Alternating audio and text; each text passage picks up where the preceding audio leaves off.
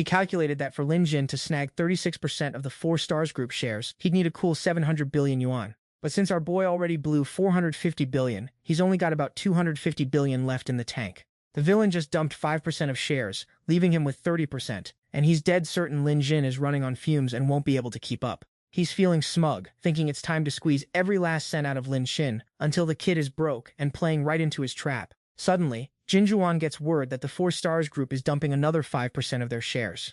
But this time, the price has been jacked up to 7 times the original value. That puts the price at a brutal 1,400 yuan per share. Lin Xin starts acting his heart out, pretending to crunch the numbers and realizing he needs 350 billion to cover this lot, but he only has 250 billion. He puts on a masterclass of gloom and doom, slowly walking out while muttering about needing to find a solution. Li Huosheng watches on camera as Lin Xin makes calls, scrambling to mortgage 29 properties and 3 companies back in China just to raise the cash. A bit later, he strides back in and says he's secured the funds, telling his secretary to buy up that 5% stake. Lin Jin even sells the act of being totally desperate, like he's hanging on by a thread. This actually starts to freak Jinjuan out. She has no idea that this is all part of Lin Jin's grand plan. Jinjuan steps up to comfort him, asking if this is a trap and if they should just cut their losses. Our boy slams his hand on the desk, shouting that he won't quit until he makes that scumbag Li Huosheng pay for everything. He loudly claims the money is just tied up, and once he gains control of 4 Stars Group, the profits will start rolling in. On the other side, Li Huosheng is loving the show, convinced everything is going to plan, and tells his secretary to dump another 5% of the shares. His old man warns him that if Lin Jin buys this 5%, the kid will own 25% of 4 Stars, leaving them with only 20%. Li Huosheng is still acting like a cocky boss, 100% sure that Lin Jin is totally tapped out. If he wants to raise more cash, he'll have to pull his final desperation move. And he thinks he's already predicted every single one of his moves. Hearing this, the other shareholders and CEOs are shook, dead silent, waiting to see what the final play is. Lin Jin gets the notification that 4 Stars Group is offloading another 5%. Lin Jin is hyped because if he buys these, the stock war is over and he's taking home the W. Jinjuan is panicking because they need 350 billion to close the deal. But our boy is officially broke. Lin Xin narrows his eyes, looking absolutely determined. He claims he's still got one final ace up his sleeve for the perfect moment. Li Geibo is shocked, wondering how the hell the kid can still pull more money out of thin air. Li Huosheng figures out that this final move is Lin Xin mortgaging his cyclic shares. The other big shareholders are stunned, as that means mortgaging their 100% owned companies one by one to leverage more capital. It's a high-stakes financial leverage trick hidden under layers of complex debt. It's an insane high-risk play. They guess that even though Lin Xin has a ton of companies in China, one tiny bit of bad news could crash the whole thing instantly. But of course, Li Huosheng thinks he's already accounted for all of that. He looks at the Chinese guy like he's just a puppet on a string. The CEOs all agree that Lin Jin is about to take a massive embarrassing L. With that, they all hang up and dip. Li Huosheng gets even smugger, declaring it's time to wrap this up. Using the cyclic mortgage strategy, Lin Jin secures 350 billion to buy that 5%, bringing his total share in 4 Stars Group to 25%. He's acting all thrilled, thinking the win is finally his. Watching Lin Jin celebrate, Li Huosheng gives the order to start reeling in the net. On the stock market, the small retail shares start flooding in one after another. Li Geibo is stunned. Why are there suddenly so many shares popping up? He realizes the small retail shareholders are finally dumping their shares, letting Li Huosheng scoop them up at a dirt-cheap price. Even if their individual shares are small, the 15% total is more than enough to crush Lin Jin. He turns to his son, bragging about how much vision he has. He says he always knew his son had the talent to be the heir. Li Huosheng tells his secretary to capitalize on the opportunity. Report the status update. She replied that everything is going exactly according to our boy's plan. When the shareholders dumped their stock, she moved fast, secured 600 billion, and scooped up 15% of the shares. And just like that, our share in the company is sitting pretty at 35%. Hearing this, that fraud CEO got cocky, thinking he'd already won the game and left Lin Tan completely broke. But plot twist! Jinjuan's secretary suddenly dropped the bomb that they've actually hit 32% of the 6 Star Group's shares. Li Huangsheng and his secretary were stunned, eyes bulging out of their skulls, completely unable to process the L they were taking. Even the shareholders were jaw-dropped, looking around like lost NPCs, wondering what the heck just happened. He exploded with rage, shouting, "What kind of nonsense is she spouting? How is that even possible?" Zongji scrambled to check the market data, and to his horror, Jinjuan's side somehow pulled a massive pile of cash out of thin air, snatched 7% from the retail investors, and pushed their total holdings to 32%. Shares. At this rate, in less than an hour, their stake is going to overtake ours. Every shareholder in the room froze like statues, clueless about where that Chinese guy got that kind of insane capital. Li Huangsheng started sweating buckets, ordering his surveillance team to figure out where that money came from, and barking orders to keep buying so he wouldn't get flexed on. After realizing Lin Tan was holding 32%, Li Huangsheng panicked and pushed the remaining shareholders to dump more funds into buying stock. But they weren't having it, since coming up with tens of billions in liquidity isn't exactly easy. Most of their wealth was tied up in private companies and real estate, and they didn't want to risk their own bags. Li Huangsheng snapped, calling them brainless, and warned them that if Lin Tan's share surpassed theirs, they were all going down with the ship. The shareholders were helpless, feeling like they had no other choice but to go all in. So they started hawking their personal properties and subsidiaries just to get the capital to buy more shares. After bleeding their accounts dry, Li Huangsheng's stake hit 45%, while Jinju Huan's side was at 40%. They all let out a huge sigh of relief, thinking they'd secured the W at 45%. Zhongji checked the charts and saw Lin Tan's side stuck at 40%, not moving an inch. He figured they must have completely run out of gas. Hearing that, Li Huangsheng laughed like a maniac, declaring he'd already won. That Chinese guy never stood a chance against me. Seeing Lin Tan sitting quietly at the table on the surveillance feed, he got even more hyped. Nobody in history has ever managed to outplay me, Li Huangsheng. All his assets are locked up in my stock now. What a total loser. As the biggest shareholder, he had 100 ways to force Huantan Company to hand over total ownership on a silver platter. Even if Lin Tan didn't go bankrupt, he'd just end up as a pawn working for him. Then he'd use Lin Tan to funnel illegal goods into the Chinese market and rake in insane profits. Even if this little battle cost a pretty penny, it was a total steal. While he was busy gloating, Lin Tan suddenly walked in and dropped a reality check. "Wake up from your dream. Stop acting like you've already won," he said, leaving everyone in the room stunned. They were shocked to their cores, unable to believe Lin Tan was actually standing right in front of them. I mean, wasn't he just sitting there looking depressed on the security camera a second ago? Did the camera feed glitch out or something? And why didn't the surveillance team flag the error? Li Huangsheng was caught off guard, but tried to act like a boss, assuming that even if Lin Tan was here, he couldn't change the outcome. He figured the kid came by helicopter just to crawl and beg for mercy, so he pointed at Lin Tan and started talking big again.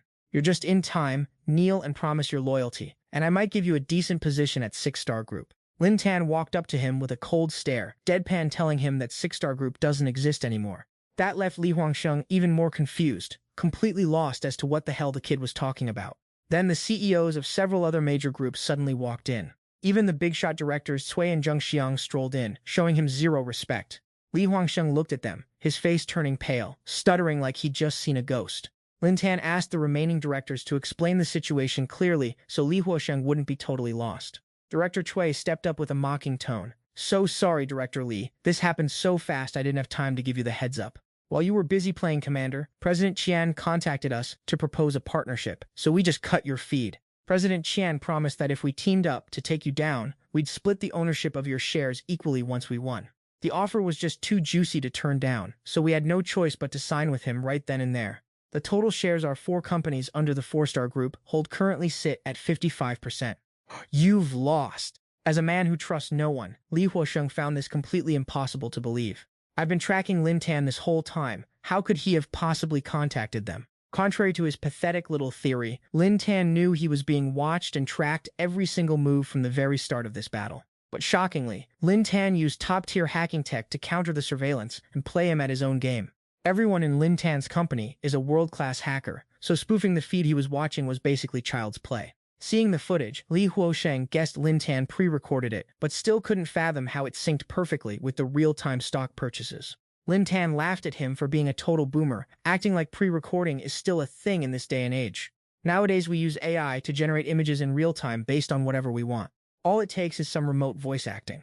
To make it extra spicy, the AI even projected Li Huangsheng's own face onto the security feed, leaving him absolutely shook. Not only that, the footage then showed him getting clapped by a buff African guy at his own desk with a look of pure enjoyment on his face. The shareholders present were stunned, and some were literally gagging at how cursed the whole thing was. Lin Tan added that his bank account is so deep he could never spend it all, so the whole needing capital bit was just for show. Turns out it's hard to act like a broke loser when you're loaded, so he even had to ask a friend for some acting tips. Hearing that, Li Huangsheng blew a fuse and went straight to berserk mode. He went full psycho, screaming at Lin Tan to shut his trap. "How could I possibly lose to you? There's no such thing as someone who can't spend all their money." The various chairmen stepped forward to drop the hammer on him. Li Huasheng, your funds and influence are officially dried up. Not to mention, you're currently in the hole for tens of billions. The only final option for you is to sell off every single share you have left. Otherwise, how are you planning to pay up? What, are you gonna jump off the building? They threw his own words right back in his face. Now the control of the group sits firmly in our hands. We have 1,000 ways to make you hand over those shares. You've got 2 options to choose from. 1, hand them over nicely, or 2, we can try out some creative new ways to entertain ourselves. Even though he was backed into a corner, Li Huosheng laughed smugly, leaving everyone confused as to why. With a sinister and cold expression, he roared, "Who do you think you are, coming onto my turf and acting like this? Today, I'm making sure none of you walk out of here alive." As soon as he finished, a squad of murderous-looking bodyguards swarmed in, guns drawn and ready to spray. The chairman already knew a snake like Li Huosheng would pull a stunt like this, so they came prepared. They warned him that if he made a move, he'd be the one ending up in a body bag. The tension in the room hit critical levels. Both sides had weapons drawn, waiting for the signal to start the massacre. At that moment, it seemed like everything was still under his control. Li Huosheng smirked and called out for his secretary. Shang Ge received the order, and like a professional assassin, she moved with lethal, cold precision, taking down all the bodyguards with a single strike. She flexed her power by punching a massive hole into the wall, showing that her physical strength was absolutely cracked. The chairman turned pale, unable to believe she was actually this OP. And turns out Shang Ge was his ultimate ace in the hole. She's a living weapon that Li Huosheng spent hundreds of millions to forge just for moments like this. He was determined to let everyone in the room get a taste of death, and he planned to make it as painless as possible. CEO Cui saw this and, fueled by rage, ordered his goons to take out Shang-Ji right then and there. And just like that, the chaotic brawl kicked off. A flurry of gunfire erupted, each shot desperate to claim a life. But surprise, Shang-Ji isn't just some secretary. She's a professional assassin handpicked for the job. She moved with insane speed, closing the distance and tearing through CEO Kui's goon squad. With those custom-made robotic arms, bullets might as well be confetti. They couldn't do a thing to her. Shang-Ji effortlessly snapped a gun in half and grabbed a guard by the arm, knocking them all out with cold, calculated precision. The other CEOs watching were absolutely shook, frozen in place by her god-tier reflexes. Li Huosheng, on the other hand, was feeling himself way too much. He smugly declared that Shang-Ji was his absolute best piece of hardware. She was a queen he personally scouted from thousands of elite soldiers. To top it off, he decked her out with ultra-durable titanium alloy robotic arms. He basically called these guards nothing more than hot garbage. With a freezing, murderous gaze, Li Huosheng ordered her to slaughter everyone else, but told her to leave the CEOs alive and untouched. Shang-Ji coldly followed orders, and in the blink of an eye, CEO Cui's entire security detail was sent to the Shadow Realm. Seeing the tables turned, all the CEOs collectively dropped to their knees in pure terror, unable to believe what they were seeing. Is this woman even human, or is she some kind of monster? This is nightmare fuel. Everyone else has been wiped out. With the dead weight finally cleared out of the way, Li Huosheng and Shang-Ji started acting all cozy, not even caring that her hands were still dripping with fresh blood. Li Huosheng was sure he had the win in the bag, and knowing the CEOs were too scared to resist, he pulled out the shares of the Xijing group to threaten them. He put on his most snake-like despicable face and laid out his offer. Since you guys are top-tier tycoons of Bangguo, isn't it reasonable to trade 400 billion worth of shares for your pathetic lives? The CEOs were absolutely livid, but they were completely powerless to do anything.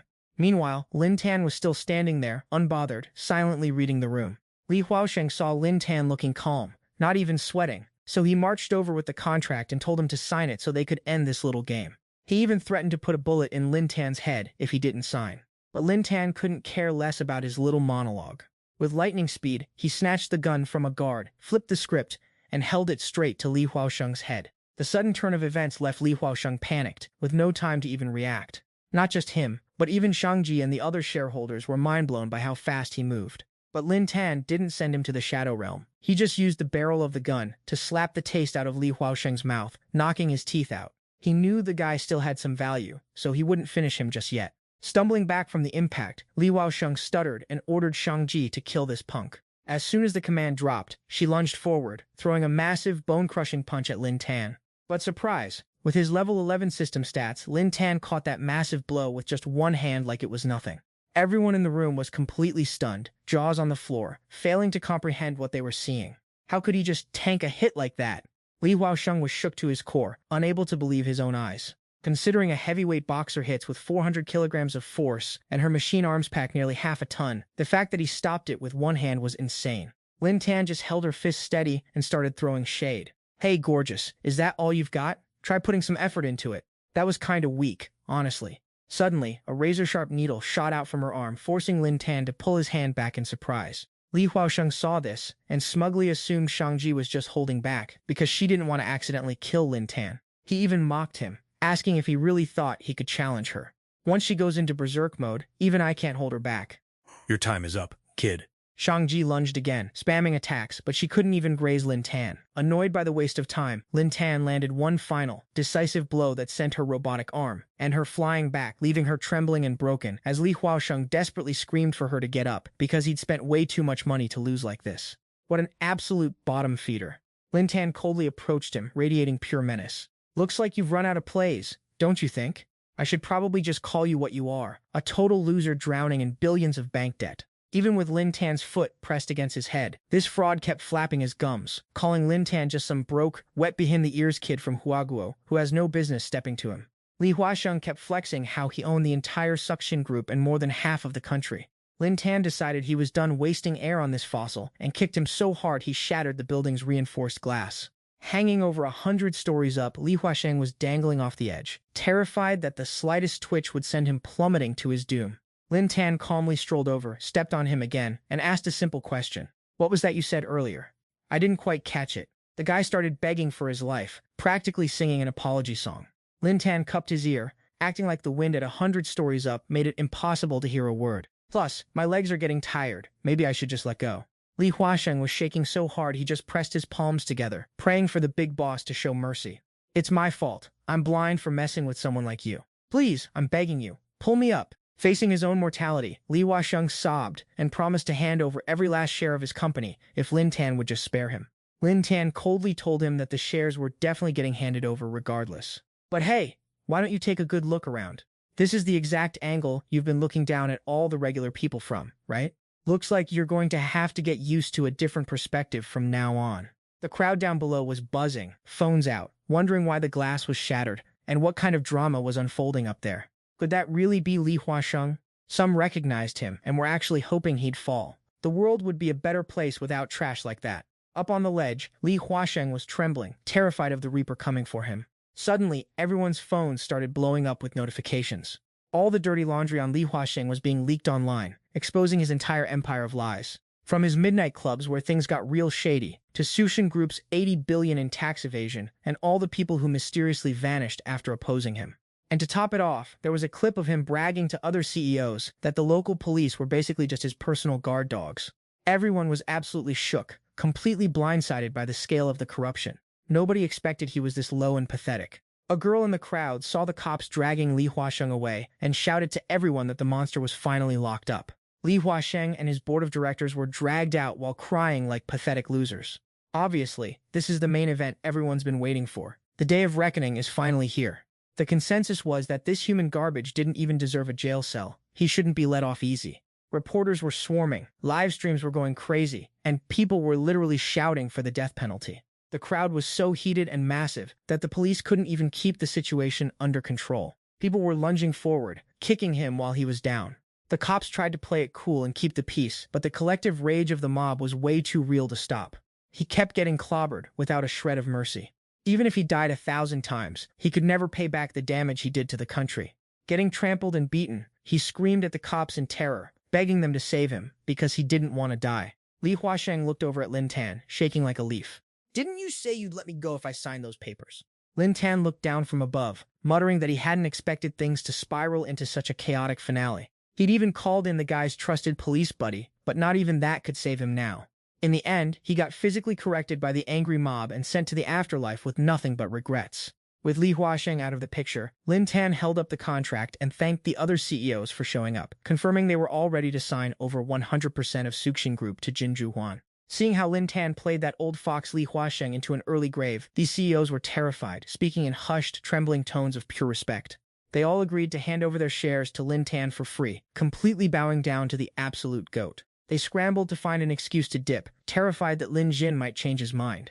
They fled in absolute panic, having witnessed his ruthlessness. Nobody dared to speak up, fearing they'd be the next ones sent to the underworld alongside Li Huasheng. Realizing he's a total menace, someone suggested they each cough up 200 billion to save their own skins, hoping that by paying up, they might just survive our boy's wrath. I mean, look at him. He's still so young, but he's honestly terrifying. Meanwhile, Lin Jin is vibing because he absolutely crushed this battle. Not only did he secure 100% control of the 4 stars group for Jin Chu Huan, but he also pocketed an extra 600 billion as hush money from those pathetic CEOs. A few days later, a press conference was held with Lin Xin and Jin Chu Huan as the stars, getting bombarded with questions from the media. Since she used to be a pro Go player and is now the CEO of a massive conglomerate, everyone was dying to know her thoughts. She was hyped, saying it felt like a total dream, and promised everyone she wouldn't let them down as the new boss. Jin Chu Huan looked at Lin Xin with total confidence and dropped a bombshell. 4 stars group is getting a rebrand and becoming the 5 stars group. She also added that she'd be purging the company and investigating every shady move Li Huaosheng and his goons ever pulled. On top of that, she's launching charity funds to uplift the people of Pang Nation and change the game for the lower class. The crowd went wild, hyped to see what she'd achieve in the future. Even though she knew it would be a grind, she gave it her all, knowing deep down she'd finally found her true calling. With that, Jin Chuan's favorability spiked by 10%, hitting a solid 100%. As for the 1.1 trillion Lin Jin spent on her, the system kicked back a sweet 17 billion in local currency. Plus, all his attributes leveled up to 14, and he got a free pass to pick any skill he wanted. When the system notified Lin Jin about the massive refund, he was grinning ear to ear, knowing he's set for life. He started thinking about the quadrillions he's got. He's barely spent 1 trillion, and there's still so much left. Like, do I actually have to waste all this money just to finish the quest? A few days later, at the Donghua University graduation ceremony, Jin Chu Huan looked absolutely stunning in her cap and gown. She snapped a few pics with her squad to immortalize the moment. Girls from other majors were all trying to snag a photo with her, since she's basically a genius-tier CEO waifu now. Suddenly, Jin Chu Huan spotted Lin Xin in the distance and ditched her group to sprint toward him. Lin Xin arrived looking like a total Chad, bouquet of flowers in hand. Congrats on your graduation. Jin Chu Huan was low-key thriving and kept thanking him for actually showing up. Lin Xin complimented her fit, saying it looked amazing on her. Just then, a breeze blew by, revealing a glimpse of her bare skin underneath the gown, leaving her feeling beyond embarrassed. Lin Xin went bright red, totally stunned, realizing she wasn't wearing anything under there. Some guys standing nearby caught a glimpse too, but they just assumed their eyes were playing tricks on them. I mean, from that distance, how could they even tell? Jin Chu Huan was mortified, desperately asking Lin Xin if he saw anything, right? She felt like a total clown for actually listening to Tumei's advice. Last night, she was stressing out so much trying to figure out what to wear. She was worried about what outfit would finally make Lin Xin see her as a woman. Her bestie Tumei was honestly shocked. Like, he already handed you the entire 4 stars group worth hundreds of billions, and you're still not his woman? That is just way too fake. Jin Chu Huan awkwardly explained that he still treats her like a little sister, even though she's head over heels for him. Tomorrow Lin Xin heads back home, so if she doesn't make a move now, she's cooked. What am I supposed to do? Tumei then whispered a chaotic plan in her ear. He's coming to your graduation, so just don't wear anything and see how he reacts. Chu Huan panicked, thinking that was way too risky with so many people around. But her bestie kept pushing, saying if she didn't take the shot now, she'd never get another chance. Now, she was blushing so hard she couldn't even look him in the eye. And Lin Xin was genuinely shocked, wondering if he really just saw what he thought he saw. He just told himself that a view like this is pure high-tier content. It really is like a scene from paradise. Jin Chu Huan finally got the courage to confess, admitting she really just wanted to be by Lin Tan's side. Our boy was hyped and understood the vibe immediately, telling her to chill because it was time to go. Cut to the scene at the Wu Xing Group headquarters. Right now, Jin Chu Huan and Lin Tan are chilling by the pool playing chess. Our boy is low-key disappointed. Like, seriously, she just wants to play board games? Lin Tan thought to himself, man, I think I was overthinking the situation. Over on her side, Jin Chu Huan is dying to confess her feelings, but she has no idea how to start. She played it safe and used the excuse that since they first met at a chess tournament, this was just nostalgia. While playing, she kept sneaking looks at her absolute idol sitting right across from her. He's just too handsome and poised, radiating that calm, fearless main character energy. Every move he makes on the board is just packed with emotion. It's honestly hard to explain. She started spiraling into her own thoughts and got totally flustered. Like, what is even going through my head right now? Feeling awkward as heck, Jin Chu Huan made a run for the bathroom just to get some space. But plot twist, as soon as she stood up, she tripped and wiped out the entire chessboard. And of course, this little scene made it impossible for Lin Tan to look away. He rushed over to check on her, asking, "Yo, are you okay after that fall?" But Jin Chu Huan was already panicking and turned away to hide her face. Super unlucky for her, she tumbled straight into the pool, and wouldn't you know it, she can't swim and started splashing around, screaming for Lin Tan to save her. Seeing his girl in distress, our boy didn't hesitate for a second, dove right in, pulled her into his arms, and whispered, "Don't worry, I got you." The sheer romance and awkward tension of the moment left Chuhuan absolutely speechless. Right then and there, she planted a sweet romantic kiss on him. And just like that, the two of them went through an unforgettable, steamy underwater session. In the middle of the pool, Lin Tan and Jin Chuan are locked in an embrace on the calm surface. He asked her how she was feeling in the heat of the moment. She was deep in thought, barely processing reality, feeling like he was carrying her on a wild ride across the ocean. Lin Tan grabbed her chin, eyes sparkling, and dropped the bomb that he had to head back to Hua Nation, and he wanted her to come with him. Chuhuan grabbed his hand, totally down to go. But Lin Tan had already dumped a massive amount of cash into the Wu Xing group, and it would take way too long to recoup that kind of capital, so she had to stay behind to run the show, making sure his investment actually turned a profit.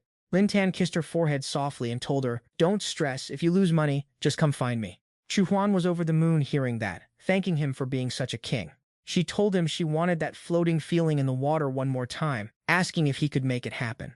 They both sank to the bottom of the pool. Lin Tan accepted the request, and they had the whole night to themselves. The next morning, Lin Tan hopped on a plane back to his home turf. With his backpack on and a suitcase in hand, he kicked the door open and asked his bros if they missed him. The squad was in the room, grinding out video games, and they immediately told him to get lost so he wouldn't interrupt their Black Myth session. Lin Tan decided to bribe them by offering to treat them to a meal. As soon as the word food dropped, they ditched their consoles, threw their arms around him, and started dragging him to this fire spot that serves amazing ice cream and barbecue. If your boys are willing to quit a game to grab food with you, that's day one status right there.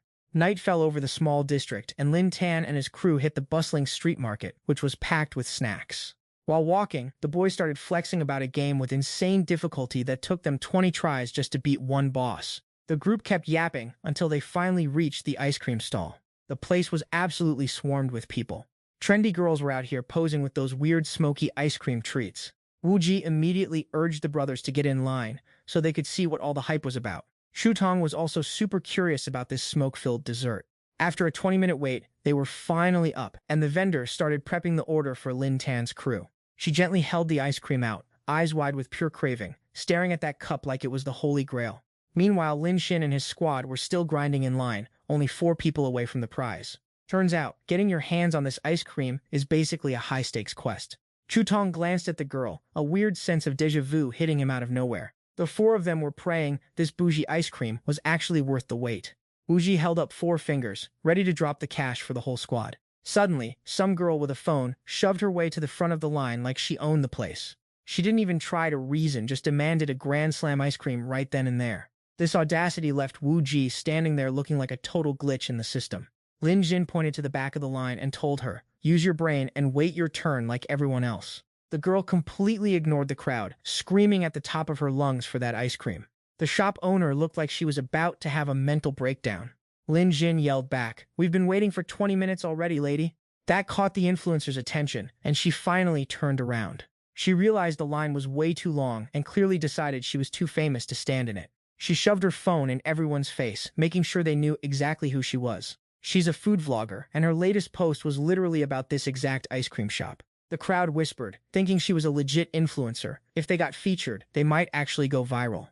Lin Jin stepped up, unimpressed, wondering since when being a vlogger made you exempt from basic manners.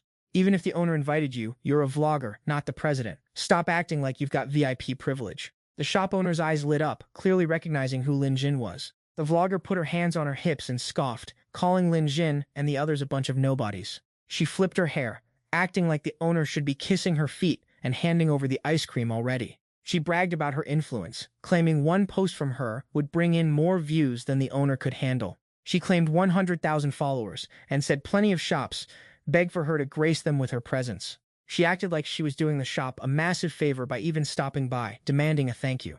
The owner let out a weary sigh, politely thanked the hot girl for coming, but stood her ground. Everyone waits in line. The vlogger's jaw hit the floor, and she started shrieking. The people in line weren't having it and fully backed the owner up. They told her to get to the back or stop blocking the flow of business.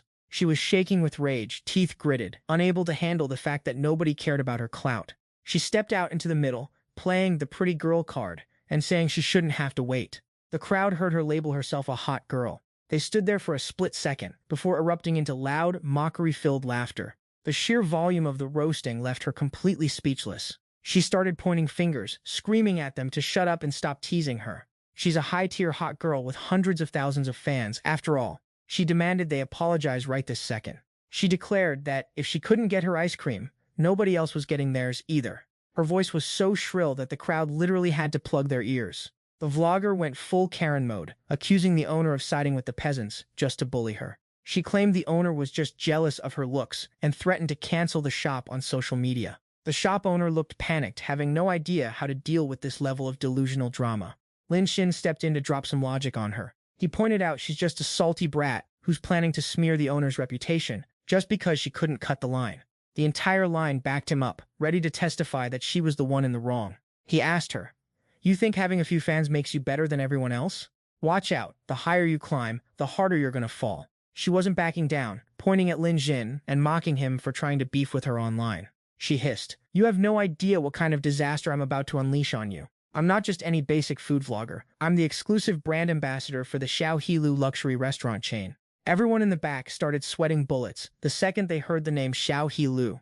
The vlogger started roasting them, calling them broke nobodies for hanging out at a 3-star spot like this. "We have branches in every major city across the country. You won't find us in second-tier cities, and I'm the one who holds the elite status for our shop experiences. Other streamers would pay a fortune just to get half the clout I have." She kept running her mouth and pointed her finger right at Lin Tan's face. She bragged that her gorgeous looks are the only reason she landed such a high-tier gig. "One livestream experience is all it takes for me to secure multi-million-dollar contracts. All of you here are just pathetic, broke-bottom feeders. Even being able to speak to me is a blessing your entire family line couldn't afford." After targeting Lin Tan, she turned her toxic energy toward the ice cream shop owner. She jabbed her finger straight at the shop owner. She trashed the small shop and kept acting like a total diva. "I'll shut this place down whenever I feel like it." The onlookers standing nearby started whispering in fear. One gullible customer actually believed the vlogger was the official face of Xiaohilu. Even the guys nearby knew how big of a deal Xiaohilu actually is. It really is top-tier stuff. Even A-list celebrities line up just to get a taste. Plenty of food bloggers, with hundreds of thousands of followers, have been here and only had good things to say. That ice cream shop owner is probably toast. She should have just given the vlogger a freebie. That would have wrapped everything up nicely. No money lost, no drama, and everyone stays happy. If only she'd known that earlier, she wouldn't have to deal with this mess. The vlogger, feeling entitled, demanded the owner apologize immediately, since she knows who the vlogger is, then kneel and pay her 20,000 to make her stop. "And those broke losers over there need to apologize to me too." Seeing such an entitled and aggressive demand, the female shop owner got fired up. Wu Ji and the others heard this and were rightfully annoyed. Why should they bow down to this mediocre influencer? Plus, why exactly do they owe her an apology? The senior realized that if they didn't apologize, she'd keep terrorizing the shop owner, but the owner kept trying to protect them, so they couldn't let her lose her job. The vlogger shoved her phone right into their faces to record. She gave them a 3 count, threatening to go live and blast them if no one apologized. Lin Tan, who'd been watching the whole clown show, finally pulled out his phone and calmly dialed Xiaohilu. He told Manager Du to send his personal secretary over to take out the trash immediately. The vlogger heard him and scoffed, asking if he was actually pretending to know Du Yan from Xiaohilu. Lin Tan just stayed silent and didn't give her the time of day. She took his silence as him fronting, so she kept the mockery coming. "You're such a loser, yet you love to play pretend. Tons of CEOs and big bosses try to get my attention, but let's be real, you're just another broke scrub who can't hide his poverty." Wu Ji stood behind him and whispered to stop playing with fire. "Even if she's annoying, don't just spout nonsense. She isn't going to be scared, and we're just going to end up being the joke." The shop owner stepped up and told everyone to just leave. She said she could handle the mess herself. The vlogger wasn't letting Lin Tan go, dragging him back and demanding each of them apologize in line, or she'd sick her fans on them to harass them. She kept barking, demanding he call Manager Du and bring her here to prove it. Suddenly, a luxury supercar pulled up in front of the crowd, the sheer flex of wealth leaving everyone's jaws on the floor. Du Yan stepped out of the ride, looking sharp in an expensive designer suit. Everyone there instantly recognized the person as Du Yan, the manager of the flagship branch of Xiaohilu. "I've actually eaten at Xiaohilu before, so I definitely recognize her. Holy cow, this kid actually managed to summon Du Yan here. That is straight up legendary." The vlogger girl still hasn't grasped the reality of the situation. She just assumes it's a total coincidence that Du Yan happened to be grabbing a bite here. Since she's a famous 3-star food critic, it's only logical she'd be out reviewing street food, even if it's just a trendy ice cream spot, right? With that mindset, she struts over to wave at Du Yan. Manager Du looks confused, having absolutely zero clue who this random NPC is. The vlogger freezes up, her face turning stiff as a board. She quickly introduces herself as Jin Ru, the brand ambassador for Xiaohelu. Duyan couldn't care less, mostly because there are tons of influencers hitting them up for deals daily. So she definitely doesn't remember this nobody. The crowd starts losing it, literally covering their mouths to stop from laughing out loud at her. Feeling totally humiliated, she curses Duyan in her head, thinking, it's just a manager, why the hell is she acting so high and mighty? She plans on sucking up to the real big boss, Xiao Xiangtai, once she arrives, and then she'll make sure this manager knows her place. Manager Du walks over to the luxury car and opens the door for the young miss. Xiangying steps out in an outfit so stunning, it literally blinds everyone watching. The crowd can't stop showering her with compliments. It's the beautiful heiress of Xiaohelu. We've only seen her on the news, but seeing her in person is a total life-changing experience. The vlogger's eyes light up when she sees Xiangying. Realizing this is a top-tier connection, she needs to bag immediately. Plus, Jinru thinks she looks just as good as Xiao Xiangtai. Only difference is she doesn't have a multi-billion-dollar company backing her up. Vlogger Jinru marches up to Xiangying, hand extended, trying to act all friendly. Xiangying doesn't even spare her a glance, breezing past her like she's just invisible background noise. Xiangying stops in front of Lin Tan and calls out to him, though she has no idea why the boss summoned her here. The bystanders start to realize the actual power dynamic at play, their jaws hitting the floor in pure shock. Lin Tan crosses his arms and says, the contract clearly states you have to call me boss, don't you forget it. Xiangying blushes like a total tsundere, reluctantly muttering, boss, why did you call me here? I'm actually really busy right now. This sight makes Jinru's soul leave her body from pure terror. Her entourage is equally shook, whispering the kid's name in disbelief. Lin Tan starts calling out Xiangying for her poor management. He points his finger straight at Jinru. A top-tier brand like yours is hiring bottom-tier trash like this as an ambassador? She's been here harassing the stall owner and threatening to use her clout to destroy people. This is a massive stain on Xiaohelu's reputation. Vlogger Jinru is now officially entering a state of total panic. Xiangying immediately demands an explanation from her manager about this so-called ambassador. Duyan stands there, frantically trying to rack her brain to remember this girl. She's definitely not our ambassador. We just told the marketing team to reach out to a few food bloggers for potential collabs. It's just a coincidence she was contacted, but we haven't even screened her yet, let alone offered her an official deal. This news hits Jinru like a semi-truck, and she completely loses her composure. She stands there like a hollowed-out ghost, staring blankly at the crowd.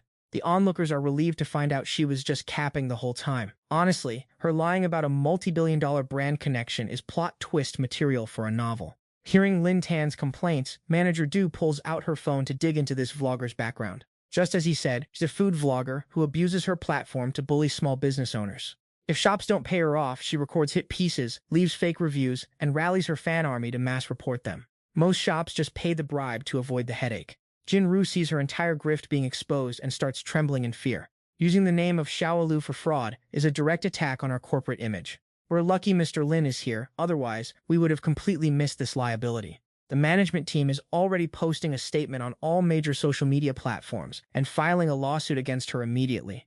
Hearing about the lawsuit, Tianru immediately face-planted onto the floor, sweating buckets and too stunned to even speak. The post has already hit social media, name-dropping Tianru and putting her photos on blast. The viral post exposes this shameless food vlogger, Tianru, for using fake bad reviews to extort shops, and now she's finally getting cancelled. The PR department of Xiaohelu is hitting up other businesses to stay alert, while helping the victimized shops team up to get some real justice. The post is trending hard, and followers are finally realizing everything she said was total cap. People are checking this goddess account, and noticing she only has 100k followers, despite bragging about having hundreds of thousands. Her follower count is actively tanking, dropping down to just 70k. Tianru is staring at her phone in horror, watching her career evaporate in real time. She can only sit there, completely helpless. Only now does she feel regret, start bowing down, and begging everyone for mercy. She tries to claim it was all just a slip of the tongue, saying she was too young and immature to understand the consequences of her actions, begging everyone here to just let it slide. She's even playing the mental health card, saying her depression made her lose control of her emotions. She turns to Lin Jin, begging him not to hold a grudge, promising she'll film a formal apology to all the victims right now. Just please, don't press charges. The onlookers standing by start throwing shade at her pathetic display, saying she must have that delicate princess syndrome, since she can't control herself whenever things go south. Like, seriously, how many excuses does this girl have? She clearly needs a doctor, and fast. A guy nearby chimes in, saying she's supposed to be a goddess after all. Since when do high-tier waifus actually apologize to commoners? Tianru starts kowtowing to Xiangwan, desperate for a way out, begging Xiangwan to just forgive her. Xiangwan couldn't care less about this clown. She drops the bomb that the final decision is entirely up to her boss. So all that begging is just a waste of breath. Xiangwan orders her crew to drag Tianru straight to the police station. Tianru looks back at Lin Xin, her eyes filled with pure disbelief. She refuses to accept that the boy standing in front of her is actually the big boss. Tianru's follower count and her entire career are now officially toast. The Xiaohe Lu team drags her away like a sack of trash. With that noisemaker finally gone, Lin Jin's group gets back in line to grab some ice cream. The store owner, happy to have the drama ended, hands them 4 free ice creams as a thank you for having her back. The 4 of them grab their treats and start devouring them like they haven't eaten in weeks. Lin Xin is caught off guard when the store owner suddenly calls his name. The store owner pulls down her mask, revealing a top-tier visual. Turns out the store owner is that green tea girl's friend, Xiao Jin. Xiao Jin just stares at his face, stuttering and unable to get a full sentence out. Before she can even finish, a hand grabs onto his arm tightly. Xiao Xiang pulls him away, leaving everyone else stunned. Xiangwan drags him to a corner, pinning him down to demand why he called her over, just to deal with small fry and treated her like a personal secretary. Lin Jin's eyes light up. He's still doubling down on her being his private secretary. I mean, if there's a problem, the secretary has to show up to handle the mess, right? Xiangwan storms off with Du Yan, looking absolutely furious. Lin Xin follows her, trying to bribe his secretary with an ice cream. She snaps at him, asking if someone in her position should even be eating such basic peasant food. Lin Jin hits her with the ultimate taunt, and she eventually cracks and follows him back to Xiao Jin's ice cream stall. He asks to borrow some kitchen equipment from the owner. Xiao Jin is totally down for it and agrees with a smile. Lin Tan stepped inside to show off his elite ice cream crafting skills. Huang Ying stood by and watched like a hawk. She had no clue what kind of concoction our boy was cooking up. Even if he offered her some, there was no way she'd accept it. I mean, common street food is basically beneath the refined palate of this high-class goddess, right? Regardless of what he made, she had already decided she wasn't touching it. With the hands of a pro, Lin Tan cracked eggs and dropped cheese into a giant bowl, whisked it into a frenzy, then added strawberries and shook it all up like a mixology master. As he focused on the craft, Huang Ying's face flushed red while she couldn't take her eyes off him. Lin Tan tossed one last strawberry into the shaker, then poured the result onto a plate, steam billowing off it in waves. The masterpiece was a smoky strawberry ice cream, and he slid it right under her nose. His friends in Xiaojin were stunned by his god-tier culinary skills. Plus, the aesthetic of this ice cream was straight-up top tier. She still thought of it as peasant food and point-blank refused to take a bite. Lin Tan insisted, pressuring her to give it a try. Huang Ying looked awkward, but since he was the boss, she gave in, scooped up a spoonful with a strawberry, and went for it. As soon as it hit her tongue, a glacial chill hit her like a frost breath attack. Huang Ying's heart went into overdrive. She was absolutely shattered by the sheer perfection of the flavor. She expected to be frozen solid, but instead, the texture was light, crispy, and melted into a symphony of flavors on her tongue. Strawberries are usually sour, but thanks to the high-pressure CO2 infusion, the ice cream had soaked into the fruit, creating a cycle of sweet and sour bliss. On top of that, it literally vanished the second it hit her mouth. It was like eating a fresh strawberry and premium frozen cream at the same time. Straight-up sorcery. Du Yan stood by, sweating bullets, and whispered a warning about her nose to her young mistress. She heard that, and quickly covered her nostrils, which were currently leaking clouds of smoke. She didn't expect the ice cream to be so cold it would make her exhale white smoke. Talk about losing her cool factor. She caught him smirking at her, and figured Lin Tan was doing this on purpose to humiliate her in front of everyone. She held her breath until she almost passed out, but the freezing sensation on her tongue forced her to exhale more smoke. The deliciousness of this dessert was truly beyond words. Huang Ying was trembling with pleasure, an experience she'd never had in her entire life. Favorability points increased by 10%, currently sitting at 45%. Seeing the elite Miss Xiao raving about it, the other guests couldn't resist and swarmed him for their own portions. Xiao Jin was equally awestruck and begged him to teach her his secret technique. Lin Tan happily spilled the beans on his recipe. Once she mastered this, her shop was guaranteed to be packed with customers. She was over the moon and thanked him profusely. In a moment of pure impulse, she thanked her benefactor with a quick peck on the cheek. That move had Huang Ying, standing in the back, burning with pure jealousy. She was fuming that he'd just hand over such a genius recipe to a random street vendor. If he'd just patented that, he could make millions. To make matters worse, she was triggered that Xiao Jin had the audacity to kiss a man in public. Talk about having zero shame. Boiling with rage, Huang Ying turned her back and ordered Du Yan to leave immediately. Butler Du could tell something was seriously off with her mistress. Inside the car, Du wondered why her lady was so heated when she'd just been eating frozen ice cream. Huang Ying sat in the back, face flushed, biting her finger in deep thought as the scene shifted to a rowdy, packed outdoor barbecue joint. Lin Tan and his boys were hitting the beers. Wu Ji, the senior, and Chu Tong were already trashed. Lin Tan started reminiscing about how one drink used to floor him, but now he didn't feel a thing. Maybe his level 14 physique was just built different, including a supercharged metabolism for alcohol. His friends tried to stand up but were wobbling everywhere, still insisting on heading back to the dorms to keep the party going. He followed behind them, playing the designated driver and helping them stay upright. He told his crew he'd handle the bill and grab them some hangover tea on the way. The group of friends started walking off while arm in arm, blabbering nonsense the whole way. Lin Tan finished paying his tab and started heading back home. Suddenly, a bright yellow supercar zoomed past him on the street. The roar of the engine made him instinctively turn his head to look. Night had already fallen. These supercars came to a screeching halt in front of a bar with flashing, blinding neon lights. Out front was a promotional sign. This was the Jiangyan Mei Xuan Bar, offering special promos for their grand opening 3-day event. All beautiful women who walked through the door would get free drinks, courtesy of the owner, Barry. Gorgeous women dressed to the nines were flocking to the club to have a good time.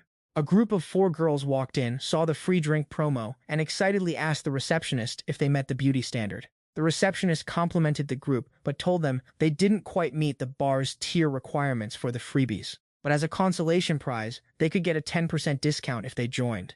The receptionist's words made all 4 girls break into a cold sweat. Just then, a slender woman walked up, wearing a dress with a thigh-high slit and a chest that was popping. She told everyone to move aside. The receptionist immediately walked over and stamped her with the club's elite tier mark. Just like that, she waltzed right in and claimed her promo. The guys watching from behind were sold, thinking this club had strict rules and high standards, which meant plenty of top-tier waifus inside. With that, the whole crowd surged inside. Lin Tan stood outside, looking totally surprised. Suddenly, a notification popped up on his phone. Someone named Heidi messaged him, asking if he still remembered who they were. Lin Tan only had a vague impression of her being a high-society socialite, and he was currently on a winning streak he didn't want to break. He replied, and Heidi immediately told him she had just opened a bar called Jiangyan Mei Xuan. She told him if he had time, he should swing by. In the next message, Heidi sent him a VIP card. She called it a small token of her appreciation. This was a black VIP card with a barcode. As long as he used it, any bill under 500K in the bar was on the house. The owner was dying for him to show up so she could flex on everyone else. Lin Tan had actually been thinking about going inside, so this worked out perfectly. The inside was chaotic and vibrant, with people dancing under flickering, trippy lights. The MC held a bottle of booze high up, inviting everyone to drink. The people below were all reaching out their hands to grab a pour. The MC chose a girl and poured the alcohol straight into her mouth. Then the second girl, then the third. Lin Tan walked in and saw the scene. He was super hyped. So this is the vibe everyone is so obsessed with. The upbeat music had everyone completely lost in the moment. The guys there were mostly just scouting for girls to get their WeChat IDs, and some were specifically eyeing a girl with a ponytail. 2 dudes approached the table where those 2 girls were sitting. But what a coincidence, those 2 girls were actually Zheng and Ruru. Lin Tan recognized them instantly, and his system confirmed that these 2 were top-tier beauties with 0 flaws, the best in the house. But today, Ruru was acting weird. When a guy came to flirt and asked to share a drink, she ignored him completely, preferring to drink alone. In her head, Ruru was still dreaming about Lin Tan, forcing herself to act like a refined lady just for him. She didn't want to cause a scene, but she also couldn't shake these annoying flies. Ruru's face turned icy and scary as she threatened the guys to back off or suffer the consequences. The guy didn't know when to quit, still trying to get her to go elsewhere with him. He refused to back down, while Ruru just went dead silent. Suddenly, Zheng shouted Lin Tan's name out loud. The 2 beautiful girls ran toward him, leaving the guys behind totally stunned, having no clue what just went down. Zheng lunged at him for a hug, but Lin Tan pulled a pro-gamer move and dodged to the side. Ruru gently hooked her arm into his, giving Liu Yizheng a heads-up that he needs to check his status before getting too comfortable. As the 2 girls started bickering, our boy asked Ruru why she was flying solo and where her little squad was hiding. She dropped the truth. She's here on the clock. He was genuinely shocked, thinking she was pulling shifts as a bottle girl. Ruru just laughed it off, explaining she's basically just here to act as eye candy and keep the vibes immaculate. She spilled the tea on the club's hidden rules. They pay pretty girls just to hang out and lure in big spenders. Show up for 2 hours, secure a casual 1,000 yuan. He realized the entire room was basically a trap filled with rented beauties meant to bait the customers. Zheng immediately flexed, claiming she's top tier and gets paid the full 1,000, while throwing shade that Ruru only pulls 250. Lin Tan watched them ready to throw hands and sighed. He knows Ruru's chaotic energy too well. This is definitely going to end in a massive scene. Ruru leaned in, whispering his name softly and asking to buy him a drink. Both Lin Tan and Zheng's were floored, wondering what kind of glitch in the Matrix just happened to her. The other guys in the club were low-key salty, confused about why two high-tier goddesses were so obsessed with some random dude. Outside the entrance, the Yandu young master Nidutu swaggered in with his entourage of NPCs. Nishao acted like he was slumming it, claiming this place wasn't even half as good as the clubs in Yo. The crew walked in with main character energy, slapping a fat stack of cash onto the counter to demand a VIP spot. The receptionist's eyes turned into dollar signs as he snatched the money. He rushed to lead the trio to the ultra-premium VIP section, which has a minimum spend of 88,000 yuan. The two sidekicks immediately started power-tripping, yelling at the waiter to show some respect and address them as Nishao. They boasted that their boss is from Yandu, acting like the waiter's basic service was an insult. They basically asked, "Do you really think we can't afford this, broke ass?" The waiter started sweating and scrambled to apologize. Nishao didn't even blink, just told the server to bring over 8 bottles of Black Label. On the stage, the performers started their routine, putting on a show for the crowd. A waitress brought the liquor over to Nishao's table. Every girl in the room had her eyes locked on his table, clearly smelling the money. Nishao's cronies looked around, clearly bored by the easy talent. They knew these girls were only orbiting them because of the expensive booze. Suddenly, Nishao's gaze drifted across the room. He spotted Ruru and Zheng, two absolute bangers who didn't even look twice at his table full of Black Label. The sidekick in the yellow shirt started glazing him, praising his elite taste. Nishao grabbed a bottle and made his move, strolling right over to Lin Tan's table. He tried to pull a smooth play, claiming he lost a bet with his boys and was forced to offer the ladies a drink. He asked if they'd be gracious enough to accept his invite. His lackeys stood behind him, acting like they were the main event, bragging about their VIP table and top-shelf champagne, assuming no girl could resist that kind of flex. They were already picturing the scene, but in a brutal turn of events, both girls shut him down cold without even a second of hesitation. The rejection was so loud it echoed, and you could see the embarrassment hit him in real time. He started plotting internally, thinking he absolutely had to break these two and make them crawl back to him later. Still thick-skinned, he tried to linger, offering to guide them on how to actually enjoy the club. Ruru shut that down faster than he could finish his sentence. She was thinking to herself that while she was busy running the club scene, this clown was probably still in school struggling with his homework. Zheng told him to get lost, clearly annoyed that he was ruining her private time with Lin Tan. Nishao tried one last flex, holding up his pricey bottle like a trophy, but Lin Tan just swiped it away. He told him to stop being a nuisance and leave the girls alone. Nishao turned triggered, demanding to know who the hell Lin Tan thinks he is to speak to him like that. He decided in his head that Lin Tan was just some broke loser, and these girls were just naive students blinded by true love instead of bank accounts. He figured they just hadn't seen the true power of money yet. He slammed a fresh stack of cash on the table and demanded the manager. He was ready to show Lin Tan what reality actually looks like. The manager scurried over, bowing low, asking what the problem was. Nishao didn't say a word, just pulled out his golden VIP card to flex.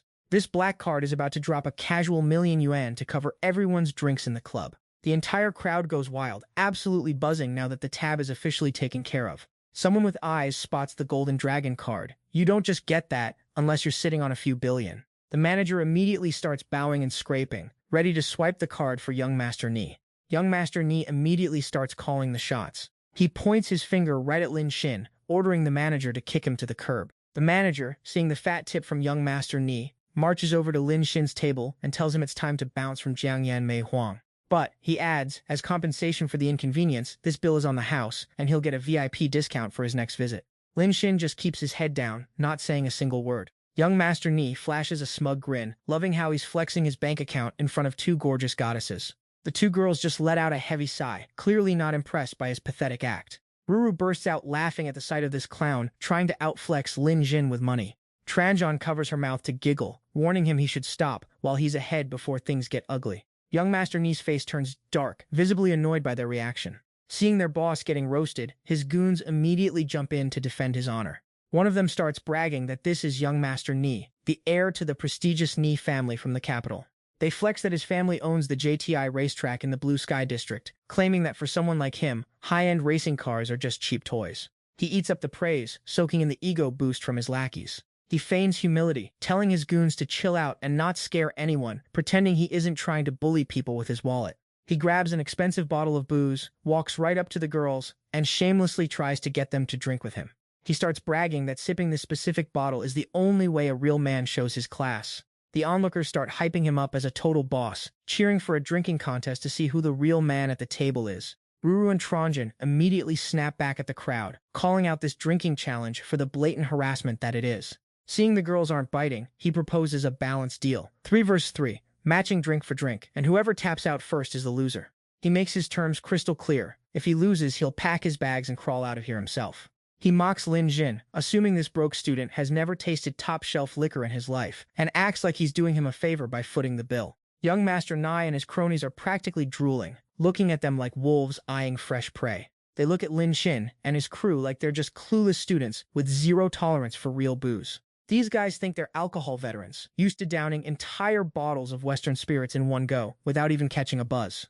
The Nai crew is dying to show Lin Jin and the girls exactly how the elite play the game. They're already fantasizing about crushing them under the table and taking the girls back to the hotel for a wild night. The crowd starts chanting, baiting Lin Jin to step up and accept the challenge. After all, even if you lose, it's free top-tier booze. Who wouldn't want that? Hearing that, the 2 girls immediately offer to step in and drink on Lin Jin's behalf. They aren't about to let these clowns look down on him. They're ready to teach them a lesson. But deep down, Ruru is trying to use this to win Lin Jin over, while Tranjan just wants to get closer to him. Young Master Ni hears this, and immediately starts chirping at the girls for being so aggressive. Ruru is ready to throw hands, or at least give this guy a piece of her mind. Before she can finish, Lin Jin finally speaks up and accepts the challenge. Besides, his earlier session with his friends hadn't quite scratched the itch yet. But since he's joining in, he's going to add a few conditions of his own. If young Master Nai loses, he has to get down on the floor and literally crawl out the front door. The NI squad just laughs their heads off at the audacity. Not believing for a second that they could lose to some random kid, he agrees without missing a beat. The waitresses start lining up, bringing in crates of top-shelf alcohol. The pristine, shiny bottles are arranged neatly across the table like a display of wealth. The crowd gasps. These are premium labels costing over 20,000 yuan per bottle, and there are way too many to count. Young Master Ni using this kind of booze for a drinking game is the ultimate flex. Soaking in the adoration from the crowd, he nods in complete smug satisfaction. And just like that, both sides take their seats at the main table, surrounded by a massive crowd hungry for the drama. Tron and Nunu grab their bottles, ready to help our boy take these clowns down. Lin Jin, looking like the ultimate Chad, calmly told them not to get too hyped yet. The crew over at Nishao's table poured their drinks and downed them in one go. The crowd was absolutely shook, seeing them chug 80-proof booze like it was water. Bro has the money, the looks, and the liver of a god. What more can you ask for? Seeing them flexing their drinking game, Lin Jin grabbed a full bottle and finished it in a single chug. The spectators were staring with eyes wide open, absolutely stunned that anyone could chug a whole bottle like that. The Nishao squad felt the pressure and went full sweat mode, all 3 grabbing their own bottles to keep up.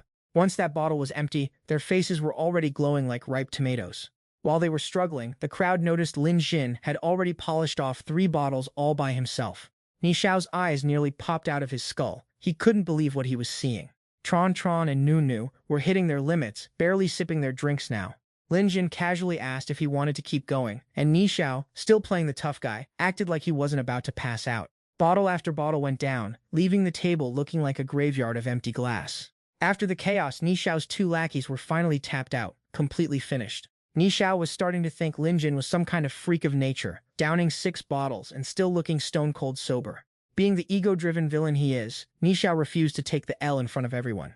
His lackey Mu caught the hint immediately. It was time to cheat. The 2 lackeys started playing dirty, pulling a classic substitute scam. He made up some excuse about his vision blurring and not wanting to mess up the bill, acting like he was doing our boy a favor. Some random suck-ups in the crowd jumped in, offering to drink on behalf of Nishao. Nunu wasn't having it and shut them down. Pipe down, you bunch of nobodies. The lackey trash-hawked Lin Jin, calling him a naive student who didn't know the rules, claiming their knight-errants could sub in, but would have to drink double the amount. Lin Jin didn't even blink and accepted the rigged rules, while the ladies next to him were low-key panicking for his liver. Lin Jin wasn't even feeling it yet, so he poured 2 bottles of vodka into a massive glass, while the 4 of them split their share. Nishao and his crew looked terrified, staring at that liter-sized death trap, sobbing as they forced their drinks down.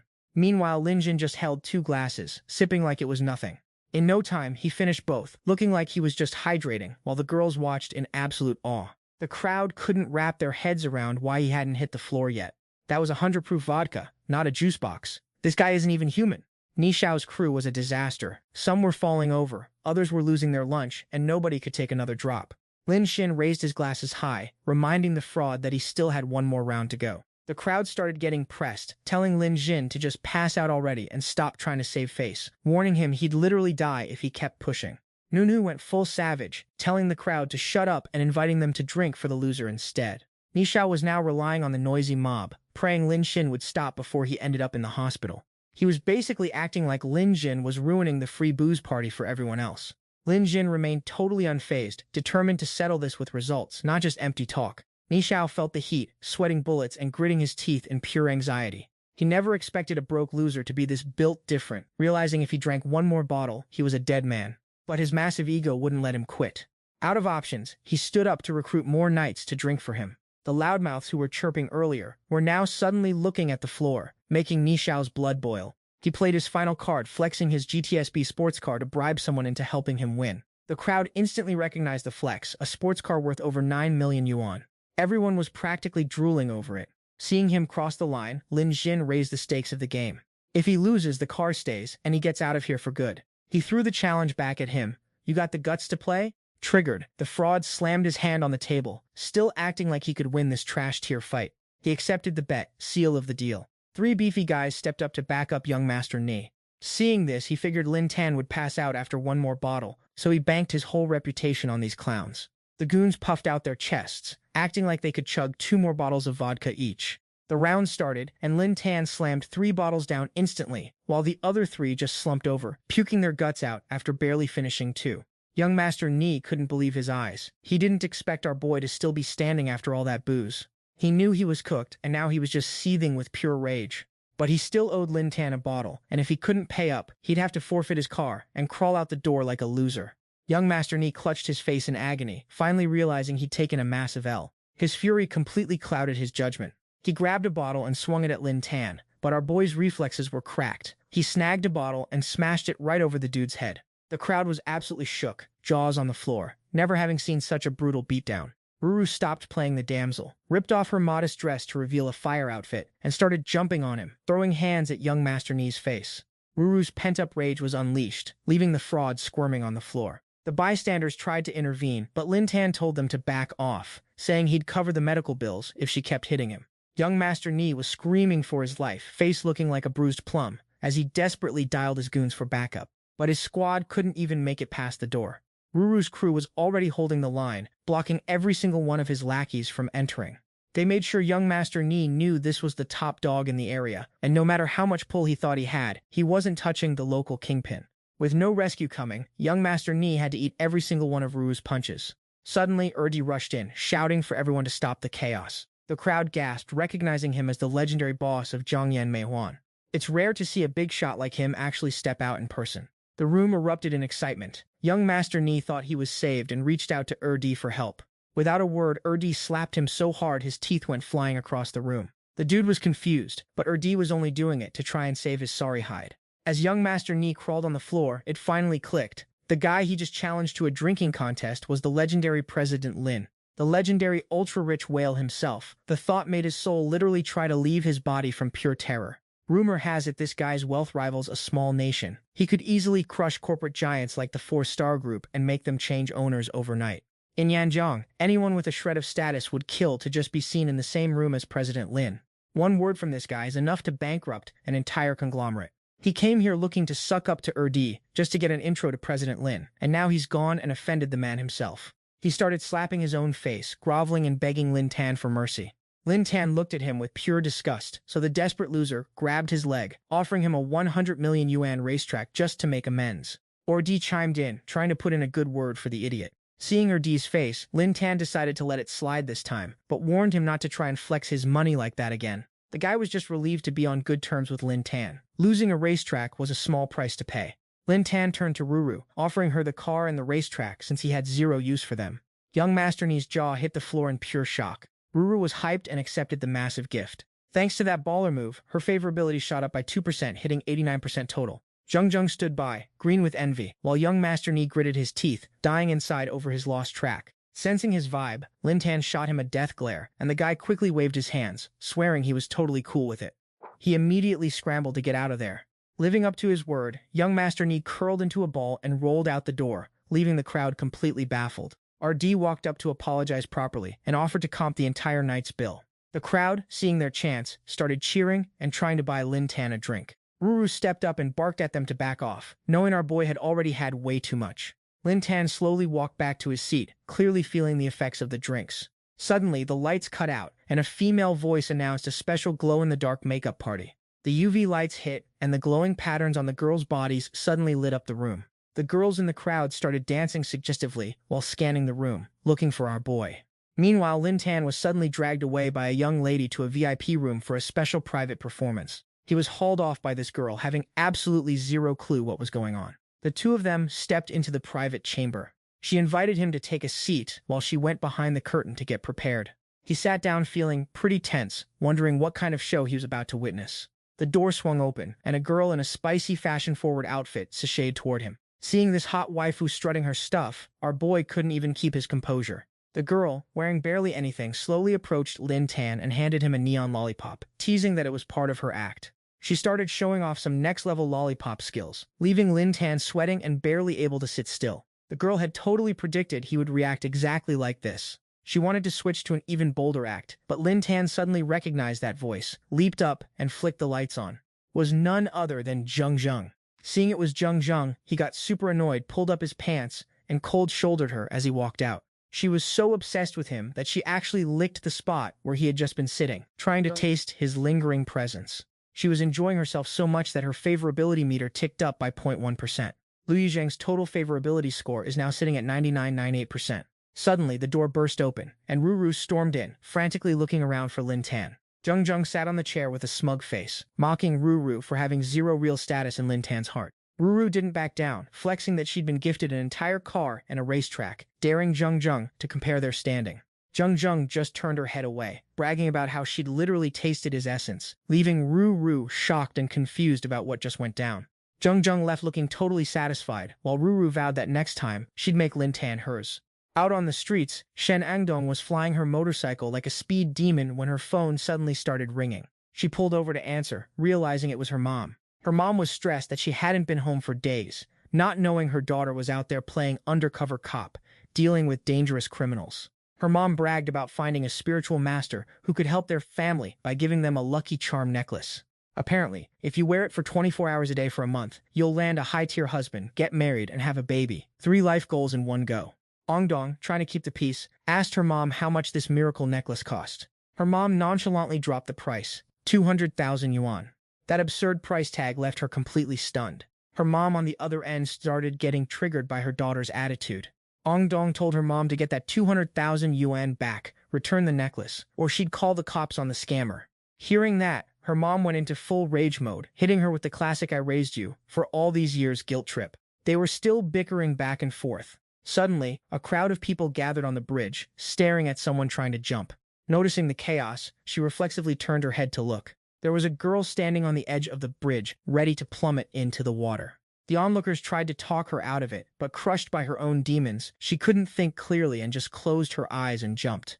Angdong seized the moment, dove in, and grabbed the girl's hand, leaving everyone on the bridge speechless. She successfully hauled the girl back to the shore. Angdong started gently trying to calm the girl down. Once she finally stopped hyperventilating, the girl said she was from Haihe City and had a happy family, but her mom was super superstitious. Her mom had once blown 180,000 yuan on someone called Master Huang Zhen to summon a wealth-bringing demon. After that, her mom started acting totally unhinged. The master told them the family couldn't get rich because her father had too much bad karma from his past life. Hearing that name, Angdong was visibly shaken. Her younger brother also started acting like a total zombie after following this guy around. The master claimed he was just helping him clear his karmic debt, which is why he was acting like that. The immortal master even taught her mom a phrase about how you have to reach the point of death to be reborn. When she finally stepped back into her house, the whole place reeked like a graveyard. With zero hard evidence, the highest city police can't even open a case. She went looking for the so-called immortal, but the guy had already vanished. The girl could only track down an associate of the immortal. When they arrived at Yanjiang City, the girl gave chase, but the disciples barred the door and she couldn't get a face-to-face. She broke down in tears, feeling completely hopeless, which pushed her to the brink of giving up on life. Once Aodong revealed she was a cop, the girl finally calmed down and actually listened. Odong officially took the case on the spot, swearing she'd get justice for the girl. The girl immediately called her mom, begging her to take her to meet this fake immortal. Under the cover of a cool moonlit night, Aodong and her mom pulled up to the massive villa belonging to Huang Jiantian. Odong clocked the villa as worth at least 80 million, but her mom claimed it belonged to a big-shot boss in Yanjiang. Apparently, since Huang Jiantian wanders around and never stays in one place, this is just his free crash pad. She noticed her mom acting weird, but she couldn't quite put her finger on what was off. The two of them marched straight into the villa. The place was packed with relics and a whole crowd of people scurrying around. Everyone was obsessively checking out the artifacts, with some even bowing and praying to them. Shen Aodong was stunned to see such a massive turnout. How are these people this brainwashed into believing in Huang Jiantian? She pulled out her phone to record everything as solid evidence. Huang Jiantian and his disciples stepped out and started grandstanding to the crowd. Everyone scrambled forward just to kowtow to this supposed immortal. They were hook, line, and sinker for his fortune-telling scam, calling him a divine being sent from the heavens to give readings to commoners. The cringe is real. One businessman dropped to his knees before Huang Jiantian, begging for a magic artifact to save his life. Turns out the guy is in a high-stakes business deal, and his competitor is actually a threat.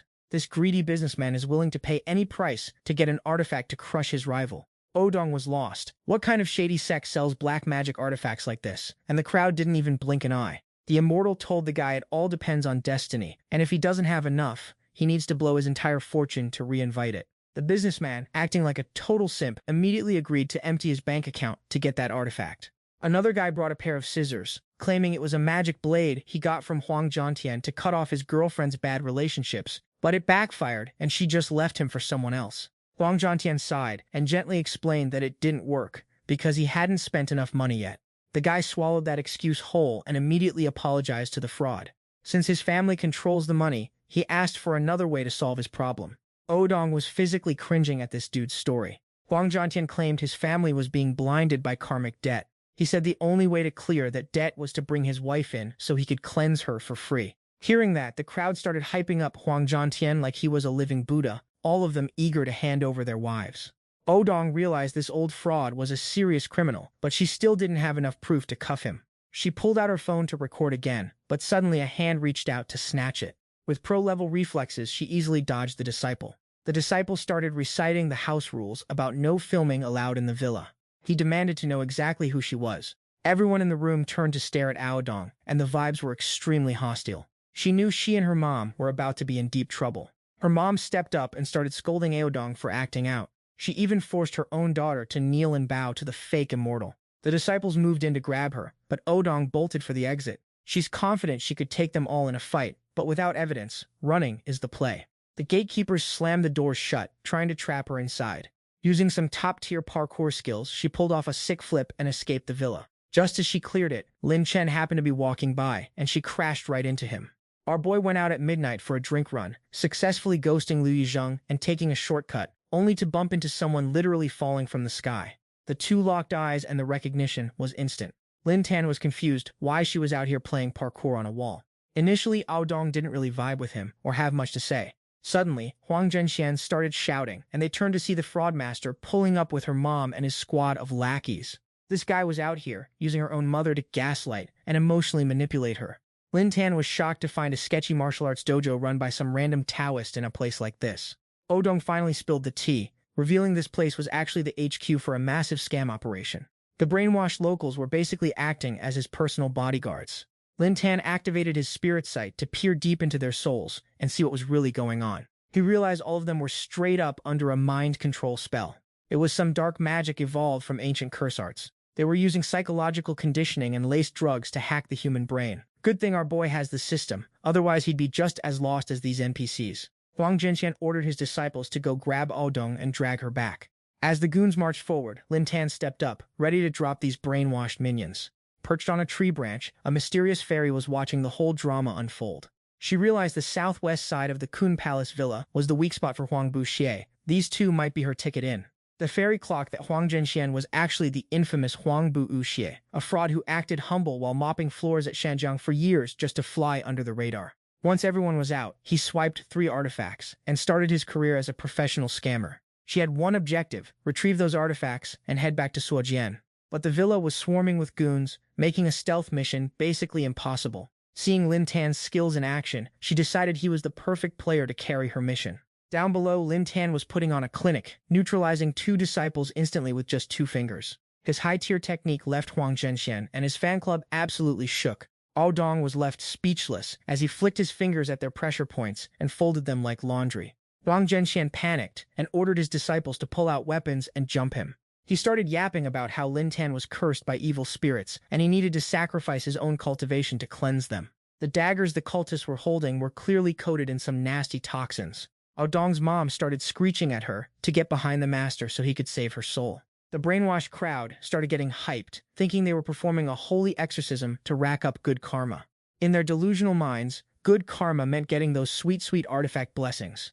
Dong tried to pull the I'm a cop card, threatening them with 5 to 10 years for assault. Lin Tan could see she was quick-witted, but legal threats don't work on NPCs whose brains have been scrambled. Dong stood her ground, refusing to leave her mother behind. Her mom saw an opening, hugged her tight, and sold her out to the cultists. A cultist lunged forward, trying to end her right there. Suddenly, Lin Tan started chanting a forbidden incantation. The sun transforms into the essence of the water, bringing balance to the heavens and order to the earth, harmonizing the 6 paths and commanding the myriad spirits, linking heaven and earth, anchoring the source of all energy, cultivating through 10,000 kalpas to prove my divine power. Within and beyond the 3 realms, the way stands supreme. The golden light descends to suppress the 5 vapors, protecting the true master. The sheer aura of the chant made everyone stop and stare in total bewilderment. Huang Zhenxian instinctively called him junior brother, stunned that a few basic lines of scripture just completely dominated his entire crew. Lin Tan realized these losers were bottom-tier trash. Even a low-level ghost could have put up a better fight. A moment later, the entire cultist mob started chanting junior brother in perfect unison. Even the fairy in the tree was shook that the whole gang just accepted him as their superior. Huang Zhentian suddenly regained his senses and immediately ordered his goons to seize our boy. Lin Jin slowly walked toward where Dong was struggling in pain. He activated his master-tier traditional medicine skill to observe her. After sniffing the air and checking her pulse, he approached Dong's mother to ask a few questions. He diagnosed that the yin and yang balance in her body had been completely shattered. With her kidney energy depleted and cold yin energy stagnating, no wonder she's been having a rough time. Her body is in constant agony, and she can't even get a decent night's sleep. Hearing him nail every single symptom perfectly, the old lady was shook and asked how he knew. Sensing he had the diagnosis down, Lin Xin snatched a blade from one of the Taoist acolytes, aiming to carve a demonic warding diamond formation for her. Lin Jin slashed hard at her leg, then coolly asked how she felt now. Mama Dong Dong started dancing with joy. Her chronic knee arthritis was legit cured on the spot. Seeing such a young guy with god-tier medical skills, everyone was stunned. Turns out he's supposed to be Huang Zhentian's senior brother. The crowd watched him perform such a legendary medical miracle and couldn't help but gasp in awe. Dong Dong was mind-blown and whispered, "How on earth did you heal her that fast?" Even the professional doctors said her meniscus was damaged and basically impossible to fix. Lin Jin just smirked. He used some traditional medicine hacks to hit specific pressure points, numbing her pain temporarily. If he tried to explain the actual science behind it, these NPCs definitely wouldn't believe him. So, just tell them it's magic, and they'll eat it up every single time. It's basically fighting fire with fire, or in this case, using magic to fake magic. Dong heard this and was thoroughly impressed. Even she fell for his high-level trolling. Ding, favorability up by 5%, now sitting at a smooth 57%. He turned back to the crowd, ready to put on an Oscar-worthy performance. He claimed that because this involves the sect's sacred honor, he couldn't reveal too much. He branded himself as a high-level Taoist, claiming he and this fraud Huang Zhentian are fellow disciples. But he claimed this fraud violated all the sect's rules. He's been practicing dark arts, hurting people just to line his own pockets. Their master punished him to reflect on his sins at the back of the mountain. Never thought he'd sneak away to this place to stir up trouble. He's here today to drag this fraud back to face justice. Hearing Lin Xin spout such blasphemy, Huang Zhentian lost his mind and started screaming. The crowd was still brainwashed, thinking our boy was the one spouting nonsense. Lin Xin continued to school these people on what's real and what's total cap. He issued a challenge to Huang Zhentian, though he wasn't sure if the old fraud would actually accept. The crowd was tilted and started white knighting for Huang Zhentian. They were praising him as a legendary immortal. No way he'd use dark arts, right? Some were even begging Lin Jin to help them avoid bad karma or find magical items to boost their careers.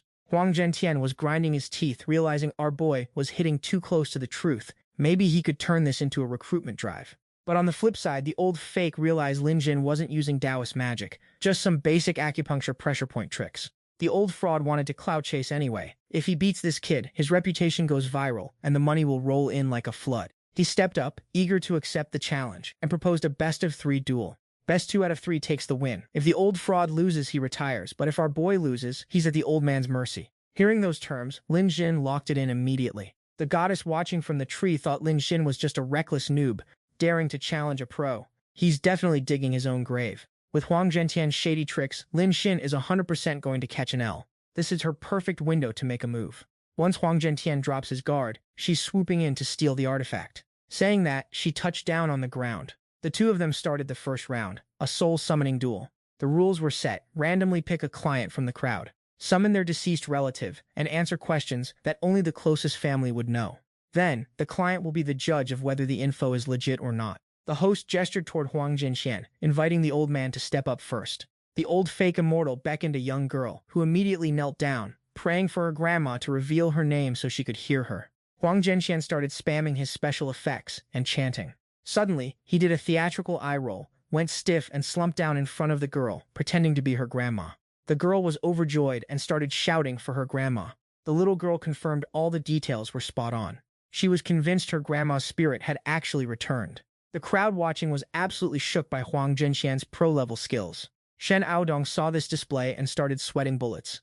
Huang Zhentian, acting as the grandma, kept probing the girl for more tea. She asked her grandma if she heard what she said right before she passed away. Huang Zhentian spun a yarn, claiming he heard her loud and clear just before the Grim Reapers dragged him away. At that time, she had apologized to her grandma. Her grandma's biggest regret was not seeing her get married and have kids before kicking the bucket. Hearing this, the girl broke down, lunging forward to hug the old man while sobbing her eyes out. The audience was catching feels too, with half the crowd tearing up. Aodong was grinding her teeth in frustration, refusing to believe it.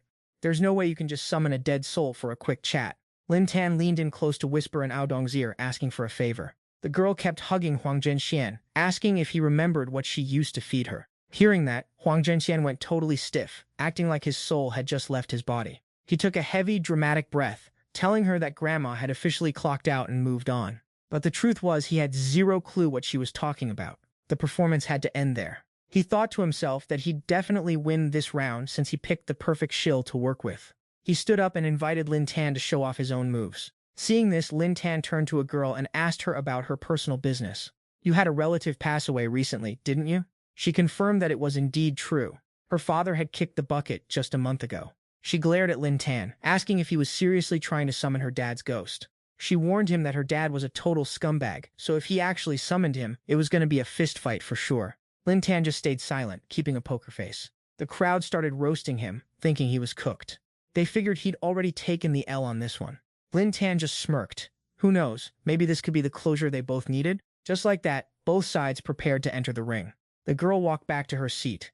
Things were getting real. The host walked over and handed the soul-calling flag to him. Lin Tan didn't even blink, telling the girl he'd already summoned her dad right here on the spot. The girl and the surrounding crowd were baffled, wondering what the heck was going on. Lin Tan started role-playing a conversation with the spirit, saying her dad hid something at the Lotus Pond in the Yanjiang Bay Villas, right by the South Bridge. Getting the intel, he asked someone to fetch him a shovel. The onlooker started trash-talking him, telling him to just take the L and go home. Aodong stepped up and handed the shovel over to Lin Tan. The two locked eyes for a split second, confirming everything was going according to plan. He handed the shovel to the woman, telling her to go dig the item up. The girl was fuming, having no idea what kind of prank he was pulling by sending her to dig in a muddy Lotus Pond. He told her there was 200 million stashed down there, and if she wasn't going to do it, he would. The second she heard about the cash, her eyes lit up like high-beam headlights. Just like that, the girl jumped into the Lotus Pond and started digging like her life depended on it. The crowd watching behind her didn't buy that there was actually cash buried there, so they kept a close eye on Lin Xin to make sure he didn't pull a runner. After some serious digging, the girl finally pulled out a black bag. She opened it up and boom, there was a bank card inside. Our boy had already set up a card reader on the bridge just for this moment. She climbed up and swiped the card through the machine. The balance really showed 200 million. The crowd stood there looking like absolute clowns. The girl was so hyped she wanted to run over and give Lin Jin a big fiery kiss to show her thanks. Huang Zhentian saw what was going down and shoved them apart, claiming that's not how digging for treasure works. He kept yapping about how her deadbeat dad couldn't possibly have left her 200 million. Hearing that trash talk, the girl hit the old man with the ultimate middle finger and tore him to shreds with her words. If he left me 200 million, then that makes him the person who loved me most in the world. If you're so talented, why don't you call up your mother and see if she can leave you 300 million? That absolute roast left the old fraud speechless. The onlookers started whispering among themselves, clearly shook by the whole thing. But no matter how Lin Xin proved his point, they were still simping for Huang Zhentian. The old fraud shouted everyone, silence. If we can't decide a winner, let's call this round a draw. We still have 2 more rounds anyway. Real skill can never be faked, and fakes can only get lucky once. Lin Xin heard the old man and just shrugged, totally fine with the deal. The second round is about locating the perfect feng shui spot at Chihaling, where Yanjiang needs to pick a plot that brings good fortune to descendants. Whoever picks the best spot takes the W. The whole squad started moving out. Huang Zhentian pulled out his fancy feng shui compass to start calculating. His little lackey sidekick came over to report that the area was too wild and open. He was worried the targets might escape. Huang Zhentian smirked and told the sidekick that Dongdong's mom was already brainwashed by his nonsense, so she wasn't going anywhere. As for Lin Xin, he's just here to flex and look for trouble, so he's definitely not running. If he can take down Lin Xin, his reputation will go through the roof, and he can finally claim the beauty as his loyal disciple. The old man laughed to himself, feeling like he'd already won. Now Dong walked along and asked her mom how she even met this so-called immortal. She just said she heard about him at a hair salon. Lin Xin, walking in the back, sensed someone tailing him, turned around, and saw a gorgeous goddess standing there watching him. The goddess warned him that he only won the first round because of pure luck. Huang Zhentian is way more dangerous than he looks. She spilled the tea, telling him the old man is about to pull some shady moves, especially since he's got his magic tools on him. Lin Xin was curious, so he asked for her identity and the real name of that fire-wielding fraud. The goddess handed him a golden talisman. Lin Xin grabbed the charm and gave it a good look. She warned him that if Huang Buixia tries to curse him, the talisman will start burning hot. Just throw it at him and run for your life, she said, and you might actually survive. The system interface popped up. High-tier beauty detected, triggering the counterattack mission. Her name is Zhang Liwei, age 29. Once her favorability with the host hits over 90%, 10% of all the money spent on the counterattack will be returned to the host's personal account. If her favorability hits 100%, their relationship status will undergo a massive life-changing shift. Current favorability, 0%.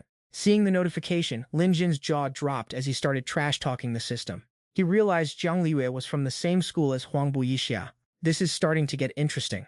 The group reached the mountaintop, a place backed by the mountain and facing the valley. This is the prime feng shui spot of the entire Chihiling range. Huang Zhentian stood on a ledge and declared that if they just moved the ancestral graves here and aligned the birth charts, the family would be set for 3 generations of prosperity. The crowd went wild, everyone scrambling for a chance to get in on the action.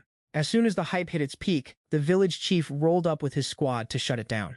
He figured these outsiders were just faking some feng shui nonsense to lowball the village and snatch the mountain for cheap. The chief wasn't having it and was ready to reclaim this land for Chihai village. Everyone around immediately recognized who the chief was. The guy is notorious for being both a greedy shark and a selfish clown. Once he catches wind of a spot, you can forget about trying to buy it from him. The chief ordered his goons to bully the group and chase them off the mountain. A pitchfork was raised, but Huang Zhentian stopped it cold with just 2 fingers. Total Giga-Chad move. He tried to tell the chief to chill and listen to reason, but the stubborn old man still refused to sell. Huang Zhentian started breaking it down, pointing to the green dragon position on the left and the thick, overgrown forest. He warned that in under 10 years it would develop into a malevolent green dragon killing blow. Hearing that, the chief immediately wanted to chop the whole forest down. Huang Zhentian smirked and hit him with the reality check. You actually have that kind of money, old man. He schooled the chief, explaining that clearing such a steep, rugged mountain would require building a whole road first, which would cost a fortune. And let's be real, Chihai village isn't exactly rolling in dough. He suggested since the mountain is big enough for a small cemetery, why not open a few spots to outsiders who could help fund the infrastructure and renovation. Hearing that logic, the chief finally started to waver. He agreed to let Zhentian open up 5 burial plots for outsiders. As soon as word got out, the bidders started fighting for those spots, with the price hitting 8 million in no time. The crowd was bowing down to the saintly Zhentian for helping the common folk. What a hero, right? Little did they know, Zhentian and the chief had already cut a secret deal to split the profits 50-50. The old man told Lin Jin to pick a spot for himself, but he'd already secured the bag and stopped caring about the actual competition. The bystanders started telling our boy to just give up, saying there's no way he could out-scheme Huang Zhentian. Zhang Liyue watched from the sidelines, wondering if these villagers had lost their last 2 brain cells. She couldn't see any play left for Lin Jin and figured she must have misjudged him completely. Lin Xin just calmly checked his phone and sighed, which made the Taoist kid laugh at his expense. He dropped the bomb. He was buying this place to turn it into a landfill, so whoever bought those burial plots was about to have a really bad time. The crowd erupted in laughter, thinking he was just salty and talking nonsense. Seeing him still standing there, Huang Zhenxian signaled his goons to take care of him once and for all. Suddenly, a helicopter appeared out of nowhere, hovering right over their heads. Who could this be? The chopper touched down in front of everyone, stunning the whole crowd into silence. The CEO of the real estate firm stepped out and jaws hit the floor. Not only was the top dog of the real estate empire there, but he was accompanied by the city's biggest aircraft mogul. Both big bosses turned to the bureau director to talk about the new landfill project. The crowd stood there with their mouths hanging open, completely frozen. People started grabbing their heads, unable to process what they just heard. Nobody expected Lin Jin to actually predict this whole situation. The people who just bought land started sweating bullets, wondering how their lucky plots would look once they were buried in trash. Yidong was breaking out in a cold sweat too, unable to believe Lin Jin actually pulled this off. She started questioning what kind of connections he had with the land bureau. The village chief and Huang Zhenxian were absolutely panicking now. The chief rushed over to stop the land bureau officials, having no clue they were planning to turn the site into a garbage dump. The two sides started a heated argument. The land buyers joined in, calling the bureau out for defiling a holy site. The CEO of the land bureau just sighed and told the chief that a major investor was bankrolling the whole project. And the budget for Qihai village, a cool 1 billion. Hearing that 1 billion figure, the chief's eyes nearly popped out of his skull. The official turned to leave, and the desperate chief started begging and pleading to fix the situation. He finally caved and agreed to sell the land to the land bureau immediately. His actions left everyone around him completely shook. The village chief started simping for the land bureau reps, claiming Huang Zhenxian was just a superstitious fraud. He's a total modern-day realist who only trusts in cold hard facts. Zhang Liyu, watching from a distance, couldn't believe her own eyes. Huang Zhenxian saw the tide turning and started screaming in total frustration. Lin Tan, hearing the chief, immediately agreed and threw his full support behind him. The land bureau guys promised to return later to sign the contracts. The village chief was hyped and promised to give them a 5-star reception. Lin Tan locked eyes with the land bureau guys, signaling a total victory in this little mind game. Shen Aodong walked over to advise him, telling him not to blow his fortune on such a risky play. Lin Tan casually admitted that those guys were just his homies playing along for a fake act. Not a single cent was actually spent. Shen Aodong breathed a sigh of relief after hearing that. Huang Zhenxian caught wind of their chat, charged over, and started screeching that Lin Tan was a scam artist who shouldn't be trusted. Lin Tan just looked at him and said, "All right, old man, show us the receipts if you're so legit." Everyone present knew those land bureau guys were top-tier heavy hitters from Yanjiang City, so they didn't doubt them for a second. Huang Zhenxian finally realized Lin Tan was just using pure cash to flex on him. Gritting his teeth in rage, he pulled a magical artifact out of his sleeve. He aimed a Bagua mirror straight at Lin Tan's face. Huang Zhenxian started yapping nonsense, claiming Lin Tan was possessed by a demon and that the mirror would paralyze any monster, no matter how strong. The artifact glowed, shocking the crowd, and Zhang Liyue recognized it as her own lost treasure. Huang Zhenxian then whipped out a staff, claiming it was the legendary weapon of the Monkey King meant for exorcising demons.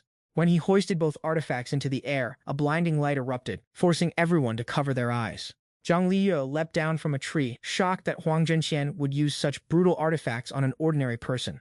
Even the charm she gave Lin Tan wouldn't be able to withstand an attack this intense. Huang Zhenxian bombarded him with the mirror, aiming to crush his aura and drain his energy until he couldn't move. The charm in Lin Tan's pocket suddenly burst into flames. He smacked his leg to put out the fire, but it was already too late. The brainwashed crowd kept cheering for Huang Zhenxian to finish him off. Seizing the moment, the old man swung the staff at Lin Tan's head, hoping to wipe him off the map. The hit landed clean, leaving him completely stunned. Dongdong panicked and screamed his name in terror. Zhang Liyue was helpless against such a vicious strike, which not only snuffed out his soul flames, but could scramble his consciousness for good. But Lin Tan just calmly picked up his slipper and slapped the living daylights out of Huang Zhenxian, sending him crashing to the floor. The move left everyone watching in absolute disbelief. Lin Tan hopped on top of him, unleashing a flurry of slipper slaps to the face. Smacking your head to see if you've got any guts. Smacking your forehead so you'll never get rich again. Smacking the eyes of a lowlife like you so you only meet bad luck for the rest of your life. Smacking your chest so you end up with broken bones and health issues. Huang Zhenxian could only howl in pain and beg for mercy. Zhang Liyue was stunned that he was using the classic Hong Kong style of ritual villain beating. The disciples couldn't handle seeing their master getting bodied like that and rushed in to save him. Before they could even get close, Dong kicked them all away with a single sweep. They pulled out daggers and charged at Lin Tan. He turned around, staring them down with a gaze colder than ice. A murderous intent radiated from his eyes, freezing them in their tracks. The disciples started backing away, terrified. Zhang Liyue watched from above, shocked that Lin Tan took 2 direct hits from magical artifacts and didn't even have a scratch. She knew those weapons were priceless. She'd spent thousands of gold pieces and couldn't even replicate them. Remembering Dong calling out his name, she pulled out a turtle shell to divine his fate. Liyue closed her eyes, chanting the ancient incantation to cast the hex. The coins flipped into the air, and suddenly she opened her eyes, realizing it was the 6-ren hexagram. The initial omen showed Lin Xin possessed the Emperor's bearing and the Fortune God's destiny. His luck so massive that these magical artifacts didn't stand a chance. Meanwhile, Lin Xin had already dealt with Huang Zhenxian in a clean, swift move. Dong rushed over, anxious and worried, asking how he was doing. He grabbed her hand tight, admitting he let the old fraud hit him on purpose, just to claim self-defense and wreck the guy. He leaned in closer, his face inches from Dong's while he kept talking. Lin Xin's smooth move made her flustered, and she quickly pulled her hand away. She thought he only survived because he was lucky. But in reality, Lin Xin's realm has hit level 14, and his body is basically built like a tank. How could a hit from this small-time woody woodpecker even faze him? Finishing his thought, he strolled over to the old fraud, Huang Zhenxian. The old man was curled up in fear, begging for his life, and promising he'd stop hurting people. His sudden confession left everyone around them stunned, totally confused by what he was rambling about. Lin Xin smirked to himself. The hit he landed really did scramble the old man's brains. He decided to seize the moment and interrogate the guy once and for all. He started drilling him for details on how he'd been scamming everyone. Huang Buyi cracked, admitting he was just a bottom-tier fake priest who learned a few tricks, scripted a show, and hired actors to scam the crowd. The story he spilled left all the people who used to worship him in total shock. He started clutching his face in agony. Everything he had shown them was a total lie. All the cash they had handed over to him had vanished into thin air. Can't blame them for losing it. The mob rushed at him, desperate to get their money back. The girl who lost her entire family because of him slowly walked forward, gripping a wooden staff. Without hesitation, she smashed the staff right onto Huang Zhenxian's head. After the blow, she broke down, sobbing uncontrollably as she collapsed into Dong's arms. Dong hurriedly held her close, trying to soothe her pain. Dong's mother also burst into tears, rushing over to hug her and apologize. Turns out, Huang Zhenxian had fed her some weird tea that made her lose her mind and become his total puppet. Lin Xin stood back watching the truth come out, feeling a weight lift off his chest. The confused crowd now treated Lin Xin like some legendary immortal descending from the heavens, swarming him with thanks and begging him to use his magic to wipe out the haters in their own lives. He hit them with a lecture about believing in science, reminding them that gods don't help lazy losers who just want freebies instead of grinding for themselves. These delusional people kept throwing money at him, trying to buy his services, each one fighting to claim him as their own. Seeing the situation going off the rails, he did a massive leap into the sky, soared over the mountain, and vanished into thin air. Those NPCs didn't stop, chasing after him like absolute maniacs. Dong and her mom just stood there in silence. Didn't he just tell everyone to believe in science? Yet here he is, pulling off some wuxia-style flying technique. Seeing their chemistry, Dong's mom immediately wanted to marry her daughter off to Lin Xin. Dong rushed to decline her mom's suggestion, but her face was burning red with embarrassment. Favorability points increased by 8%, putting the current total at 65%. With that, the crowd eventually cleared out. Zhang Liyue walked over quietly to retrieve her 2 magical artifacts. She left with a satisfied look, leaving the trashed Huang Zhenxian on the ground. Lin Xin hid behind a tree, carefully tracking her every move. Night had fallen over the city.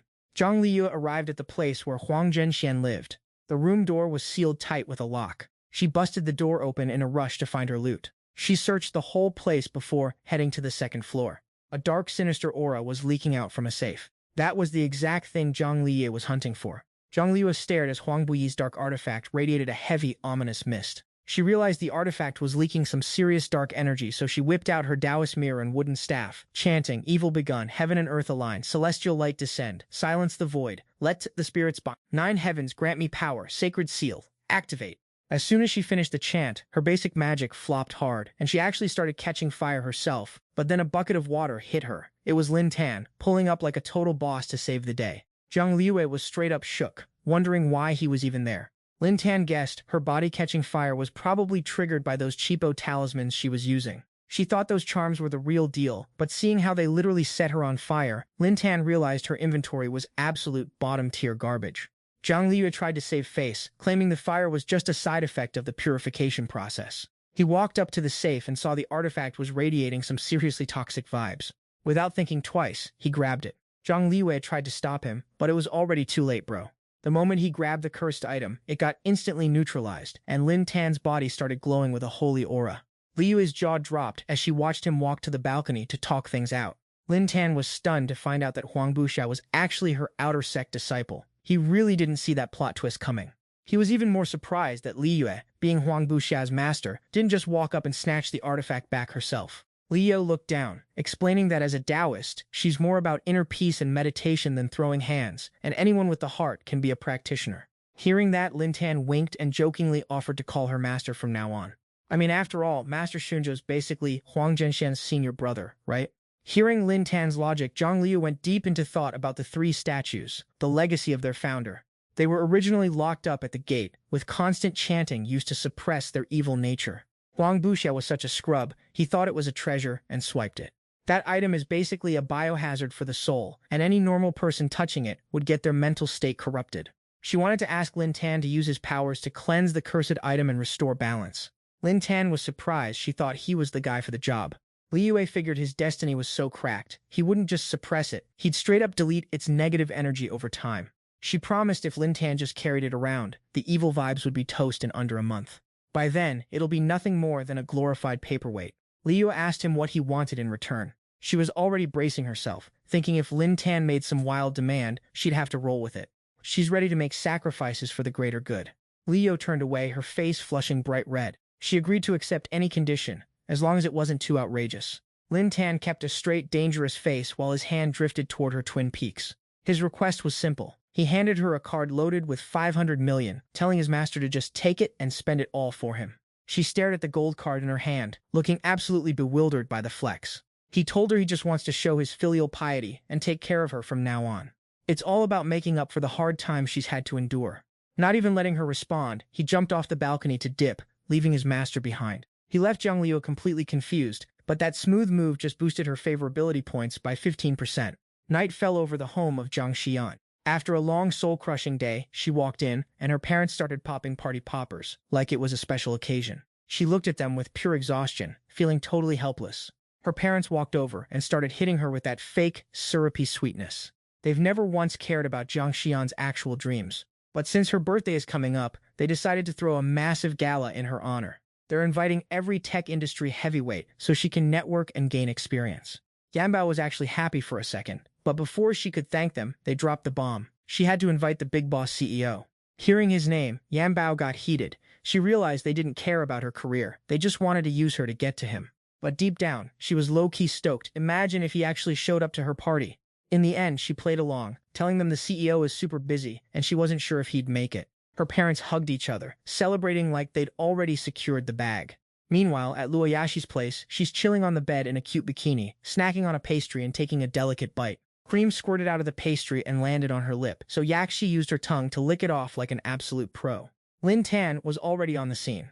Yaxi was lounging all over him while snacking, and he couldn't help but tease her a little.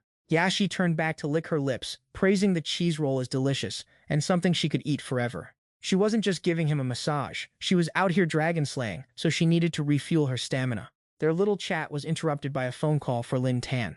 He picked up, and it was Yanbao on the other end. He immediately asked if she was short on cash. He offered to wire her a few billion, promising that he'd definitely show up for her birthday bash the day after tomorrow. Once Yanbao heard he was coming, she was hyped and said she couldn't wait to introduce him to her bestie. Apparently her friend is a total top-tier goddess.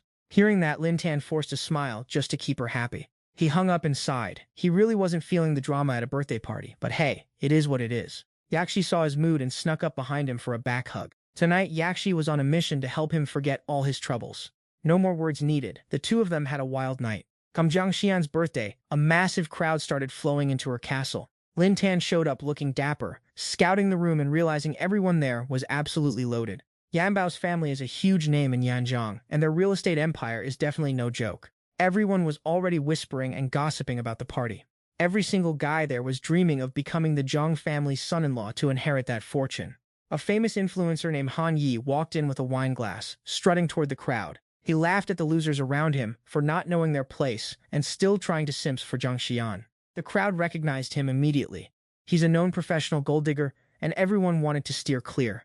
Everywhere he went, people just rolled their eyes. He's just a low-tier model who spends his life chasing after wealthy women.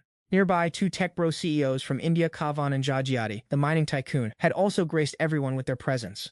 The two of them looked down on the younger guys. At their level, it's all about the hustle and the benefits. Since Boss Zhang is shopping for a son-in-law, financial power is the only thing that matters.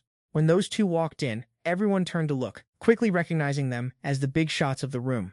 Han Yi waltzed over to toast Kavan and Jajiati, acting all respectful while secretly thinking they were ugly, overcompensating trash. Kavan laughed and gave him a polite nod, but deep down, he'd seen 1,000 guys like Han Yi. He knew the world still bowed to real money and power. The two sides started a high-stakes, pretentious drinking standoff. Lin Tan was standing nearby trying to grab some snacks, but he kept his head down and just focused on his food. After a heated moment, Kavan and Han Yi mistook Lin Tan for a waiter and ordered him to go get more booze.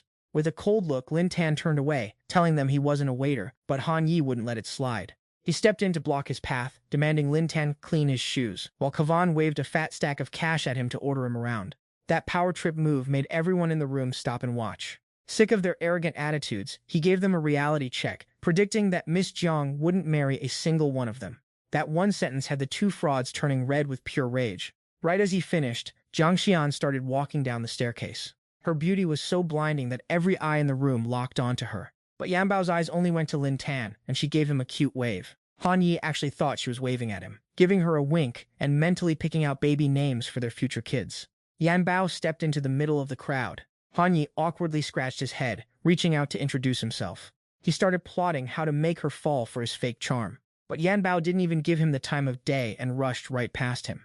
That snub instantly turned Han Yi into the laughingstock of the room. Unable to take the embarrassment, Han Yi slid in front of Yanbao, bragging about his millions of followers to try and get her attention. Han Yi, with shoulders wider than a doorway, was busy flexing his fake six-pack and bragging. Yanbao coldly pushed the clown aside, basically telling him to get lost. The dude tripped and face-planted into the pond, and let me tell you, his fake abs and wig literally washed away. Bro's entire personality is a glitch. Everyone there started roasting him into oblivion. Han Yi was so humiliated he curled up on the ground like a total loser. Kaiyun watched the whole scene, low-key smirking at this absolute circus act. Yanbao was trying to head over to greet Lin Xin, but Kaiyun muscled his way in to kiss up to her and hit her with some cringe compliments. Yanbao had no choice but to begrudgingly shake his hand. Hearing she just started a tech company, Kaiyunan flexed and had his guys bring over their latest gadget as a gift. It was a 9th-generation smart glass set. Aside from the basic specs, it also boasts high-end, hyper-realistic VR capabilities. With top-tier AI integrated, it tracks your health without you even lifting a finger. The crowd went wild looking at this tech, with everyone clearly wishing they could get their hands on one. Kaiyun, having heard Yanbao was interested in chip R&D, figured these glasses would be the perfect flex. He thought it was the perfect bait to force a business partnership between their firms. Yanbao stayed unfazed and asked if the product was actually optimized for people with vision issues. Kaiyun scrambled to reply, claiming it had a setting for every single vision type out there. Yanbao immediately countered, guessing that the battery life probably dies after 40 minutes of use. Her sharp tongue left Kaiyun shook. Then, Yanbao signaled her team to bring out their own pair of glasses. She dropped a subtle flex, saying she happened to have a similar product. Her glasses had all the same features but included adaptive prescription tech, plus they lasted a solid 8 hours. Kaiyun and his sidekick Gujiade were panicking. They couldn't believe she outperformed their supposed top-tier tech. Refusing to lose face in front of a woman, Kaiyun coughed awkwardly and started bragging about his 10th-generation prototype. He claimed it had the same features as hers, but conveniently left it at home. After a long pause, Kaiyun gestured to the sky, revealing the project his company had been sweating over for 7 years. Suddenly, a swarm of drones shot into the air like missiles. Everyone recognized them as high-speed drones hitting a max of 200 km/h. The wings reduce energy consumption, pushing flight time to 100 minutes, plus they've got precision strike capabilities. Seeing this hardware, the crowd started hyping Kaiyun up as a legit tech genius. Kaiyun let the ego take over, strutted up to Ms. Jiang, and tried to suggest a merger by offering to share his massive wealth with her. He gave her a thirsty grin, acting like a total creep despite already having 4 wives at home. Yanbao just laughed it off and triggered a massive swarm of drones to emerge from the villa. The guests were stunned, realizing this was just one big, endless flex. Yanbao announced an epic drone light show and invited everyone to watch. Kaiyun was triggered, wondering how on earth she developed drone tech like this. Suddenly, all the drones dove straight into the water, leaving everyone confused. Most of the crowd thought it was a total equipment failure. But underwater, the drone started moving with insane precision. It turned into a full-blown high-tech light show. The drones formed a massive glowing dragon that blasted out of the lake and soared into the sky. Everyone's jaws hit the floor. They couldn't believe they were witnessing such a legendary display. Even Kaiyun was staring with his eyes wide open. Yanbao took them to explain these are the latest underwater drones from Tanyan, and they clearly operate on another level. She dropped a final mic drop, stating her company is at the peak of global tech, and thanked everyone for coming. Lin Jin watched from the sidelines, finding himself genuinely impressed by her hustle. Every guy in the crowd was low-key obsessed with this project now. The future belongs to whoever owns the drone tech. Whoever makes it smarter, cheaper, and faster basically owns the entire market. Zhuo Jiade was feeling restless, desperate to buy out Zhang Tixian's company and snatch up her drone tech. Everyone was shook that a big shot like Zhuo Jiade was thirsty for this drone tech. This guy is literally the king-level sugar daddy of the Desert Kingdom. With a family legacy spanning centuries and a grip on the local power grid, what he wants, he usually gets. Zhang Tixian didn't even hesitate to wave him off and reject his offer. Seeing her dismiss him, Zhuo Jiade immediately cut her off. He wanted to lay his absurd conditions on the table.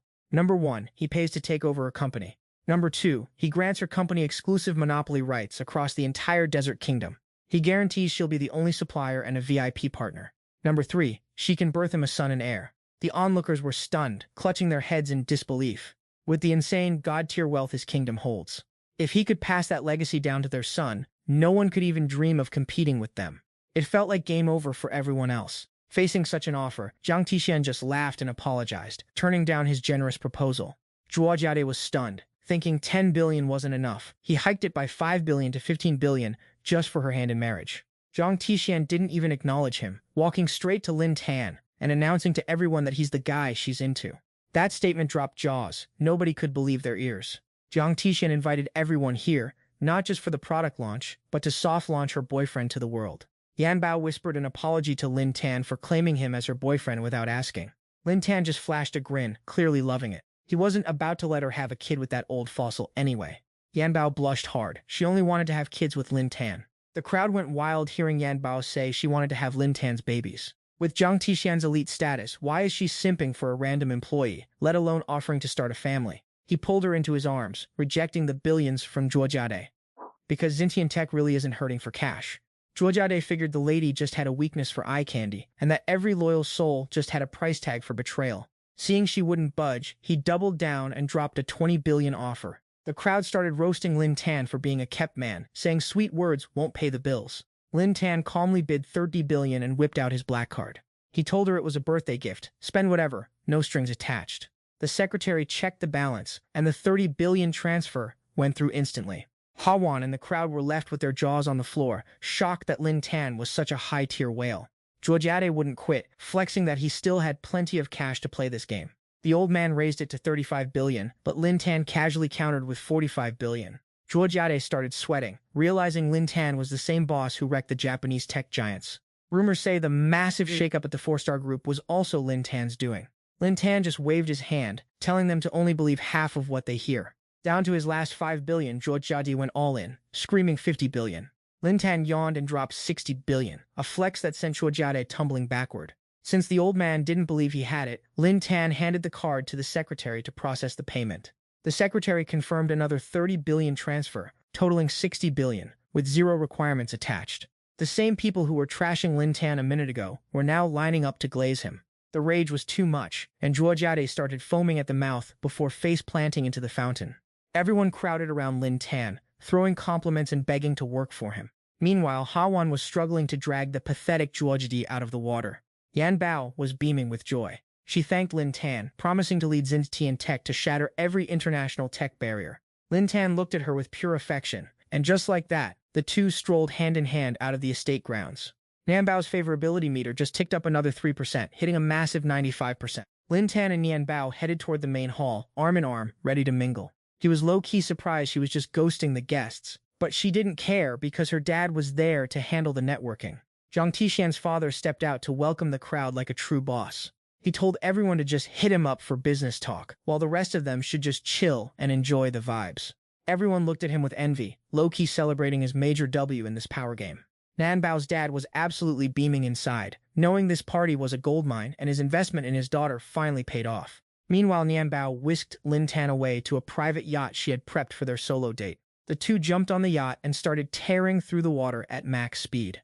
Inside the changing room, Lin Tan swapped into his swim trunks. Honestly, Nanbao was totally prepared for this. She's a pro.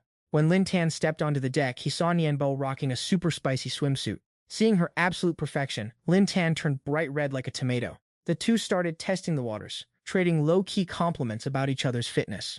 Lin Tan casually grabbed her hand and pressed it against his six-pack abs. Nanbao was blushing hard while getting a feel of those gains. Suddenly, a massive gust of wind hit, and a paraglider got caught in the crossfire. The line snagged Nanbao's leg, dragging her straight up into the air like a rag doll. Lin Tan panicked, his brain instantly calculating the physics of a potential fall. If she dropped from that height, she'd be lucky to walk away with just a few broken bones. Even though Lin Tan had tier 14 strength, he couldn't reach the line in time. This was a total emergency. He frantically tore through his inventory for anything that could save her right now. By now, Nanbao was high up and started free-falling straight toward the ocean. In the ultimate clutch moment, a massive boom echoed across the water.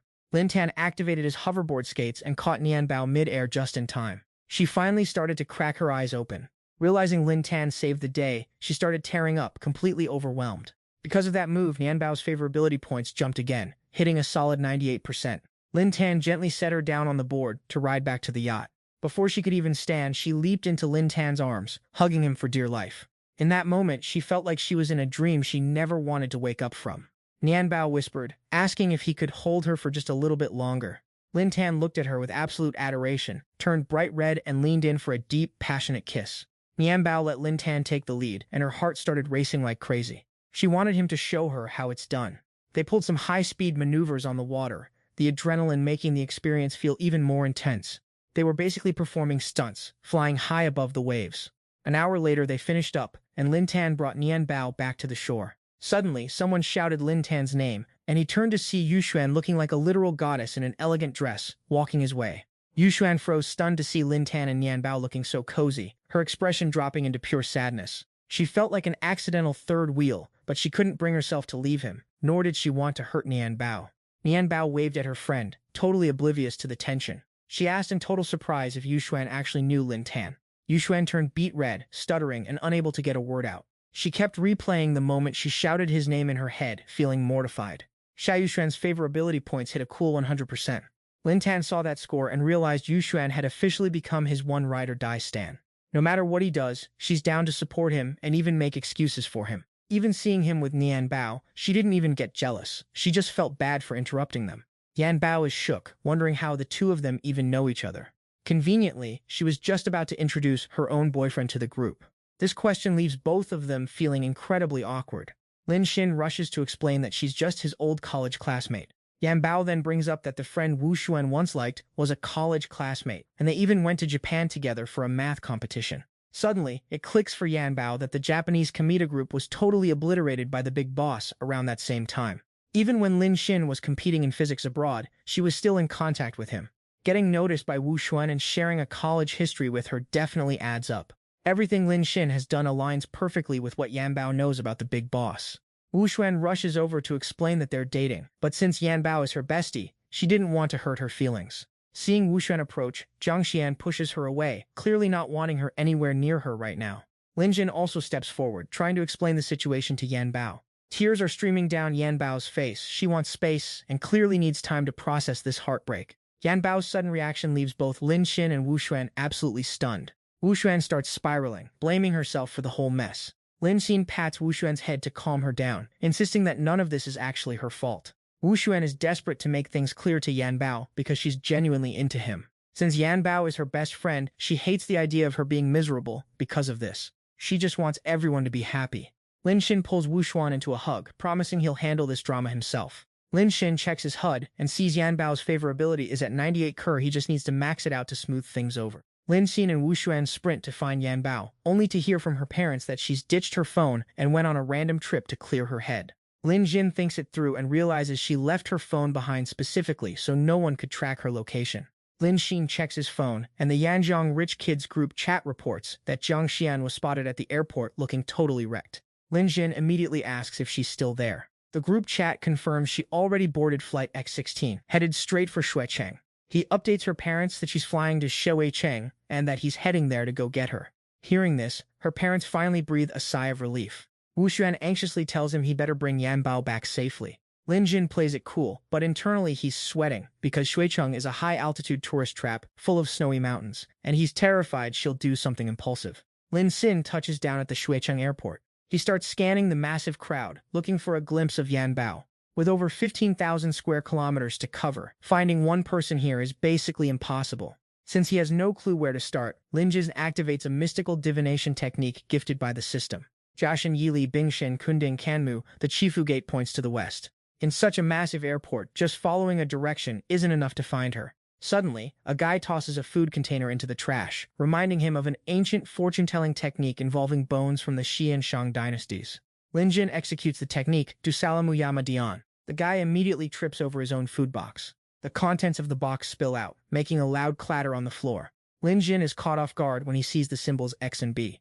Out of nowhere, a swarm of aggressive tour guides surrounds him. They're all trying to pitch him a Shuecheng vacation package, food and round-trip tickets included. Fed up with the crowd, Lin Jin aggressively waves them off. Suddenly, he spots a guy holding a flag for a 5-day Shuecheng tour, Huai's Tour X703.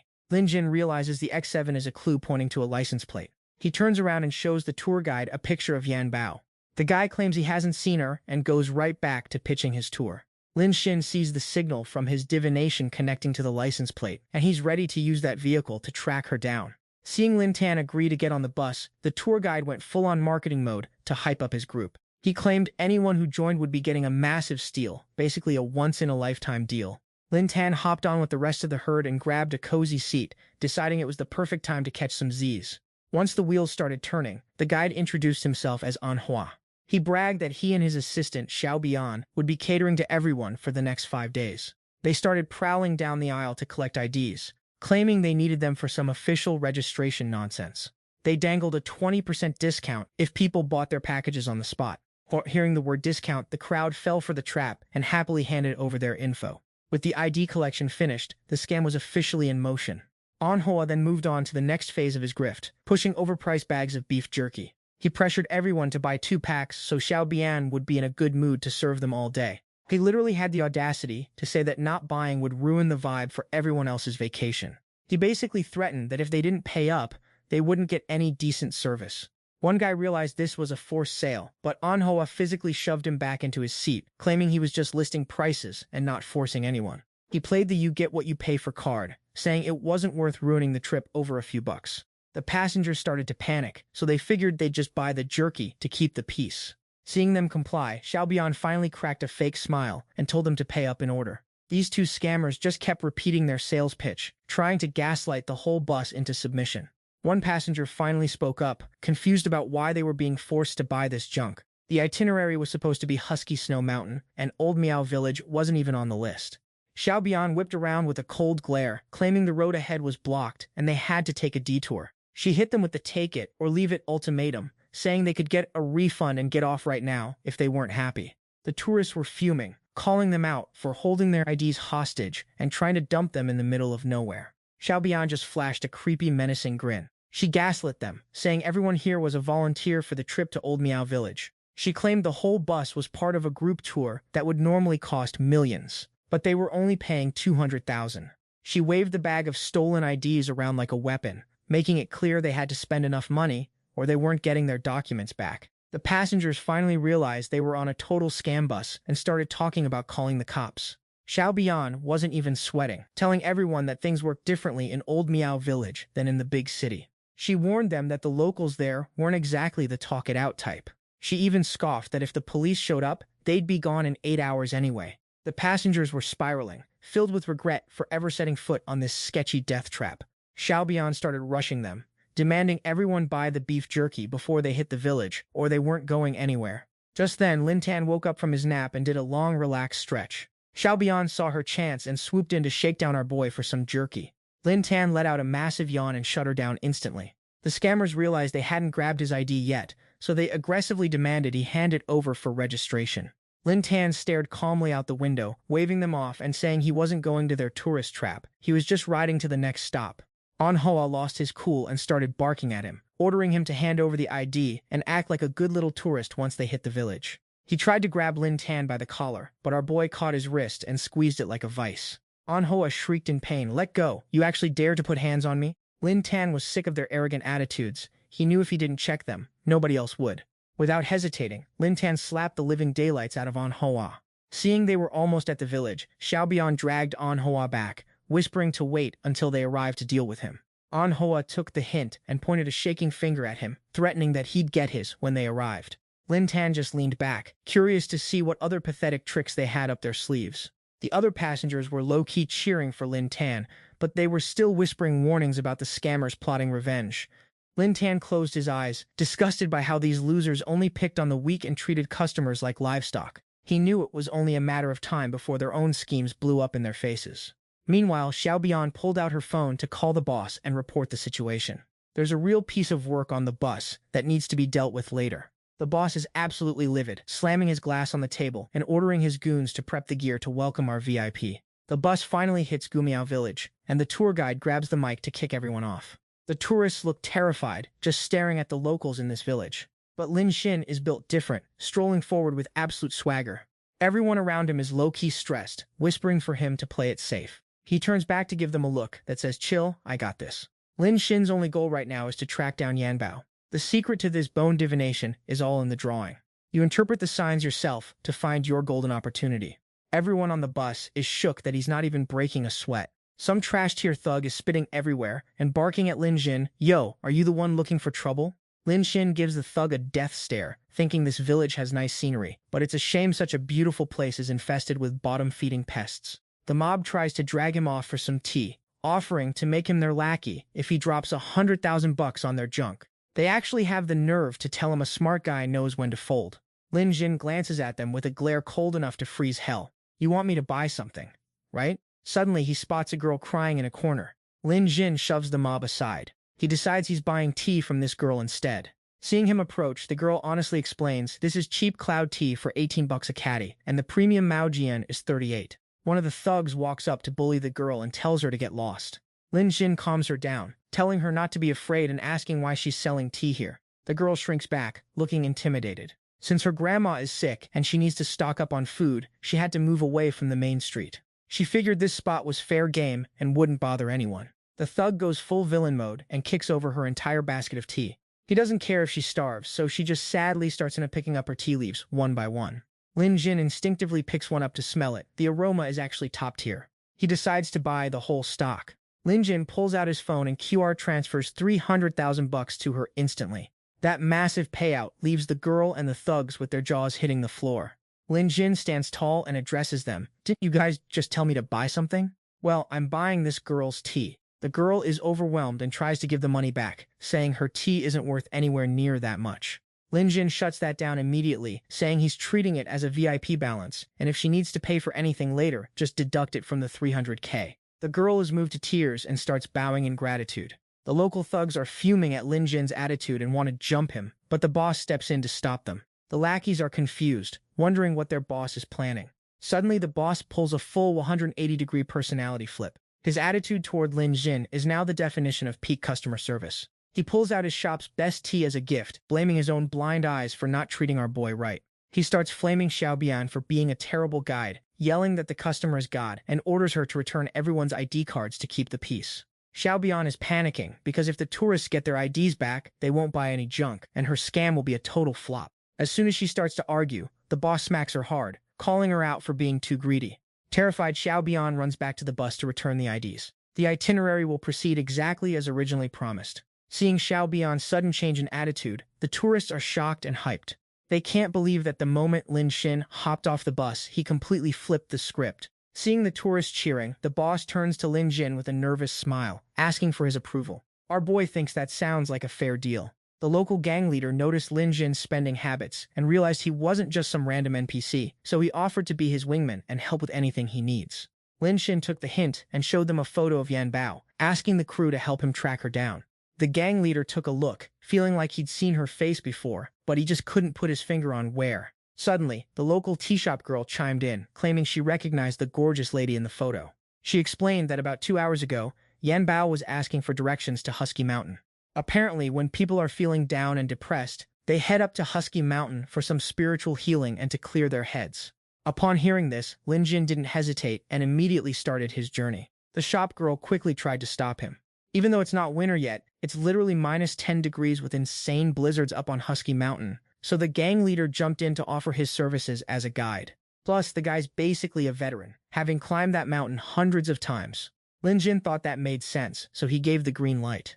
The gang leader was stoked, calling his lackeys to take Lin Jin to his hotel to gear up before heading straight for the mountain. His sidekick Xiao Bian was confused by the boss's hospitality, but the leader already had a scam planned. Why bother with small change when he can bait this shark and score a massive payday? He saw Lin Jin casually drop 300,000 yuan without blinking, so the guy was clearly loaded.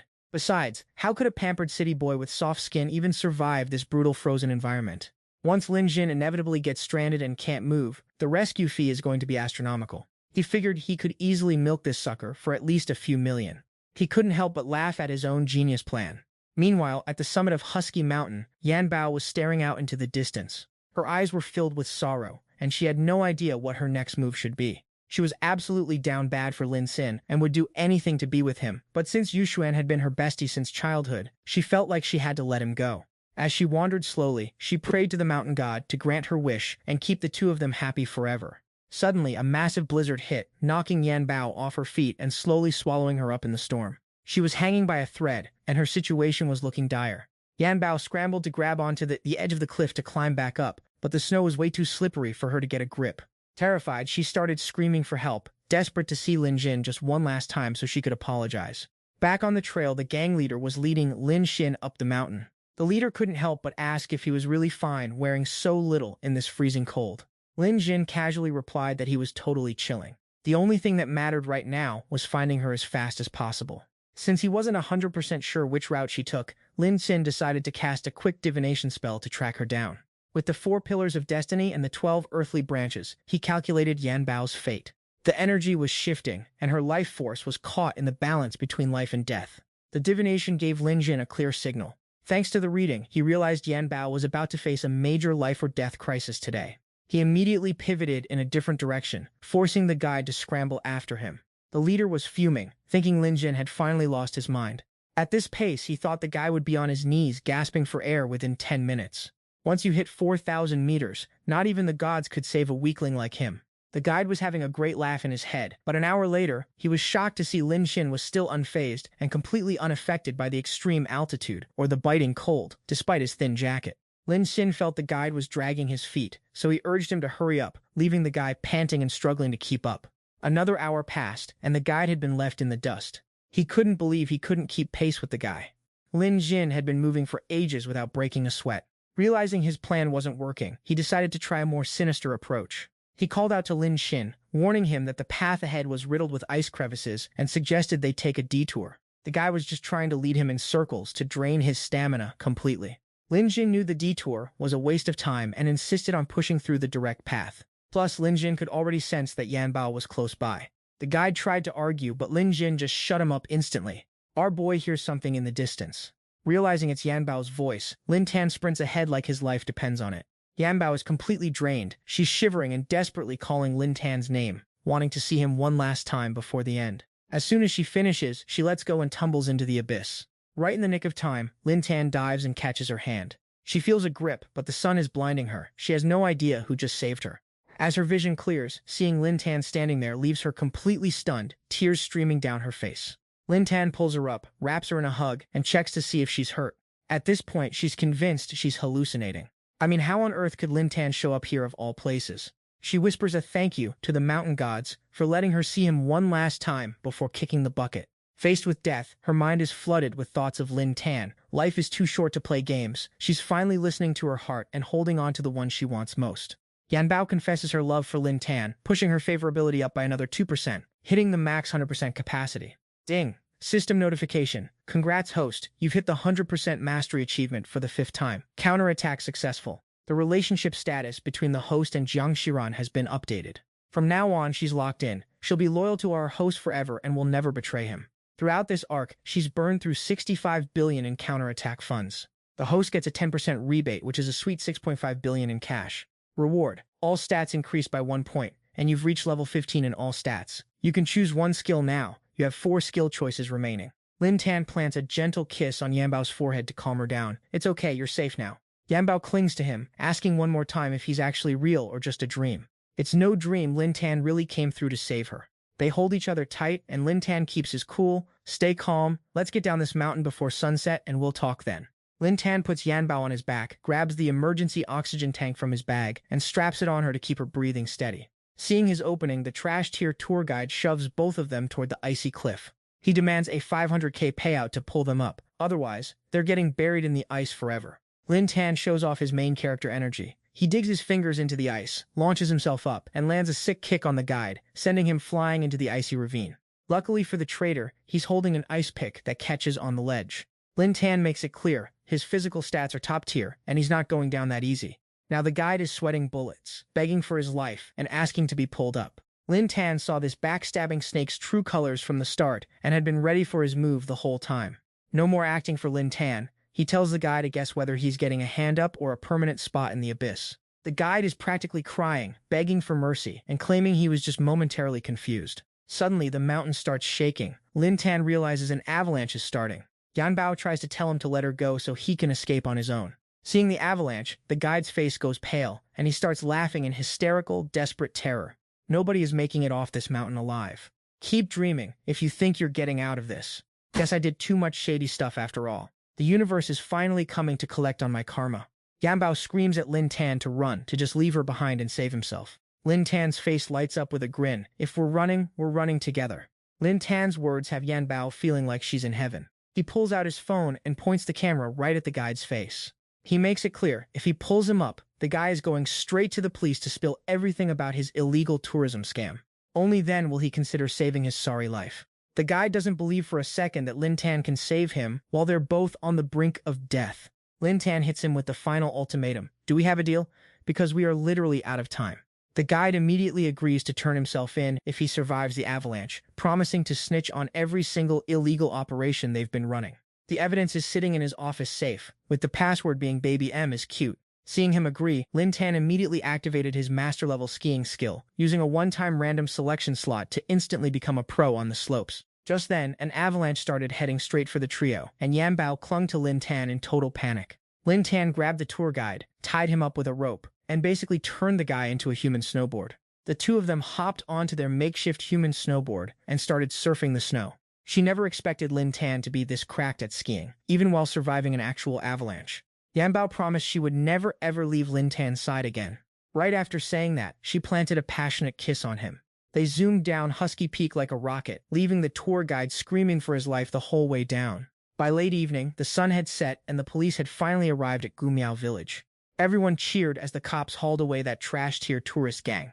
The locals couldn't stop praising Lin Tan for single-handedly cleaning up the mess. Talk about a major W for the people.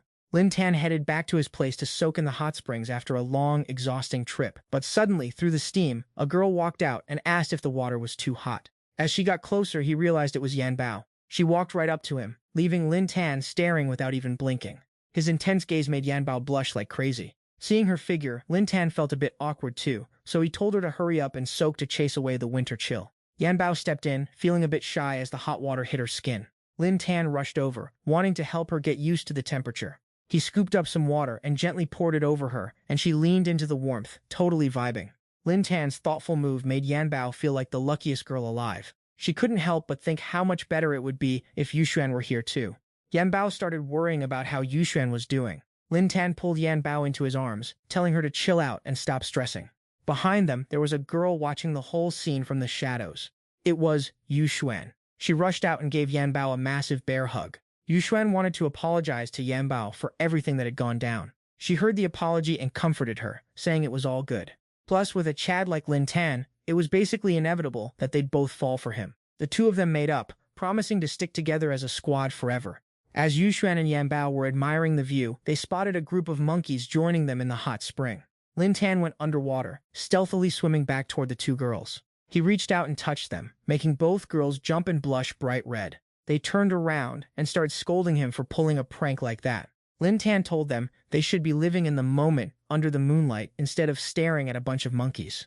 The three of them started splashing around while the monkeys watched. The stuff they were doing actually made the monkeys cover their eyes. Even the animals were shy. Yuxuan spilled the beans on Yanbao's weakness, the soles of her feet, to Lin Tan.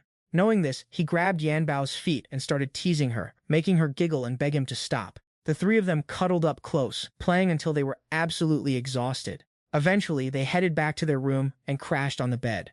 After this trip, the memories they made were locked in forever. After that, Lin Tan flew back to Yanjiang to hit his dorm and catch some much-needed sleep. Even though the trip with Yuxuan and Yanbao was top tier, not sleeping for several nights straight was really pushing his level 15 physique to the limit. Lin Tan wandered out to the street, hunting for some late-night snacks. Suddenly, a strong gust of wind blew a girl's hat right off her head. Lin Tan pulled a pro-gamer move, caught the hat, and handed it back to her. Before he could even say a word, a flashy convertible pulled up, and some old dude started barking at him, telling him not to touch his woman. The girl quickly jumped in to explain that it was just the wind, and the guy was just being a bro by picking up her hat. The guy angrily pulled the girl into his arms, shielding her from Lin Tan's gaze like a total possessive weirdo. This is the woman he shells out 10,000 a month just to keep as his side piece. Lin Tan stood there, completely confused, wondering what kind of NPC dialogue he just walked into. The guy started throwing shade at Lin Tan, trying to act like a big shot. Don't waste your youth trying to pick up girls, kid. At your age, your game is worth absolutely nothing. Women only want mature, rich men who drive luxury whips, obviously. Lin Tan listened, genuinely thinking this dude was having a mental breakdown or just possessed by a demon. The guy kept spitting out insults, trying to flex his ego in front of his arm candy. Suddenly, a supercar screeched to a halt right in front of the groups, scaring the daylights out of the old man. A butler stepped out, rushing to open the door for his young mistress. Xiao Shangyu hopped out, excitedly calling out to Lin Tan. She was stoked to find him here, smugly claiming her intuition as the main character is never wrong. Lin Tan was confused, wondering why this waifu was rolling solo today. Xiao Yu immediately spilled the tea, saying her sister misses him but is too shy to admit it, so she sent her to bring him home for dinner. Hearing this, the old sugar daddy was left shook, his jaw hitting the floor. He couldn't believe this broke student actually had a high society girlfriend. Lin Tan wasn't buying the part about Xiao Shangtai missing him for a second. As for the dinner, he told Xiao Yu they could just head out together. Xiao Yu kept begging Lin Tan to come over, explaining that her sister acts like a prickly cactus on the outside, but is actually a softie on the inside. Lin Tan sighed and gave in, hopping into her car. Inside the car, the two were laughing and joking, leaving the old man staring in pure disbelief. He never expected a top-tier goddess would be simping for some college student. He thought Lin Tan was just a bottom feeder living off a rich girl's allowance. Inside, Lin Tan cut straight to the chase and asked why Xiao Shangyu actually came to find him. Xiao Yu jumped, surprised that our boy had already figured out something was up. She sadly explained what happened last week when two people came looking for Xiao Xiangtai. Those two snakes were An Lian and Sheng Yud. They acted all sad about missing old Master Xiao's funeral, total fake tears. But their real motive was to invite Xiao Hilu to compete in the 6th edition of their event in Yanjiang City, and they wanted Xiao Xiangtai to be a judge. It's a massive chef competition organized by all the big-name restaurants in the country. Every restaurant has to send one or two of their top chefs to battle for the championship title. Xiao Xiangtai tried to reject them at first because business was mid, using her busy schedule as an excuse. Sheng Yu then played the emotional card, claiming this was the late old Master Xiao's legacy, promising that hosting would give Xiao Hilu massive national exposure. Seeing the CEO so convinced, the secretary figured it was a major W for the business and gave the green light. Xiao Xiangtai finally caved and agreed to send two chefs to join the fray. But Xiao Xiangtai's little sister could tell these two losers were bad news from the jump. Sure enough, they started pulling shady moves in the very first round. Back at the God of Cooking competition arena, the MC announced that 30 of the country's most famous restaurants were participating. The whole event is spread across 4 days and 4 rounds. The first 3 rounds feature 10 chefs each in a knockout stage, with only one winner moving on per round. After 3 rounds, the remaining 3 winners face off in the grand finale to claim the title of God of Cooking. The 3 judges are Sheng Yud, An Lian, and Xiao Xiangtai. Sheng Yude is the founder of the competition and a 3-star Michelin judge, if you can believe it. And Lian owns a massive nationwide restaurant chain and is a legendary food critic. Meanwhile, Xiao Xiangtai is a top-tier waifu with a refined palate and the owner of Xiao Heilu, a chain with over 50 branches. Everyone in the audience was mesmerized by Xiao Xiangtai's beauty, instantly falling for her. The first round of ingredients for the challenge was beef. The competing chefs immediately started cooking, trying to plate up their most premium dishes for the judges. The first dish got an 8, the second one a solid 10. Then there's Xiao Xiangtai, eating the dish with a suspicious look, frowning while she scrutinizes the food. The round ended with Tuang Van Vien scoring 25 points. Everyone gave them a 10, except for Xiao Shangtai, who only gave them a 5. Xiao Shangtai reminded CEO Thang to be objective, since everyone has their own unique palette. CEO Thang immediately started mocking her, suggesting she use her legendary tongue to judge the next round instead. Lian stood by his side, laughing like they had already cooked up a shady scheme. As the two started walking away, Xiangtai suddenly called them back, looking absolutely fuming. She felt the competition wasn't fair at all and demanded a legit explanation from both of them. The host looked confused, trying to spin a story to the crowd about the judges' transparency. The audience below started whispering, dragging Xiao Shangtai for being too picky and giving contestants low scores. The duo claimed the food was flawless, so a 10 was standard, adding they'd have given it a 12 if the system allowed. Shangtai hit back, calling them out for acting sus, noting how their scores weren't just opposite hers, but suspiciously identical. Lian jumped in, accusing Shangtai of being salty just because the Xiao family chef didn't win. Thang Hudi got heated, clearly plotting to humiliate Shangtai at the cooking summit. He claimed a spoiled rich girl could never manage a massive legacy like the Xiao Heilao. He mocked her for ruining the empire that old Master Xiao spent his whole life building. Xiangtai was livid, but her hands were tied, and she couldn't clap back at him. The crowd started getting rowdy, debating the integrity of the judges. Some fans vowed to never set foot in Xiao Heilao again if this is how they do business. The secretary quickly stepped in to calm Xiangtai down. She advised that without hard evidence, they should dip, before things got even worse. Hearing her secretary's advice, Xiangtai turned and left, leaving Thang Hudi looking genuinely shook. He thought she wouldn't just quit out of pure frustration. He figured if she bailed, the compensation would be peanuts compared to the massive hit to Xiao Heilao's reputation. He didn't care if she quit. They'd just swap in another judge and keep the show going. Xiangtai heard these whispers, didn't flinch, but gritted her teeth as she walked out. Back at the Xiao estate, the livestream went viral. Xiao Heilao's online ratings tanked, and a massive boycott was trending. In an interview, Thang Hudi and Lian claimed they'd let the young lady judge professionally and fairly next time. Shangtai caught the news, lost her cool, and flipped everything on her table. She turned to her secretary and demanded to know if she'd dug up any dirt yet. The secretary looked nervous, admitting she'd heard some pretty sketchy rumors. Apparently, this whole competition isn't even about actual culinary skill. They're secretly auctioning off the scores. Whichever restaurant owner pays the most gets the top marks. That's the real reason for all this. The whole competition is just a front for a massive cartel of big food companies. They're teaming up to rig the game against everyone else. We basically stand zero chance against their combined influence. Shangtai's jaw dropped. She was so shocked she could barely stay standing. She realized it was her own L for agreeing to be a judge in the first place. Xiao Heilao was finally starting to show some progress. And now, they're trapped in a corner. Xiao Yu got angry and wanted to find Lin Xin, but Shangtai stopped her, saying this is a Xiao family issue, not for outsiders. Xiao Yu argued that since Lin Xin is a major investor in Xiao Lao, they absolutely need him. He's rich, he's a genius, and he'll definitely have a way to fix this. Shangtai shut that down, determined to save the legacy herself without letting her dad down or bothering Lin Xin. She ended the convo, slammed the door, and told everyone not to disturb her. Xiao Yu kept knocking and calling out, but got zero response. Little did she know, Xiao Yu had already brought Lin Xin to the house to help handle the mess. Lin Xin tried to calm Xiao Yu down, but told her to let him go check on Xiangtai first. Xiao Yu felt a wave of relief just having Lin Xin there. Suddenly, all the stress didn't seem so bad. With that, she planted a sweet kiss on Lin Xin, leaving the man totally caught off guard. Meanwhile, Xiao Yu is having the time of his life.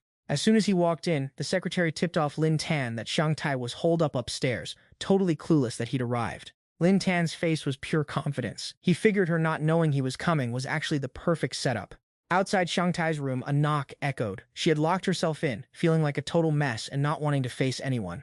Lin Tan didn't hesitate, kicked that door open like a total boss, and strode right inside. Xiao Shangtai was mid-sob and stared in total shock at Lin Tan's sudden entrance. Lin Tan walked over to check on her, but she turned away, trying to act cold and telling him her problems had nothing to do with him. He just chuckled and told her that if she gave up now, she'd be falling right into those two brothers' trap. Shangtai was genuinely stunned hearing him say that. Which two brothers is he even talking about? Before coming over, Lin Tan had already had his hacker squad dig up all the dirt. The puppet masters behind Shang Yud are the Shi brothers. They failed to take over Xiaohei Tower before, and now they're back to their shady tricks. Shangtai wanted to call the cops immediately to expose them, but Lin Tan shut that down. He asked her if she actually had any proof to back it up. Lin Tan obviously had the receipts in his pocket, but he wasn't handing them over for free. His condition was that she cook him a meal so they could talk more. Shangtai had zero cooking skills, but she really didn't have much of a choice. She was busy snacking on some pastries while secretly fuming at how embarrassing she was acting. Shang Tai led Lin Tan to the kitchen, and the sheer scale of the place left him absolutely jaw-dropped. Shang Tai explained that her dad was a total foodie who loved experimenting, so he basically turned half the house into a massive professional kitchen. This was just Zone 1, and there were 2 other areas even bigger, stocked with over 2,000 ingredients from all over the world. Shang Tai turned bright red. She had to cook while Lin Tan just hovered there, looking like he was waiting for her to whip up some dark cuisine disaster. Then, Lin Tan asked Xiao Yu to give him the grand tour of the kitchen. His casual attitude toward her home had Shang Tai turning a shade of red that could rival a tomato. Suddenly, a crash of dishes echoed. They turned back to see Shang Tai rummaging through a cupboard, only for a stack of plates to come tumbling down on her. Seeing Shang Tai in such a compromising position reminded Lin Tan of one of his buddies getting into trouble, leaving him internally conflicted and totally frazzled. Lin Tan rushed over to help her out. Shang Tai felt mortified that Lin Tan had to see her in such a pathetic state. She tried to play it cool, shouting that she didn't need help and could stand up just fine on her own. Lin Tan went to lift the pile of dishes off her back, figuring if he cleared the heavy stuff, she'd be able to get up. He even asked her with genuine concern, "You good? Did you hurt anything? Is your breathing okay?" Shang Tai looked down, dejected, and asked Lin Tan if she was just a total failure. Lin Tan gave her a gentle, reassuring smile. He asked, "If it wasn't for you, who else could have kept Xiaohe Tower standing until now?" Shang Tai soaked up the praise, her heart racing. Her favorability meter just jumped another 10 points. Xiaoxian's total favorability is now at 55%. Lin Tan noticed the shelf screws were loose. All it needed was a quick fix. But in the process, Lin Tan accidentally brushed against Shang Tai's rear, leaving the atmosphere incredibly awkward. She definitely didn't expect Lin Tan to be such a sly opportunist. Xiao Yu walked in at that exact moment and shrieked in pure shock. Lin Tan quickly urged Xiao Yu to pass him a screwdriver so he could fix the shelf. Xiao Yu rushed over, pulled the keys out, but they slipped from her hand and landed right in Lin Tan's pocket. The 3 of them were a total mess of limbs and confusion, when the housekeeper Du Yan suddenly walked in to see if they needed help. She opened her eyes to see the 3 of them in such a bizarre pose. The housekeeper's jaw hit the floor, and she promptly fainted from the sheer secondhand embarrassment. The trio rushed to help Du Yan. Once she came to and heard the full story, she finally understood what was going down. She apologized for not keeping up with the maintenance, promising that a disaster like this would never happen again. Seeing Du Yan was fine, Shang Tai wanted to get back to cooking, but Lin Tan stopped her, saying they'd do it later for now. They needed to prep for the performance they were going to put on tomorrow. The next morning at the God of Cooking competition, the host was announcing the start of the 6th annual showdown.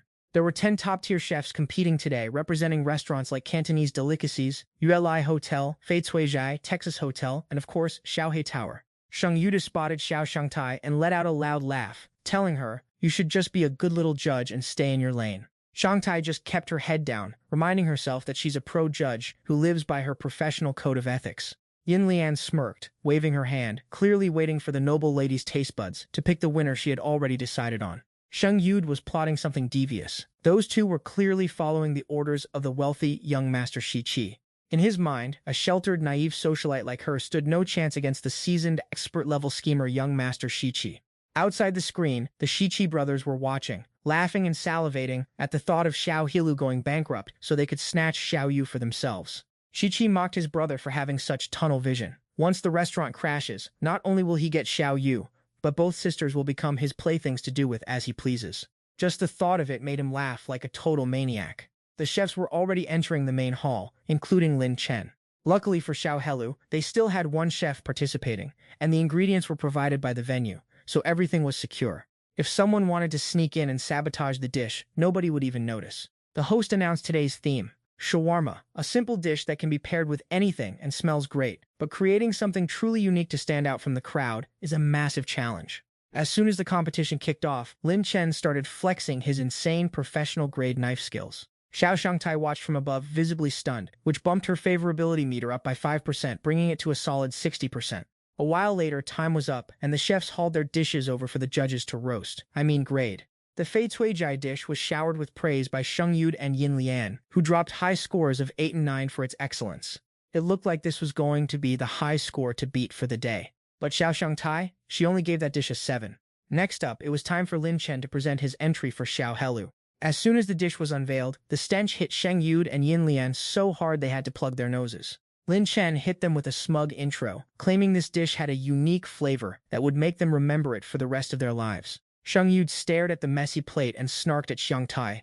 Does your place run out of real chefs, or are you just serving garbage now? The audience started flaming them in the comments, absolutely roasting the Xiao Helu presentation. These guys clearly wanted to turn this disastrous dish into a viral hot search moment. Yin Lian immediately demanded that Lin Chen get that food off the table, but Lin Chen cut her off mid-sentence. He pointed out that since they were all famous culinary experts, their professional standards should be top tier, right? If you refuse to even taste the food just because of the smell, isn't that a violation of the competition rules? It's pretty suspicious of your so-called expertise. The host looked awkward, but he had to agree. The rules were the rules.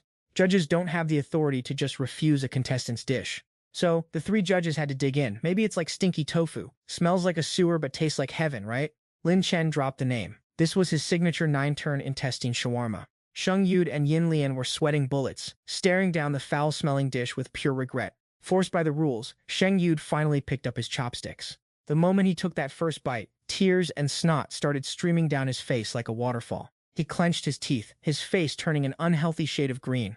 Wen Lian, sitting right next to him, couldn't escape the same fate. Sheng Yu growled, asking him, "Did you do this on purpose?" Lin Chen didn't even flinch, admitting he left the natural stuffing inside the intestines to give it that extra kick. Doesn't it taste way richer than your average 9-turn intestines? The people around them started covering their mouths, realizing the judges had just eaten, well, the stuffing. Next up was Lin Chen's second dish, green bean shawarma. This one made Sheng Yu and Yin Lian immediately spit everything out, because the veggies were literally raw. Xiao Shangtai, however, ate it up like it was a 5-star meal. This green bean shawarma is actually incredible. She smiled to herself, knowing Lin Chen had been smart enough to make her portion a normal, delicious version. His final dish was stinky tofu shawarma. To really crank up the stench, he stuffed the tofu with dried, fermented Icelandic shark meat. The duo was hit with a wave of concentrated ammonia, their bodies and souls getting absolutely violated by the smell. It was like the scent had soaked deep into their pores. Sheng Yu slammed his hand on the table, shouting, "You've got some massive guts, kid, using the foulest ingredients just to get back at us." He gave him a 0, completely blacklisting him, and swearing he'd never work in another restaurant in the country again. And Lian pointed at Lin Tan, looking visibly triggered, while the whole internet watched the live stream. "You doing this is only going to drag Xiao Helu's reputation through the mud. Don't think you can get revenge on us with a cheap stunt like this." Lin Tan was done playing games. He ripped off his chef's uniform to show everyone this whole thing was a total scam. This so-called cooking summit was just a rigged auction where the highest bidder took the win. He hacked the main screen and started playing a video that exposed all their dirty laundry. Tian Lefu dropped 300,000 to boost the scores for their own dish. Zui Xianlu paid out 550,000 to fix their own ratings. Chiang Yunyuan threw down a whopping 1.5 million. The restaurant crowned champion, Chiang Yunyuan, only won because the owner bankrolled the whole thing. The organizers are double-dipping, raking in cash from the rigged auction and farming traffic from the drama. The crowd finally realized they'd been played and started believing Xiao Shangying was actually telling the truth. Everyone in the audience was ready to boycott the entire event. Shi Yud was shook that Xiao Helu actually got their hands on the organization's classified auction data. Xiao Shangtai didn't waste a second, immediately throwing shade at the duo. Where did that talent for twisting the truth go? I thought you two were masters of gaslighting? I'll give you a chance to explain yourself right now. Suddenly, the doors behind the audience burst open, and 3 guys walked in, screaming that the real fraudsters were the people from Xiaolu. It was Hao Weidao, the first chef in the country to get a Michelin 3-star rating, joined by 2 young heirs from a major food export company. These guys were clearly heavy hitters. Lin Tan didn't even blink. He knew the real big boss was finally coming out of the shadows. The 4 guys from the Shi family strutted up to Lin Tan to spin their own narrative. The bidding shown on screen is just healthy competition between top-tier restaurants. Xiao Helu is just trying to manipulate the narrative. This doesn't contradict the fairness of the competition at all. As a world-class Michelin chef, I stake my entire reputation on the transparency of this event. The winners Chiang Yunyuan and Duyet Lai Hotel absolutely earned their spots. The audience got flipped around again, and now that they saw a big shot like Hao Weidao, they started doubting Xiao Helu once more. Since the food Xiao Helu made earlier was honestly hard to swallow, the judges were having a tough time. Some people still hard-stand Xiao Shangtai, arguing that even though her food was pricey, it was culinary perfection. The crowd was a chaotic mess of clashing opinions and loud arguments. Meanwhile, Lin Tan stood his ground, face-to-face with the Shi brothers. After a tense silence, Lin Tan clapped his hands to grab attention, proposed, "If this is a cooking contest, let the food do the talking. How about we go for one more round? To keep it legit, let's bring in some audience members to help with the scoring. Hao Weidao and his crew were sweating, but to keep up the charade of being the good guys, he had to say yes. The chefs would have to settle this based on pure culinary skill. That was the ultimatum he set. They picked 2 audience members who claimed to have kitchen experience to join the panel of judges. 2 people immediately volunteered, dying for a chance to show off their own expertise. The next round officially kicked off with the theme, seafood. Hao Weidao's chefs went try-hard mode, flexing every technique they had to bury Xiaohe Lu and ensure they never recovered. A while later, 2 visually stunning, high-tier dishes were ready to go. Seafood Heaven Stew and the Golden Treasure Snail Dish. The guest judges took one bite and couldn't stop praising the quality. The aroma was insane, and the flavor profile was absolutely cracked. They really lived up to the name of top-tier domestic chefs. Their skill level was just too overwhelming. It felt like Xiaohe Lu had zero chance of pulling off a win. Meanwhile, Lin Jin's spicy and sour octopus stir-fry with crab meat is finally finished. The Hei Weidao crew just heard the name and assumed it was basic. The plating didn't look flashy either, so they already thought the loss was in the bag. But Xiao Xiangying still believes in Lin Xin, convinced this dish is gonna slap because he put his own heart into it. From the judge tasting Lin Xin's dish, everyone was transported to a cool, refreshing ocean. The rich aroma and buttery texture hit their senses like a tsunami of flavor, causing them to completely melt. Xiao Xiangtai was vibing as if she were drowning in the deep blue, the spice and richness blending perfectly like a tiny crab trapped in an octopus's hug, zero resistance, and the flavor was so good she lost control of her own tongue. This just boosted Xiao Xiangtai's affection for our boy by 12%, bringing her total rating to 72%. The chef Mechin suddenly whispered to the Shi brothers, shocked at how cracked the chefs at Xiaohe Mansion actually are, even though these guys were trash-talking them just a second ago. They immediately whipped out the 20 million he was paid earlier to threaten Hei Weidao, reminding him to stay on script and do his job. The MC is totally lost now, no clue how to announce the winner without things going sideways. Xiao Xiangtai gave Xiaohe Mansion a perfect 10, but that fraud Shang Yude gave Shangyun Institute a 10 and gave Xiaohe Mansion a big fat 0. Seeing the blatant bias, the 2 guest judges immediately started calling out Shang Yude's squad. Like, your faces, when you ate the crab dish, didn't look like you were enjoying a 0-star meal, did they? Shang Yud and Yin Lian started clapping back, claiming Lin Xin used some sketchy tech to cheat, saying noobs would be easily fooled by it.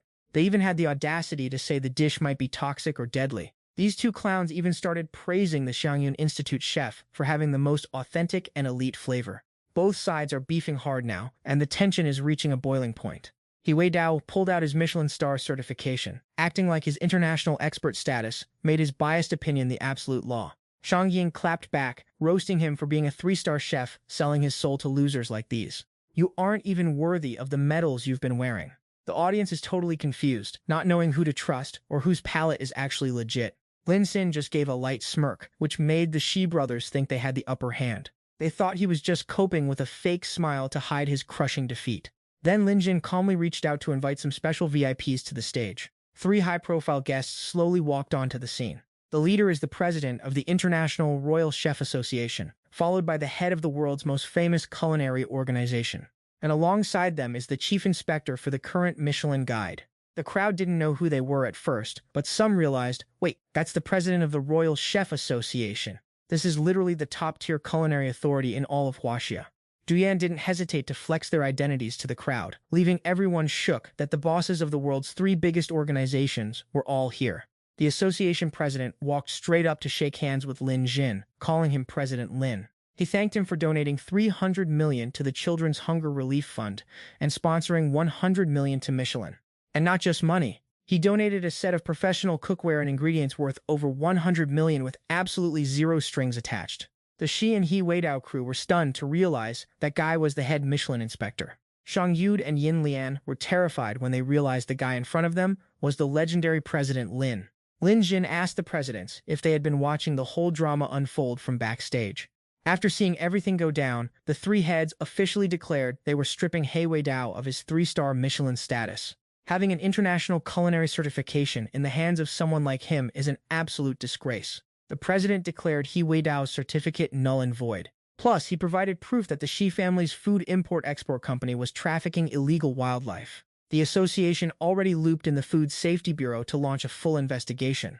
The company is officially shut down indefinitely while they process the legal fallout. Hearing that, the Shi brothers were so shocked they literally spat blood on the floor. Lin Jin also exposed them for slandering him with fake claims about cheating in technology. Talk about the ultimate cry more moment from the people who were actually doing the crime. The audience realized they were being played by these scammers and started absolutely roasting Shang Yude's squad. Fast forward, and the police showed up to cuff Shang Yude, Yin Lian, Shiji Shixuan, and He Wei Dao for illegal fundraising, defamation, and a laundry list of other crimes. The whole squad got dragged off to the station to rot in an interrogation room. The Shi brothers fell to their knees, begging Lin Jin to let them slide. But he didn't care. He just turned to Shangtai and told her he already had Du Yan ready to buy out the Shi family's company for pennies, securing a cheap and high-quality supply chain for Xiaohe Mansion. Xiao Shangtai caught wind of this. Her face turned bright red, and her favorability meter spiked another 8%, hitting a solid 80%. She quickly grabbed Lin Tan's hand, offering to cook him a meal as a token of her gratitude. Lin Tan chuckled, assuming she'd just whip up some instant noodles, since that's the easiest thing on the menu.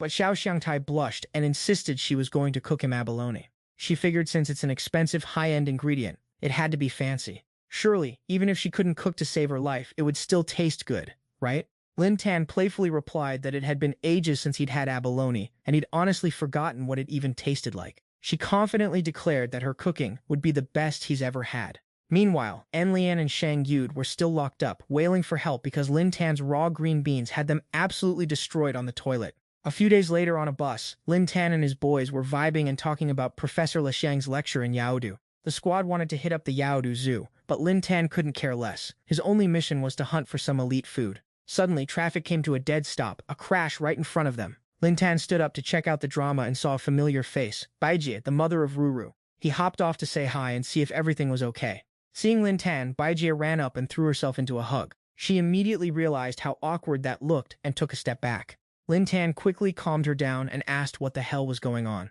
Baijie teared up, saying she was fine, but Ruru's dad wasn't so lucky. When she said that, Lin Tan's expression turned dead serious. She told him that Ruru's dad worked as a courier for high-value goods. Today, he was on a delivery run all the way to Yaodu. And since he heard Lin Tan gifted a racing track to Ruru, he wanted to take her along to check it out. It should have been a fun trip, but as they were turning off the highway, some idiot in a car on the left missed the exit and swerved hard, causing a massive pileup. Long story short, his leg got busted. Lin Tan let out a huge sigh of relief because he initially thought Ruru's dad had actually bit the dust. Baijie explained the partner needed this shipment ASAP, but she didn't know how to drive. With their car flipped over, she was torn between rushing her hubby to the hospital or waiting for a tow truck. Lin Tan walked over to the overturned wreck, realized it was a Wuling Shen car, and couldn't believe it was this beat up. He checked the other car involved and saw it was in even worse shape. Guess those Wuling Shen cars really are built different. Lin Tan walked up and deadass flipped the car back over with his bare hands. It was pretty banged up, but he figured it might still be roadworthy. The crowd was just standing there with their jaws on the floor. Thanks to his Chad move, the road was finally clear again. Baijie was showering him with thanks like he was a literal saint. Lin Tan gave it a quick look, saw the engine still purred, and didn't hesitate to volunteer to finish the delivery for her. She couldn't stop thanking him for always looking out for her family. She had no idea how she was ever going to pay him back. His boys walked over to see what was up, but Lin Tan told them to go on without him, since he had to handle a side quest. Baijie heard them talking about the lecture and felt bad for interrupting. She bowed her head, apologizing for being such a bother to the group. Ngochi and Tingdong played it cool and acted like absolute gentlemen. They were like, "Don't sweat it, you're being way too polite." Lin Tan just hopped into the wrecked car, which didn't even have doors anymore, and set off to make the delivery. The drop-off was at the summer pharmacy in the Yunbai district, and the cargo was a tiny blue pill. As Lin Tan pulled onto the road, his map system instantly popped up to calculate the fastest speedrun route. Lin Tan was zooming down the road, and right next to him was some rich kid flexing his new ride and a date with Donu Mong. But unlike his internal monologue, the girl sitting next to him was bored out of her mind. The guy was full of himself, thinking he was the king of the world for bagging a girl from the legendary Du family, already planning to flex on his friends. He started bragging about his 10 million yuan whip, boasting that its specs and speed left everything else in the dust. The more he talked, the more she wanted to pass out. It was always the same flex, money and experience, zero personality. He floored it down the street, craving the attention of every passerby, completely oblivious to his own cringe. With a ride like that, he was basically the main character of every street he cruised down. Durumen couldn't care less, and she basically doused his ego with a bucket of ice-cold water. She gave a cold, dismissive compliment about his car being decent, leaving him standing there like an absolute clown. Suddenly, Lin Tan's car swerved past him on the road, leaving him in the dust. Our boy's rival had his ego bruised and wanted to flex for his girl, thinking a slight tap on the gas would prove his car's superiority. He sped ahead, mocking Lin Tan as some broke loser who should know his place and stay away from luxury cars. Before the words even left his mouth, Lin Tan floored it, vanishing into the distance and leaving the guy speechless. Humiliated in front of Rumeng, the simp decided he'd challenge Lin Tan's beat-up ride to a duel. They started chasing each other on the highway, and the guy was fuming that the road had too many turns. He was convinced he'd dominate on any straightaway. They raced to the end of the road until it just stopped, and Lin Tan immediately swerved into the bushes to keep going. Seeing the guy break, Rumeng immediately asked why he wasn't chasing him anymore. This clown tried to save face, bragging that his car was actually specialized for off-road brush driving. Meanwhile, Lin Tan was just vibing with his GPS, which told him to drive 500 meters straight and then turn right. Our boy was clueless, wondering where the road even was. He started suspecting this garbage map was out to scam him. Lin Tan cleared the bushes, only to find himself at the edge of a massive dam. The map told him to keep going straight for 500 meters and then turn left, making Lin Tan question the very meaning of existence. As he moved forward, a security guard blocked his path, claiming the area was restricted and forcing him to take a detour. Lin Tan was tilted, realizing the map had led him into a trap. Rerouting was going to cost him precious time. In no time, the guy carrying Rumeng caught up. He smirked in triumph, thinking, "Gotcha, you broke loser." Lin Tan spotted the destination ahead, and realizing he was out of time, dropped a gear and floored it, dodging the gate to charge straight inside. He launched the car off the massive dam, diving straight down. Anyone watching this stunt would have had their jaw on the floor. The guy was stunned, genuinely thinking Lin Tan had just committed suicide. But Rumeng immediately pushed him to chase after Lin Tan. With his beast of a car, he was certain he wouldn't lose. Seeing her weird reaction, the guy gritted his teeth, determined to pursue Lin Tan just to show off for Rumeng. A little drop from a dam wasn't going to stop him. He hammered the gas, making the security guard think there were two lunatics trying to end it all today. Lin Tan finally realized he had a tail, and he actually found it pretty fun. The two cars were tearing it up at high speed until they hit a slope. Lin Tan gunned it and caught air, landing perfectly, and the guy followed suit. But the guy's car didn't have the build quality to stick the landing, and it veered off balance, tumbling toward the edge of the cliff. Seeing this, Lin Tan reached out with one hand and caught the guy's car. He screamed at them to get out before his grip gave way. The car was successfully stabilized. Rumeng stepped out slowly, and Lin Tan noticed she wasn't even phased. As for the boyfriend, he was crawling onto the road, looking like a half-dead zombie. He was just relieved he wasn't a goner yet. Once they were both safe, Lin Tan let go, watching the guy's car plummet into the lake, a total rip. Rumeng sat in Lin Tan's car acting like nothing happened, leaving our boy feeling awkward about the whole situation. Ding! System detected a high-tier waifu, triggering the reversal mission. Target identified Du Rumeng, 22 years old, 51. When her favorability hits 90%, you get a 10% cashback rebate on everything you've spent. When it reaches 100%, her status changes, and the power dynamic flips. The favorability will reset to 0% for her instead. With that, Lin Tan and Rumeng drove off, leaving the boyfriend behind to scream his lungs out. Inside the car, Rumeng was chatting, dissing her ex's $10 million car as if it were a literal toy. She was way more hyped about the crazy stunts Lin Tan pulled off. Lin Tan played it humble, saying, "It's nothing crazy, just some basic driving tricks." Rumeng was low-key impressed by his chill energy, boosting his favorability points by 10%. Since he made it sound so easy, she really wanted to see him do it all over again. Lin Tan was stunned. Despite the near-death experience, she wasn't scared and actually wanted another round. This girl's mental state is seriously cooked. With a voice like that, she's gotta be some rich heiress spoiled rotten since childhood. Lin Tan kept his cool, ignored her demand, and told her to get out of his ride. Rumeng was shocked that he'd used the cold shoulder treatment to try and reel her in. But too bad, that move is played out, and everyone uses it. Rumeng puffed her chest out and demanded he stop the car so she could leave. So Lin Tan just let her out. In her head, Rumeng was convinced he'd come crawling back to beg her to stay any second now. Lin Tan just drove off into the sunset, leaving Rumeng standing there looking like a total clown. Lin Tan delivered the goods to the client, who praised him for being an absolute legend. Getting into a massive crash and still delivering on time, pure Sigma energy. The client's customer had already been waiting until they were literally losing their minds. A frail old man rushed out to buy the meds, constantly begging him to hurry up and make the sale. Lin Tan couldn't help but facepalm seeing an old guy still needing Viagra.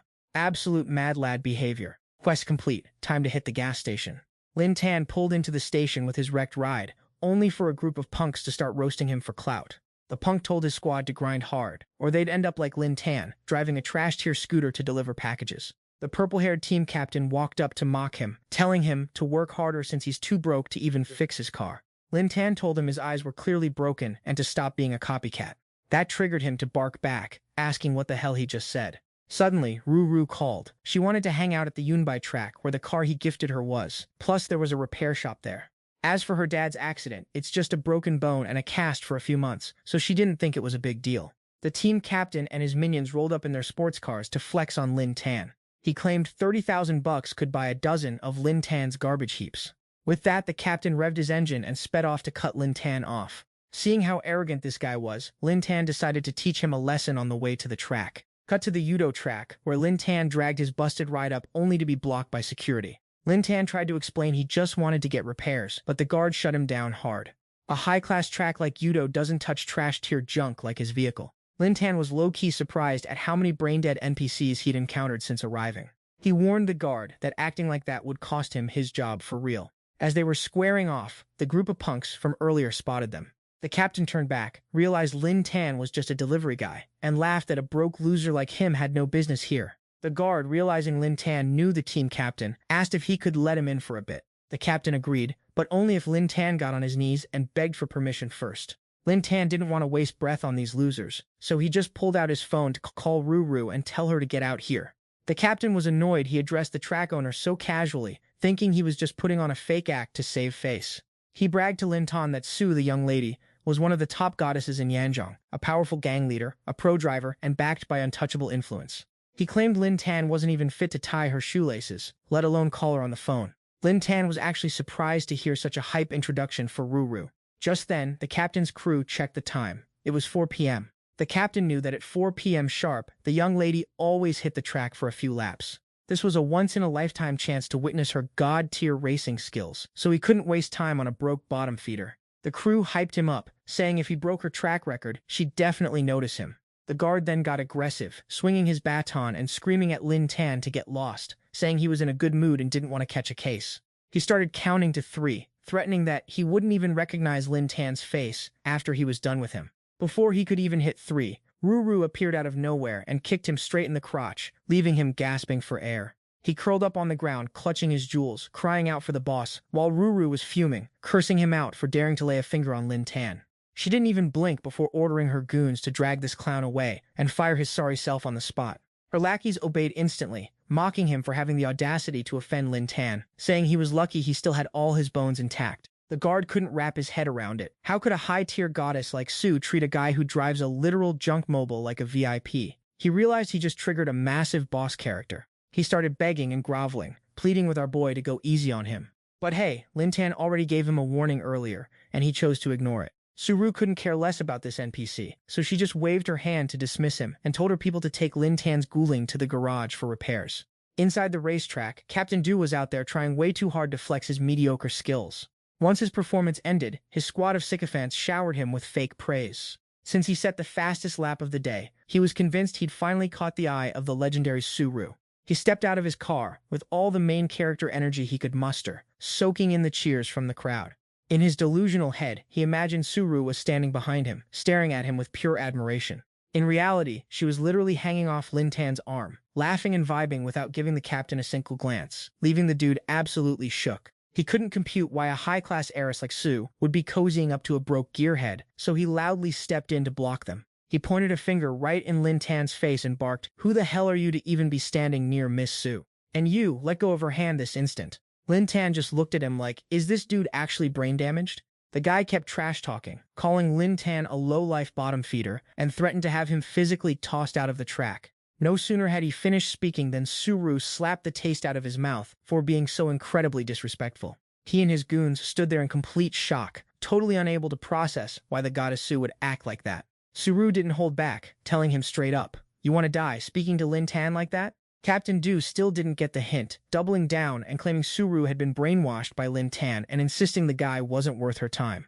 At this point, Suru lost it and dropped the truth bomb. She literally owns this racetrack because Lin Tan gifted it to her. Imagine having the audacity to flex money in front of the guy who owns the whole place. Is he actually lobotomized? Hearing that, the guy looked like he'd just seen a ghost, total mental breakdown. Suru didn't hesitate to call his bluff. Don't go around acting tough just because you own a measly multi-million-dollar GT. Even if Lin Tan drove a literal scrap heap, he'd still smoke you without breaking a sweat. Hearing this, the guy was fuming, his pride wounded, and he demanded a challenge. He challenged Lin Tan to a race instead of hiding behind the heiress's skirt like a coward. Suru laughed and told him he'd need another few hundred years of practice before he could even dream of competing with Lin Tan. She then stepped up and challenged him to a single lap. If he won, he'd get free access to the track for life, but if he lost, he had to hand over his car and kneel down to apologize to Lin Tan. Being super confident in his skills, he added his own condition. If he won, Suru had to be his girlfriend, and the track would become his. For a girl as fearless as Suru, that kind of bet was light work. But she countered. If he lost, she'd have him dragged out of here with his legs shattered. With that, both cars rolled into their starting positions. On one side, a multi-million-dollar GT, and on the other, Lin Tan's rusty Guling. Lin Tan sat in the passenger seat to support her, which made Suru incredibly happy. In reality, Lin Tan only tagged along because he had a bad feeling the guy would play dirty and force her to lose, and he wasn't about to let that slide. Then the signal dropped, and the race officially began. Right off the line, Suru zoomed past him with ease, leaving the guy completely stunned. Not only that, but at every corner, the Guling drifted with god-tier precision, putting the captain in a state of absolute panic. He knew that if he fell behind here, there was zero chance of catching back up. Desperate to win, he floored it and intentionally rammed into the back of Suru's car, screaming that he absolutely refused to lose. Even after the brutal rear end, Suru kept her cool, manhandling the steering wheel to keep the car on the track. But the impact left her slightly injured, and she roared, "What an absolute animal!" Lin Tan checked on her, but Suru brushed off the pain. Her eyes were locked on the finish line, purely focused on the dub. Lin Tan saw the guy's dirty play and was ready to end him. But Suru had raced on the dangerous Yanming Mountains and seen way worse. To her, this was just minor league trash behavior. If you lose, it's just because your skills are mid. Lin Tan offered to step in and handle it, but Suru shot him down immediately. She wanted to win this on her own terms. With a delusional loser like that, there's no need for Lin Tan to even lift a finger. The two cars were tearing up the track in a wild high-stakes chase. Ruru took a sharp corner, drifting dangerously close to the edge of the track. She pulled a sick drift, burning rubber until the tires were literally screaming and smoking. Captain Do looked in his rearview mirror, shocked that Ruru hadn't wiped out yet. Lin Tan tried to take the wheel, but Ruru wasn't having any of it. She was confident she could handle the heat. Lin Tan didn't waste time, just hopped into the passenger seat behind her. He took control of the gear shifting while leaving the steering to her. Ruru followed his lead on the pedal. Having him so close made her face go bright red with shyness. The cold Chad energy Lin Tan was radiating had her absolutely whipped. Ruru was low-key loving every second of being pressed against him. The duo was moving in perfect high-octane sync. Their car surged ahead, crossing the finish line in style. Captain Do's crew stared in disbelief, jaws hitting the floor. They couldn't wrap their heads around how a wrecked-out heap could beat their leader. The loser's car was towed straight to Lin Tan's place as the spoils of war. The local boss was crying his eyes out over losing his $5 million whip. He refused to accept the result, claiming a single race didn't prove anything. He insisted that if he followed his rules, he would have definitely won. Because in his mind, no one could ever touch his elite racing team. His goons started barking, demanding a rematch to settle the score. He demanded a $25 million buy-in, excluding the costs for the losing side. Lin Tan just smirked, whipped out his gold card, and told them there was a cool billion in there, telling Ruru to use it to start her own team. He told her don't worry about specs, just make sure it's the most expensive gear money can buy. Lin Tan swiped the card for $1 billion on the spot, and Ruru was so hyped she gave him a kiss on the cheek. That little move boosted Ruru's favorability by another 5%. Ruru's affection meter hit 94%, meaning the first stage of her comeback was a total success. The system logged that Lin Tan dropped $1 billion to help her glow up. He got a 10% rebate, $100 million dumped into his account, plus a +1 boost to all his base stats. His global stats level is now sitting at 16. The system prompted him to pick one of 3 new skills: Tactical Mastery, Dance Mastery, or Rap God Proficiency. The captain was shook, unable to process how this broke loser had that much bread. Since he thought Lin Tan was just a delivery boy driving a wreck, Lin Tan reminded him it was finally time to kowtow. The guys on site grabbed the captain by his hair and slammed his head into the ground. Lin Tan and Ruru watched with satisfaction, cheering the show on. That sound was crisp, and Lin Tan's men immediately kicked the losers out of the track. The squad dragged their pathetic leader away as he struggled in total defeat. Back at the track, Lin Tan's crew popped bottles to celebrate the dub. The party was popping, so Lin Tan took Ruru out for a victory lap in the new GT. He noticed she wasn't wearing a seatbelt and told her to buckle up since he was about to go full speed. But Ruru trusted his driving skills so much she didn't even care about safety. Lin Tan leaned in and told her to sit still, but Ruru leaned closer to whisper a secret in his ear. She said that while she acts wild and untamed, she's never found a guy she truly wanted to give her heart to until now. Lin Tan was caught off guard, wondering what she was really getting at. She blushed, giving him that "I'm yours" look, basically offering her everything to him. She just wanted to know if he was down. Lin Tan told her to chill and stay still because he was driving. Big Bro was trying to focus. He floored the gas on the new beast, the sudden acceleration throwing her back into her seat. Deep down, she made up her mind. She wasn't letting Lin Tan slip away this time. The car drifted around the track at breakneck speed, with her practically using the chaos as an excuse to throw herself all over our boy. She even had the audacity to tease him, asking if he wanted to play a little high-stakes game. Lin Tan tried his best to keep his cool, but she just kept challenging him. Did she really think he couldn't handle it? Being a red-blooded man, Lin Tan's blood started to boil from the pure provocation. Ruru promised to keep their little secret, adding that even if things went south, she wouldn't judge him. Lin Tan gulped, warning her to stay quiet. He told her not to underestimate a man, or he'd prove his point and she'd definitely regret pushing him. Ruru was draped all over him now, and honestly, the word regret wasn't even in her dictionary. The two started a full-body interaction as our boy officially entered beast mode. The car hit its absolute top speed. The two of them started teaching each other how to spell. Ruru hurriedly gasped, "Wait, stop!" Lin Tan was caught off guard. He didn't expect her to tap out so fast. She kept playing tough with her words, but the strange sounds she was making totally betrayed her. As they zoomed by, two guys sitting on the sidelines were mid-drink, watching their big boss driving with her legs on the dashboard. It's a miracle they didn't crash. The other guy watched Lin Tan driving and assumed the young miss was just playing around. Meanwhile, Ruru was in pure bliss and surrendered on the spot. Lin Tan could tell she wasn't actually defeated, so he kept the pressure on, driving Ruru into a complete frenzy.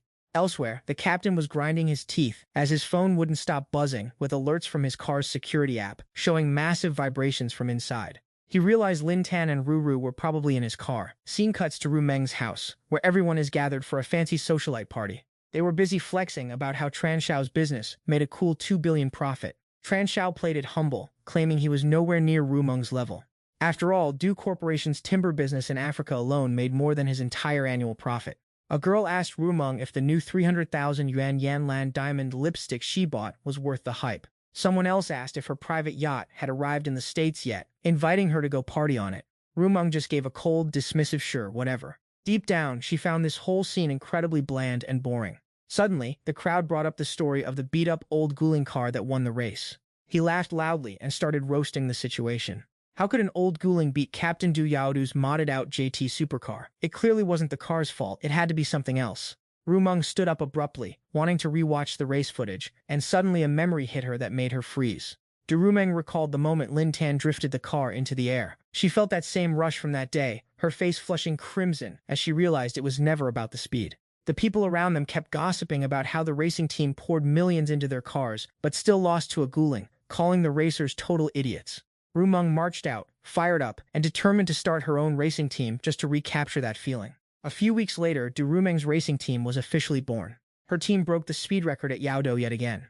With the international tournament coming up, her team had a 90% chance of taking home the gold. Reporters swarmed Ru Meng, begging for her thoughts, but she looked completely bored and unimpressed. Ru Meng gave the press a cold look and dropped a bombshell. She was disbanding the team. Her words hit the reporters and her new team like a lightning bolt, but Ru Meng couldn't have cared less. Without another word, she turned and walked away in total silence. The reporters, in total disbelief, chased after her, demanding to know why she'd throw away such a promising team. Night fell over the Ru estate. Ru Meng tossed and turned in bed, obsessed with chasing that specific feeling. No matter how fast she went, she just couldn't replicate that same adrenaline. Maybe it wasn't the speed after all. It was the man behind the wheel. Meanwhile, Lin Tan had already arrived at the Vientiane airport. His friends showed up to see him off. His senior reminded him to stay safe while studying abroad in Africa. They heard the security situation over there was absolute trash. It wasn't just armed kidnapping gangs and bandits. There were still actual primitive tribes out there. They warned him to be careful, or he'd end up as a barbecue snack. Lin Tan told his bros to chill and not worry about a thing. He's only going to be gone for a month. He'll be back before they even miss him. Plus, it's a free vacation with room and board fully covered. Not to mention he gets to scope out some wild animals. He plans to gather some research for his thesis and hook his boys in the dorm up by putting their names on the credits. His speech had the boys tearing up. What a legend, truly the ultimate dorm daddy. Chudong turned around and saw Ru Meng trailing behind. He was shook, like, wasn't there only supposed to be one exchange student? Why is this girl here too? Ru Meng was serving main character energy, dragging her suitcase onto the plane without giving a single glance to the NPCs around her. Lin Tan was pretty surprised to see her too. He realized this girl was the campus goddess who suddenly transferred between Yanjiang University and Cape University. But since it had nothing to do with him, he couldn't care less. He just wanted to change his environment and clear his head. The two of them headed to the security checkpoint for a pat-down. Even Rumeng's butler was low-key losing his mind that the young miss of the Du family would pull a move like this. Not only did she insist on transferring to Yanjiang University, but once she heard Lin Tan was heading to Cape as an exchange student, she just gate-crashed and snagged a spot for herself. The Du Corporation is a heavy hitter in Yudo, dominating everything from trade and real estate to heavy industry. They've got branches scattered across the country, and even deep into international waters. Heck, even in Cape, Africa, where she's heading, the Du family has their own timber factories. But let's be real, Cape is a chaotic, underdeveloped hotspot, and sending the Du family's golden princess there is a massive risk. How on earth did she manage to convince the old man at home? Absolutely mind-boggling. Lin Tan and Du Rumeng boarded the plane and ended up snagging seats right next to each other. Once settled, Du Rumeng immediately called her people and ordered them to take the chains off the old man. Her casual comment had Lin Tan's jaw hitting the floor. Seeing him look so shook, she just side-eyed him and asked, "Is there a problem?" Lin Tan broke out in a cold sweat and just mumbled that he was totally fine. He tried to play it cool, saying they were just two exchange students in a foreign land, and as fellow classmates and countrymen, they should stick together. If she ever ran into any trouble she couldn't handle, she could always hit him up. Rumeng closed her eyes tight, telling him her problems were already dealt with. Lin Tan had zero clue what was actually going on. Rumeng felt a thrill she'd never experienced before just sitting next to Lin Tan. It was the first time in forever that she didn't feel bored out of her mind. Their flight finally touched down in Cape, Africa. Lin Tan did a massive stretch. After a brutal 10-hour flight, they'd finally made it. Lin Tan pulled out his documents to check the briefing on Cape. It's the most economically developed city in Africa, but the gap between the rich and the broke is actually insane. It borders a massive savanna full of local tribes, which is why so many international students flock there for research. The only major L is the high unemployment rate, which makes the security situation pretty sketchy. Lin Tan closed his eyes, feeling pretty satisfied with his life choices. He figured the move was simple. Just don't go to the middle of nowhere, and don't go out at night alone, and he'd be golden. Suddenly, a wild shootout erupted right in front of them, scaring the living daylights out of him. Stray bullets were flying everywhere, like they were on sale. Lin Tan had to grab Rumeng and pull her into cover to dodge the incoming heat. Lin Tan was fuming. He thought the security was supposed to be decent. This travel brochure was a total scam, basically baiting tourists just to get them unalived. He turned to check on Rumeng, and she was blushing so hard she couldn't even speak. Lin Tan was confused by her reaction, not sure if she was terrified or just having the time of her life. Meanwhile, the other exchange students were straight up collapsing in fear. Suddenly, a bus came drifting around the corner, screeching to a halt right in front of them. The guy in the passenger seat started screaming that he was a professor from Cape University and ordered the students to get on the bus ASAP unless they wanted to become target practice. The terrified students started scrambling and screaming while ducking for cover. Lin Tan took the lead, grabbed Du Rumeng, and hauled her into the bus. He shouted loudly for the group behind him to start moving. After seeing all the international students were on board, the teacher urged the driver to step on it. Outside, a bunch of thugs were having a massive shootout, all fighting over the gold mine. One guy from the Bai family aimed his rocket launcher at the enemies, letting them know he was claiming the mine for himself. The rocket fired, but the warhead drifted completely off target. That rogue warhead just happened to be heading straight for Lin Jin and the students' bus. The driver realized things were about to get messy and started sweating buckets. Suddenly, a pair of hands grabbed the wheel and gear shift, and a foot slammed the gas. The bus swerved, dodging the explosion like a total pro. The warhead slammed into a high-rise building instead, creating a massive blast. The guy behind the wheel was none other than Lin Jin. Lin Jin stared at the explosion with an ice-cold, steady gaze. Du Rumeng sat in her seat, feeling that familiar spark she had experienced that day return. Rumeng's favorability meter just ticked up by 8%. She was absolutely buzzing from the adrenaline of it all. Lin Jin looked at her, confused as to why her affection stats were randomly spiking. The students, the teacher, and the driver broke out into cheers, praising Lin Jin for saving them. The teacher couldn't believe how much of a gigachad their boy was. He had literally just saved everyone's life. The girls nearby wanted to bring over some booze to thank him, begging him to recount the story and demanding a party to celebrate surviving the brush with death. Lin Jin introduced himself to the group. He was low-key surprised that none of them seemed remotely fazed by the chaos. Two of the girls in the group didn't even think it was a big deal. In their home country, they deal with thousands of shootouts every single year. Sure, it's scary for a second, but as long as you're still breathing, it's all good. Another girl nearby complained she didn't have a weapon, or she would have definitely clapped back. People from their country aren't afraid of anything. Lin Xin just sighed. He had to admit, people from those regions are built different. If you don't have nerves of steel, you aren't surviving out there. A while later, the bus safely arrived at the university. The teacher welcomed everyone to their new campus. A faculty member was there to guide everyone to the dorms. One student was still shaking, wondering if the school was actually a safe zone. The lecturer just laughed it off. He flexed that this was a world-class university, and at the very least, inside the walls, they were safe. Suddenly, more combat vehicles rolled up, with weapons blasting off continuously. The convoy stopped right in front of the exchange students. A man stepped out of the vehicle to calm the new arrivals down. Standing before them was their senior, Hassan. He already knew about the drama that went down at the airport. They didn't need to stress anymore. With him around, those dangerous thugs wouldn't dare step foot on campus. The students were awestruck by the sheer wealth of a senior who rolls up with armored trucks and heavy machine guns. One student was stunned that you could just bring military-grade gear onto a school campus. Back in their home country, they wouldn't even dare to dream of such a thing. A senior sidekick smirked, noting that while it's illegal for average Joes, their guy Hassan isn't exactly average. The Bai family controls the largest gold mines in the KP region and has deep ties with all the local warlords. They're basically the local powerhouse. Even the mini-kings of the KP region have to show the Bai family some respect. Hassan is the only son of the Bai family patriarch. The students looked at Hassan with starry eyes, begging him for a campus tour and a chance to play with his heavy machine gun. Hassan was smug, knowing that once he dropped his status, no girl could resist his riz. He looked around only to see Lin Xin and Rumeng completely ignoring him and walking away, leaving him absolutely gobsmacked. He slammed his foot on the gas, revving his engine and sending everyone flying to the side. Hassan rolled up to Rumeng, whipping out a flashy gold-plated pistol like he was auditioning for a rap video. He asked if she wanted to go for a joyride with him, flexing that he'd let her play with his expensive toy. Rumeng gave him the cold shoulder immediately, straight up telling him she wasn't interested. Hassan was shook. He didn't expect the prettiest girl among the international students to be the one from Huaguo, and even worse, the one most impossible to pull. He side-eyed Lin Jin, assuming he was her boyfriend, and fired a shot right in front of him just to flex his ego. Lin Jin shot him a death glare. The other students were genuinely pressed, not getting why Hassan was acting like a psycho and nearly clipping Lin Jin.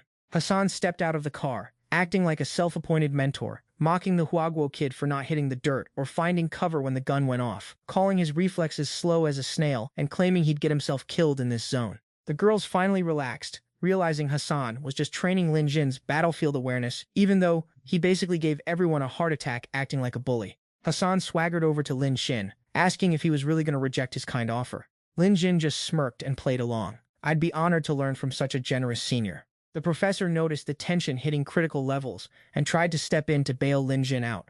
He made an excuse that Lin Jin just arrived and needed to sort out his luggage and get settled in. But before he could finish, Hassan cut the teacher off, insisting he was just looking out for the new guy, and asked if the teacher was really going to stand in the way of progress. The teacher backed off, shaking, and invited them to keep the show going. Hassan signaled his goons to bring out a mountain of gold.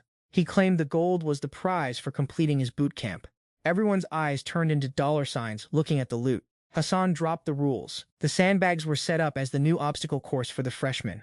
The rules were simple. Get from start to finish to snag a 1,000-gram gold bar as the reward. Even though there were smaller gold nuggets along the way, if you took a single hit before the finish line, you were out, and everything you collected got confiscated. Everyone stared in awe. They'd never seen gold bars that chunky in their entire lives. Even if they didn't grab the small nuggets, just hitting the finish line for the big prize was enough to get anyone thirsty to try. Hassan claimed he had body armor prepared, telling Junior Lin Jin he didn't need to worry about his life. He knew that vest could stop a bullet, but taking a point-blank shot from 10 meters away would still bruise your ribs enough to keep you bedridden for a week. The crowd figured with the armor, everything would be totally safe. They started simping for Hassan, acting like he was a saint for casually handing out 10,000-gram bars like candy. At current international rates, a single one of those bars was worth over 300,000. Hassan pointed the gun at Lin Xin and asked if he was in or out. Stop wasting time. Put the vest on and get moving. Lin Xin lifted his chin, flat out saying he had zero interest in Hassan's little training game. Hassan's jaw hit the floor. He couldn't believe his ears. Lin Xin added that this pocket change wasn't enough to make him perform for the crowd. If you want to raise the stakes, maybe I'll play along. Hassan's henchmen started barking at Lin Xin for being such a cocky amateur. Hassan waved them off, asking Lin Xin how he wanted to bet. Lin Xin knew a tryhard like Hassan had to be a regular at this training course. He told him to demonstrate first, then they'd switch places to see who could haul in the most gold. The loser doesn't just pay double the gold. They have to bow down in front of everyone and call the winner Big Boss. The students were stunned. Nobody thought Lin Xin had the guts to challenge Hassan. They were all thinking the same thing. This guy is absolutely unhinged. Rumeng heard the terms and was low-key shocked Lin Xin would actually go that hard. She was falling even deeper for his I don't give a damn energy. Hassan took the bait and accepted, ready to crush him in a real match. Hassan suited up in the armor. The crowd was in disbelief that the senior was actually going head-to-head with the new kid. With Hassan's daily training, they figured Lin Xin was already looking at a massive L. Hassan started crawling through the obstacle course. Lin Xin grabbed the pistol, feeling the weight of the gold-plated Desert Eagle, not a bad feel for a lethal weapon. Hassan scoffed, calling him a Huaguo redneck who'd probably never touched a gun, convinced he'd miss everything, while he showed off his own pro skills to the ladies. Hassan mocked him with a warning, "Be careful, don't shoot your own hand off." Lin Tan casually chambers around, telling Hassan not to sweat it. He's been grinding PUBG's aim assist training like a sweatlord, so he tells him not to hold back and give it everything he's got.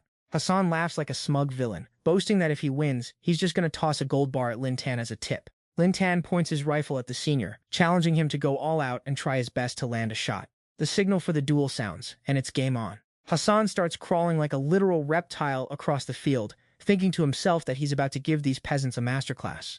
The international students watching are shook, never expecting movement this fast. Truly the peak performance of a local expert. The first shot immediately tags the senior right in the rear, followed by a relentless barrage of hits connecting all over his body. Hassan thinks his own movement speed is cracked, so he writes off getting hit as just a pure fluke. He lunges forward, desperate to snatch that gold bar at the finish line.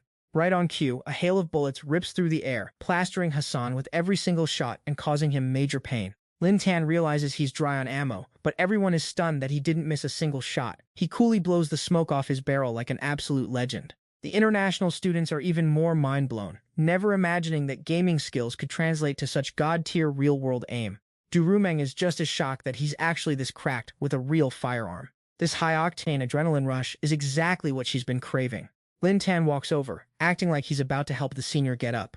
Hassan is in so much pain he's on the verge of tears, feeling like his ribs are basically shattered. Hassan forces himself to stand tall to save face, claiming that as a real man, a little pain is nothing. Now it's Lin Tan's turn to run, and Hassan hopes he moves faster than that. The senior gives him a sinister, side-eyed glare that practically screams a threat. "If I lose my aim and blow your head off, don't blame me if you don't make it out alive." Lin Tan just flashes a cocky grin in response. He reminds Hassan he already tagged him 7 times, and to make sure he keeps track of that gold bounty. He also makes sure to reiterate the rules, noting that the senior hasn't even managed to grab a single bar yet. "I hope you aren't planning on dodging the bet if you lose, bro." The entire squad is triggered by Lin Tan's absolute audacity. If Lin Tan wins, not only does Big Boss Hassan have to call him boss, but the whole crew has to become his lackeys too. Lin Tan feels pretty good about those odds. He grabs his body armor and strolls away. Hassan's goons are feeling confident because they've got a backup plan, and Hassan watches Lin Tan walk away, smirking and giving a sarcastic nod. "Not bad, kid." A while later, Hassan leads everyone to a different obstacle course, and the crowd's jaws drop. This layout is way more complex than the last one. This isn't just a military drill ground. You'd be lucky to survive this without getting lit up by gunfire, let alone while being chased. Lin Tan straps on his armor. He sees Hassan wants to play dirty, so he decides to play along, while Hassan waits eagerly to watch him crash and burn. The starting signal rings out and Lin Tan locks into his stance. Hassan chuckles to himself, ready to see how our boy handles this. Hassan plans to put a bullet right between Lin Tan's eyes. No human can move faster than a projectile, right? The moment the shout starts, a bullet whistles through the air, aimed straight at Lin Tan's head. Our boy effortlessly dodges it like he's frame perfect. Then, a whole stream of gunfire starts raining down on him. Lin Tan uses his cracked movement speed to weave through the storm, like a literal gust of wind. In a heartbeat, he clears the course and grabs all the gold without taking a single hit. The students watching are absolutely losing their minds. They can't believe he's actually outrunning bullets. Lin Tan clutches the glittering gold, sarcastically thanking the senior for the generous donation.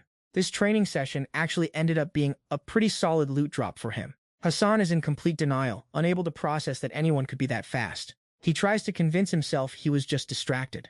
Lin Tan doesn't even care about the gold he's holding. He casually tosses the whole pile over to Rumeng. Since the principal asked him to look after her, he figures she might as well have some pocket change to play with. Rumeng was left completely frozen with that pile of gold bars in her hands. She couldn't believe a human being was even capable of moving at that speed. This only made Rumeng even more obsessed with our boy. Lin Tan smirked, dropped his guard, and walked up to Hassan, telling him it was time to pay up. Hassan stood there like a total NPC, having no clue what our boy was talking about.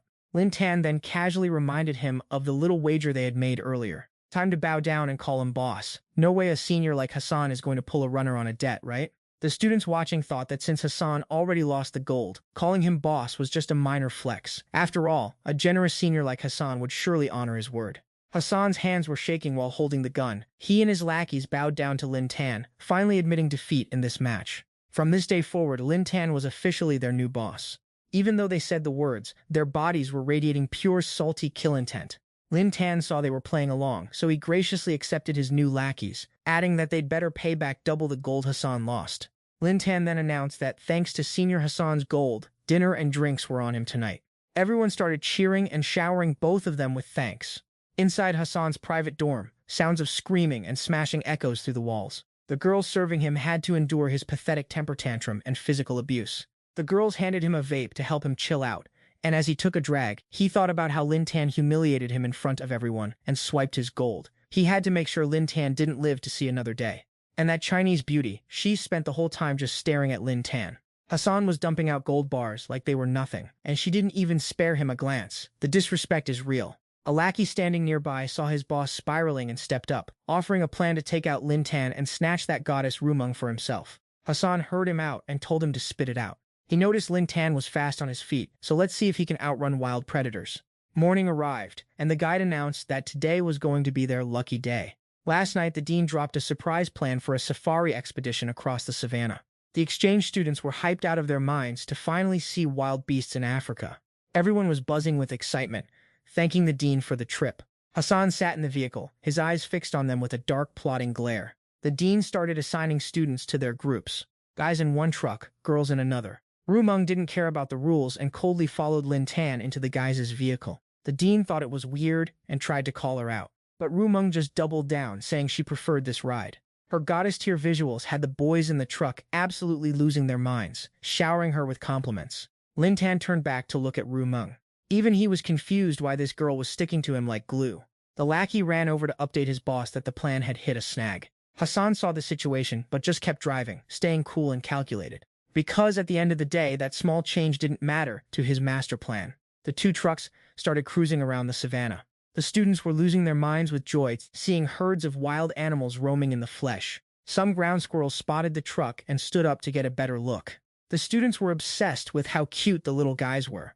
A cheetah came sprinting across the grasslands. Even Lin Tan was shocked to see a live cheetah in the wild for the first time. Suddenly, one of the trucks veered off in a different direction.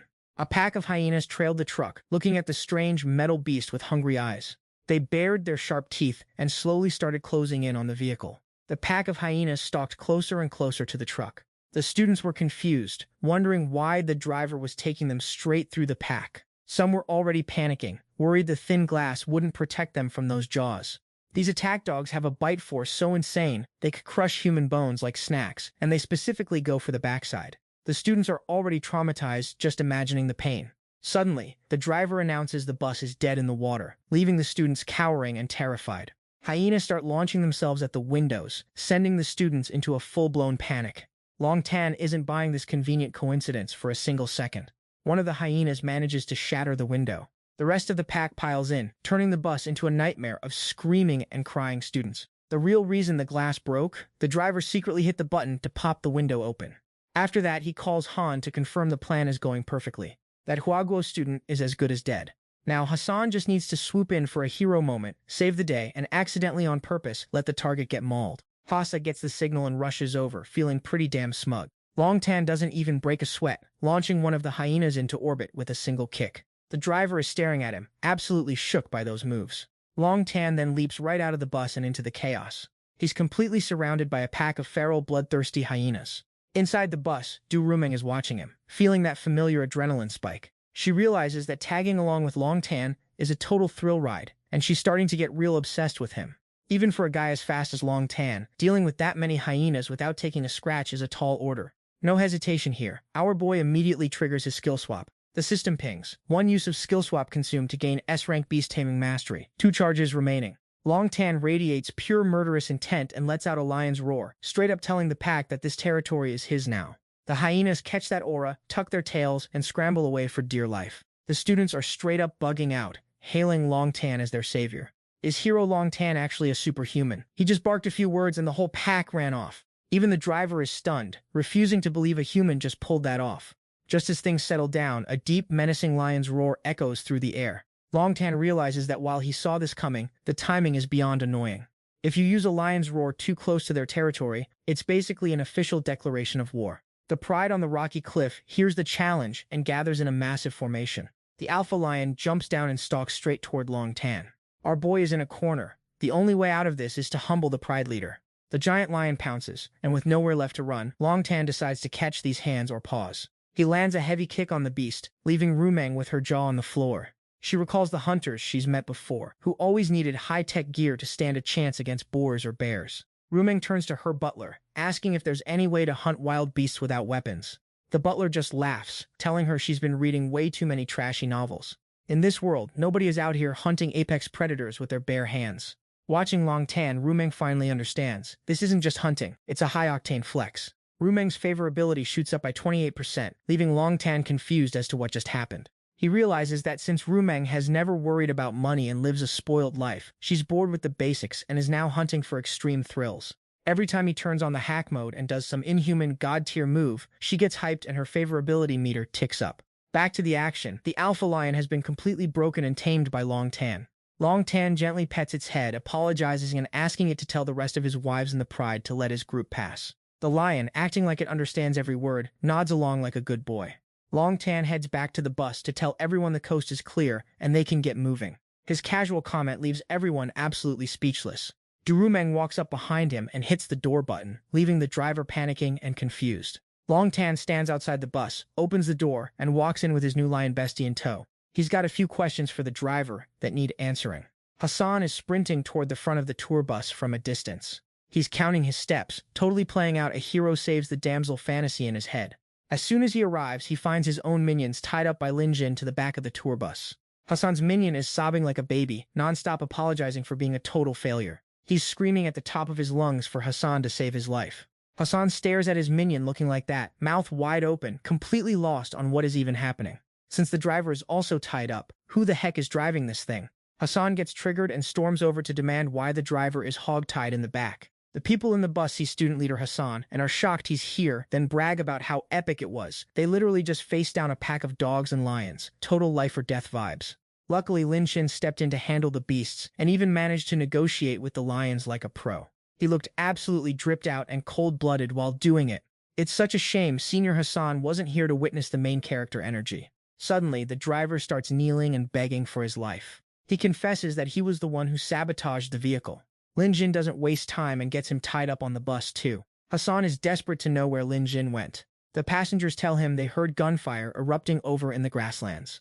Lin Jin got curious, so he took off into the grass to investigate. Rumeng followed him too.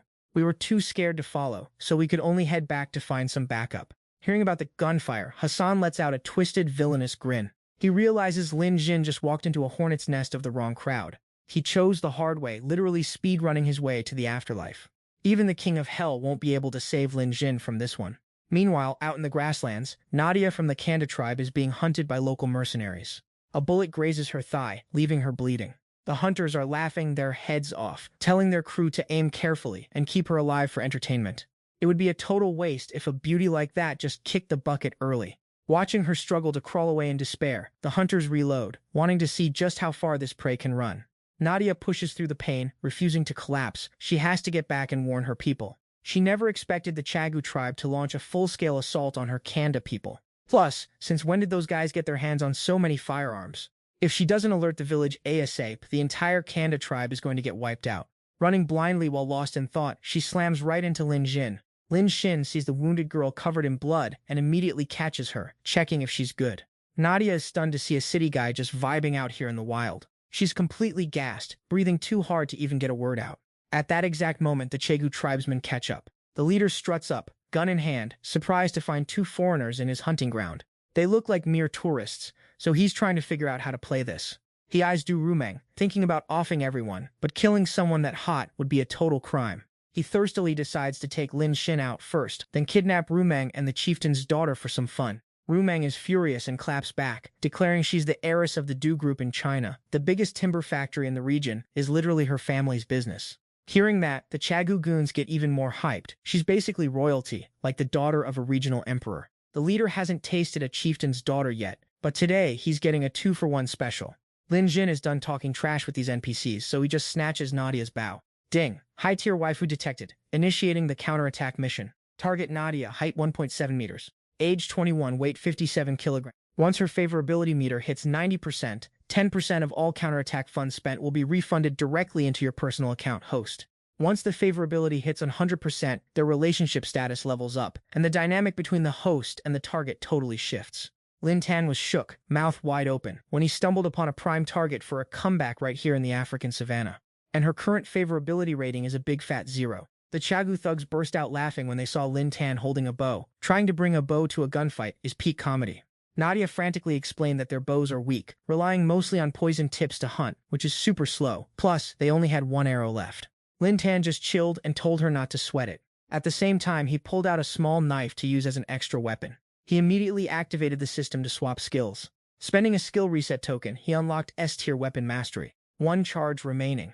The Chagu squad lost their patience and started blasting, convinced our boy was about to become history. Lin Tan zoomed off like a gust of wind, dodging bullets with literal main character plot armor. He drew his bow, aimed at the goons, and pulled the string taut. 1 shot pierced through 3 guys, and they started leaking health like a broken fire hydrant. Lin Tan then yeeted his knife, sticking it straight into the forehead of the last guy before he could even react, sending all 3 to the Shadow Realm instantly. Lin Tan slung his bow over his shoulder, letting everyone know the squad was safe. Nadia was hyped, seeing that Lin Tan's archery skills were absolute god tier. This bumped her favorability up by 15%. With aim that cracked, he's basically the god of hunting. Du Rumeng was low-key immersed in the drama, feeling like she was in an action movie. It was so thrilling that her favorability climbed another 6%, bringing her total to 36%. Lin Tan was surprised. Saving a life usually boosts favorability, but Du Rumeng out here aggressively thirsting for him is on another level. He's got to respect the hustle. Nadia walked up, introduced herself as the daughter of the Kanda tribe chief, and asked for his name so they could get acquainted. Lin Tan shook Nadia's hand and said, "I'm Lin Tan." He followed up by asking why she was being hunted in the first place. Nadia suddenly remembered the plot-critical info. The Kanchu tribe had launched a massive raid, and she had to speedrun back to warn her pops and the rest of the tribe. She took 1 step and immediately collapsed because of the leg injury she took earlier. Lin Tan saw her condition. It was rough. If she tried to hobble, they'd be moving at a snail's pace. Since it was an S-tier priority mission, Lin Tan decided to carry this girl on his back. Nadia felt shy as she climbed onto Lin Tan's back. She thanked him for the help, feeling bad about being a burden, right after meeting. Du Rumeng stood in the distance, watching the two in awkward silence for a hot minute. Nadia awkwardly asked if Rumeng was his girlfriend or something. Rumeng was hesitating to answer, but Lin Tan shut it down immediately, saying he didn't even know who she was. That cold drop left Rumeng stunned. Did he really just pretend he didn't know her? Lin Tan got back to the mission and asked Nadia for directions. She said the village was only 5 kilometers south. Rumeng quickly called out to them. Was he really planning on leaving her alone out here? Lin Tan figured that dragging her along would be an absolute stamina drain. Du Rumeng, showing some big boss energy, offered him 10 million if he brought her along. Lin Tan just looked away, unimpressed. If it were 10 million, he might reconsider. Rumeng was tilted, but she folded and agreed to the price. 10 million, it is. Lin Tan didn't waste another word, scooping up both beauties and dashing forward at full speed. Lin Tan thought that landing 10 million was a total W, especially since this was a target who was actually paying him. After running for a bit, Nadia pointed out the huts ahead. That was her tribe. As they got closer, she panicked, realizing her village was already under siege. On the other side, the Chagu tribe had already started the raid. Gunfire was popping off on both sides. Nadia's tribe could only defend their territory with their basic tier bows. They saw the intruders had guns, and even though the traps held some back, they weren't going to last much longer.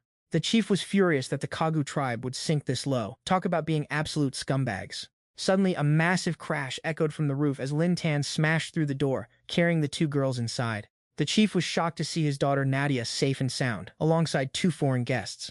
He and the others stared in complete disbelief, eyes welling up with tears of relief. Since he had no idea who these guys were, Nadia quickly introduced Lin Tan as a student from Huaguo, who saved her from the hit squad and brought her home. Lin Tan walked outside to survey the casualties. He didn't expect the invaders to be this bloodthirsty. How much of a grudge could they possibly hold? Plus, for a primitive tribe, they were surprisingly well equipped with firearms. Hearing this, the tribal chief was absolutely livid. He explained that these damn gold diggers were the ones behind all this misery. His Kamdat tribe was one of the few on the grassland that still honored their ancestral traditions. They believed in peaceful coexistence, taking only what they needed and never engaging in mindless slaughter or over-exploitation. The neighboring Kagu tribe used to be the same, and both sides maintained a solid relationship. But a few years ago, gold hunters showed up, struck gold on Kagu land, bribed their leader, and got them hooked on modern luxury and cigarettes. Since then, the Kagu tribe cut ties with them and started acting like straight-up enemies. They used to mind their own business, but for some reason, the Kagu tribe kept trespassing recently, attacking their people, and now they even showed up with guns. The tribal warriors were caught off guard, and half of them were already wiped out. If night hadn't fallen, the Kagu tribe would have definitely finished off the entire Kamdat village. Seeing the desperate situation, one tribesman suggested they abandon the ancestral shrine and run for their lives. The chief closed his eyes in defeat, but deep down, that was the last thing he wanted to do. But for the survival of his people, he had no choice but to ditch their sacred land, and Nadia felt her father's pain. Lin Tan, however, was chilling on the floor, perfectly calm, because he knew there was a way to counterattack. Hearing Lin Tan's confidence, the chief snapped to attention and asked if he was actually being serious. Lin Tan figured since they already made it this far, they wouldn't leave empty-handed. They were definitely lurking outside or waiting to ambush them on their escape route. He had scouted the area and realized the Kagu tribe only had the advantage of better tech, but once the sun went down, their guns weren't going to be nearly as effective. Lin Tan immediately activated the system's tactical mastery protocol. He saw the potential for their bows and arrows to be the ultimate weapon in the dark. With an elite guerrilla squad and proper command, they could totally flip the script. After hearing the plan, the chief was still hesitant, but Nadia stood by him, putting her complete faith in Lin Tan. She even told her father that she witnessed Lin Tan's god-tier hunting skills with her own eyes. Hearing the title god of hunting, the chief didn't waste another second and handed over his 8 strongest warriors. From this moment on, they answered to Lin Tan, ready to live or die for their land. The warriors were fired up and ready to fight to the bitter end alongside Lin Tan. Seeing their massive morale boost, Lin Tan was pretty satisfied. He sat down and started mapping out the strategy so everyone could visualize the plan. Being a small, agile team was actually a massive advantage on the battlefield. First order of business, scavenge those walkie-talkies and uniforms. When night fell, the Kagu tribe was still hiding outside, waiting to ambush. They were getting twitchy, because the team sent to the north hadn't sent any updates. One scout reported that the Kamdat tribe was supposedly out of arrows. Hearing the news, the group charged in like they'd already won. This idiot thought his ammo supply made him invincible. Imagine thinking you're safe from archers just because you have modern tech. As soon as they rushed in, arrows pierced their chests and dropped them instantly. The remaining thugs panicked and started firing wildly into the dark, having no clue where the shots were coming from. More arrows whistled through the air, slitting throats in the blink of an eye. The terrified thugs frantically radioed for reinforcements to come in from the east. Moments later, a group of people emerged from the shadows. Thinking help had arrived, the Kagu goons let their guard down, only to be stabbed by their reinforcements immediately. They had no idea they were actually Kamdat warriors in disguise.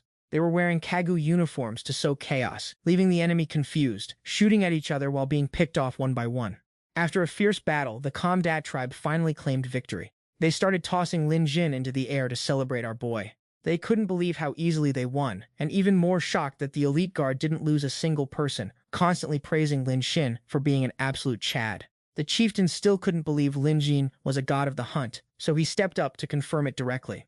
Meanwhile, Du Rumeng had been watching the whole time, and she couldn't wrap her head around how 8 people managed to wipe out dozens of enemies armed with modern guns. The rush she felt was honestly off the charts. Nadia walked straight up and planted a passionate kiss on Lin Jin. She thanked him for risking his life to save her. And not just her, but the entire Kamdat tribe as well. Lin Jin's move boosted Nadia's favorability by 50%, bringing her current meter up to 68%. The guy on the radio realized his squad had been crushed, and he'd clearly underestimated the sheer power of the Kamdat tribe. The chieftain recognized the voice as belonging to the Kapkot tribe, so he grabbed the radio, fuming, to see what this clown wanted. The radio broadcasted the details of the raid. They only sent 30 men with cheap, budget gear, but next time they're coming with triple the numbers and actual top-tier equipment. That threat from the Kapkot leader made the old man jump out of his skin. The leader said that out of respect for their years as neighbors, he'd give them some time to round up the villagers and bail out of this land. Otherwise, by the festival tomorrow night, the Kamdat tribe will be wiped off the map forever. The chieftain, furious, asked what kind of blood feud could possibly justify this. The voice replied that the greatest grudge in life is standing in the way of another man's bag. That statement left the chieftain completely baffled. He stood there, frozen in shock. Nadia sank into deep thought. She didn't buy that the Kapkot tribe was just working with poachers to target elephants and rhinos on their land. Lin Jin's face lit up, and he immediately shut down Nadia's theory, asserting that the tribe was actually gunning for gold. His claim shocked Nadia, and she turned to ask for a better explanation. Lin Jin synthesized the events, seeing clues that were staring everyone in the face. If they wanted her territory, it was only because the land beneath their feet held a vein of gold, just like their own turf. They were terrified that you guys would discover the secret and start mining it first. The Kamdat warriors started sweating bullets, not knowing how to handle this mess. The chieftain sighed and looked up at the sky, watching the birds fly by. His tribe had relied on the grassland gifted by their ancestors for generations. They didn't need, nor did they want, to exploit any gold. But this stretch of prairie was a real, priceless treasure of the Kamdat tribe. So they had to protect this land at all costs and never let the Kapkot tribe invade. The warriors, filled with heroic spirit, vowed to protect their grassland even if it meant dying for it. Seeing their unified front, Lin Jin couldn't help but admire their absolute fire and passion.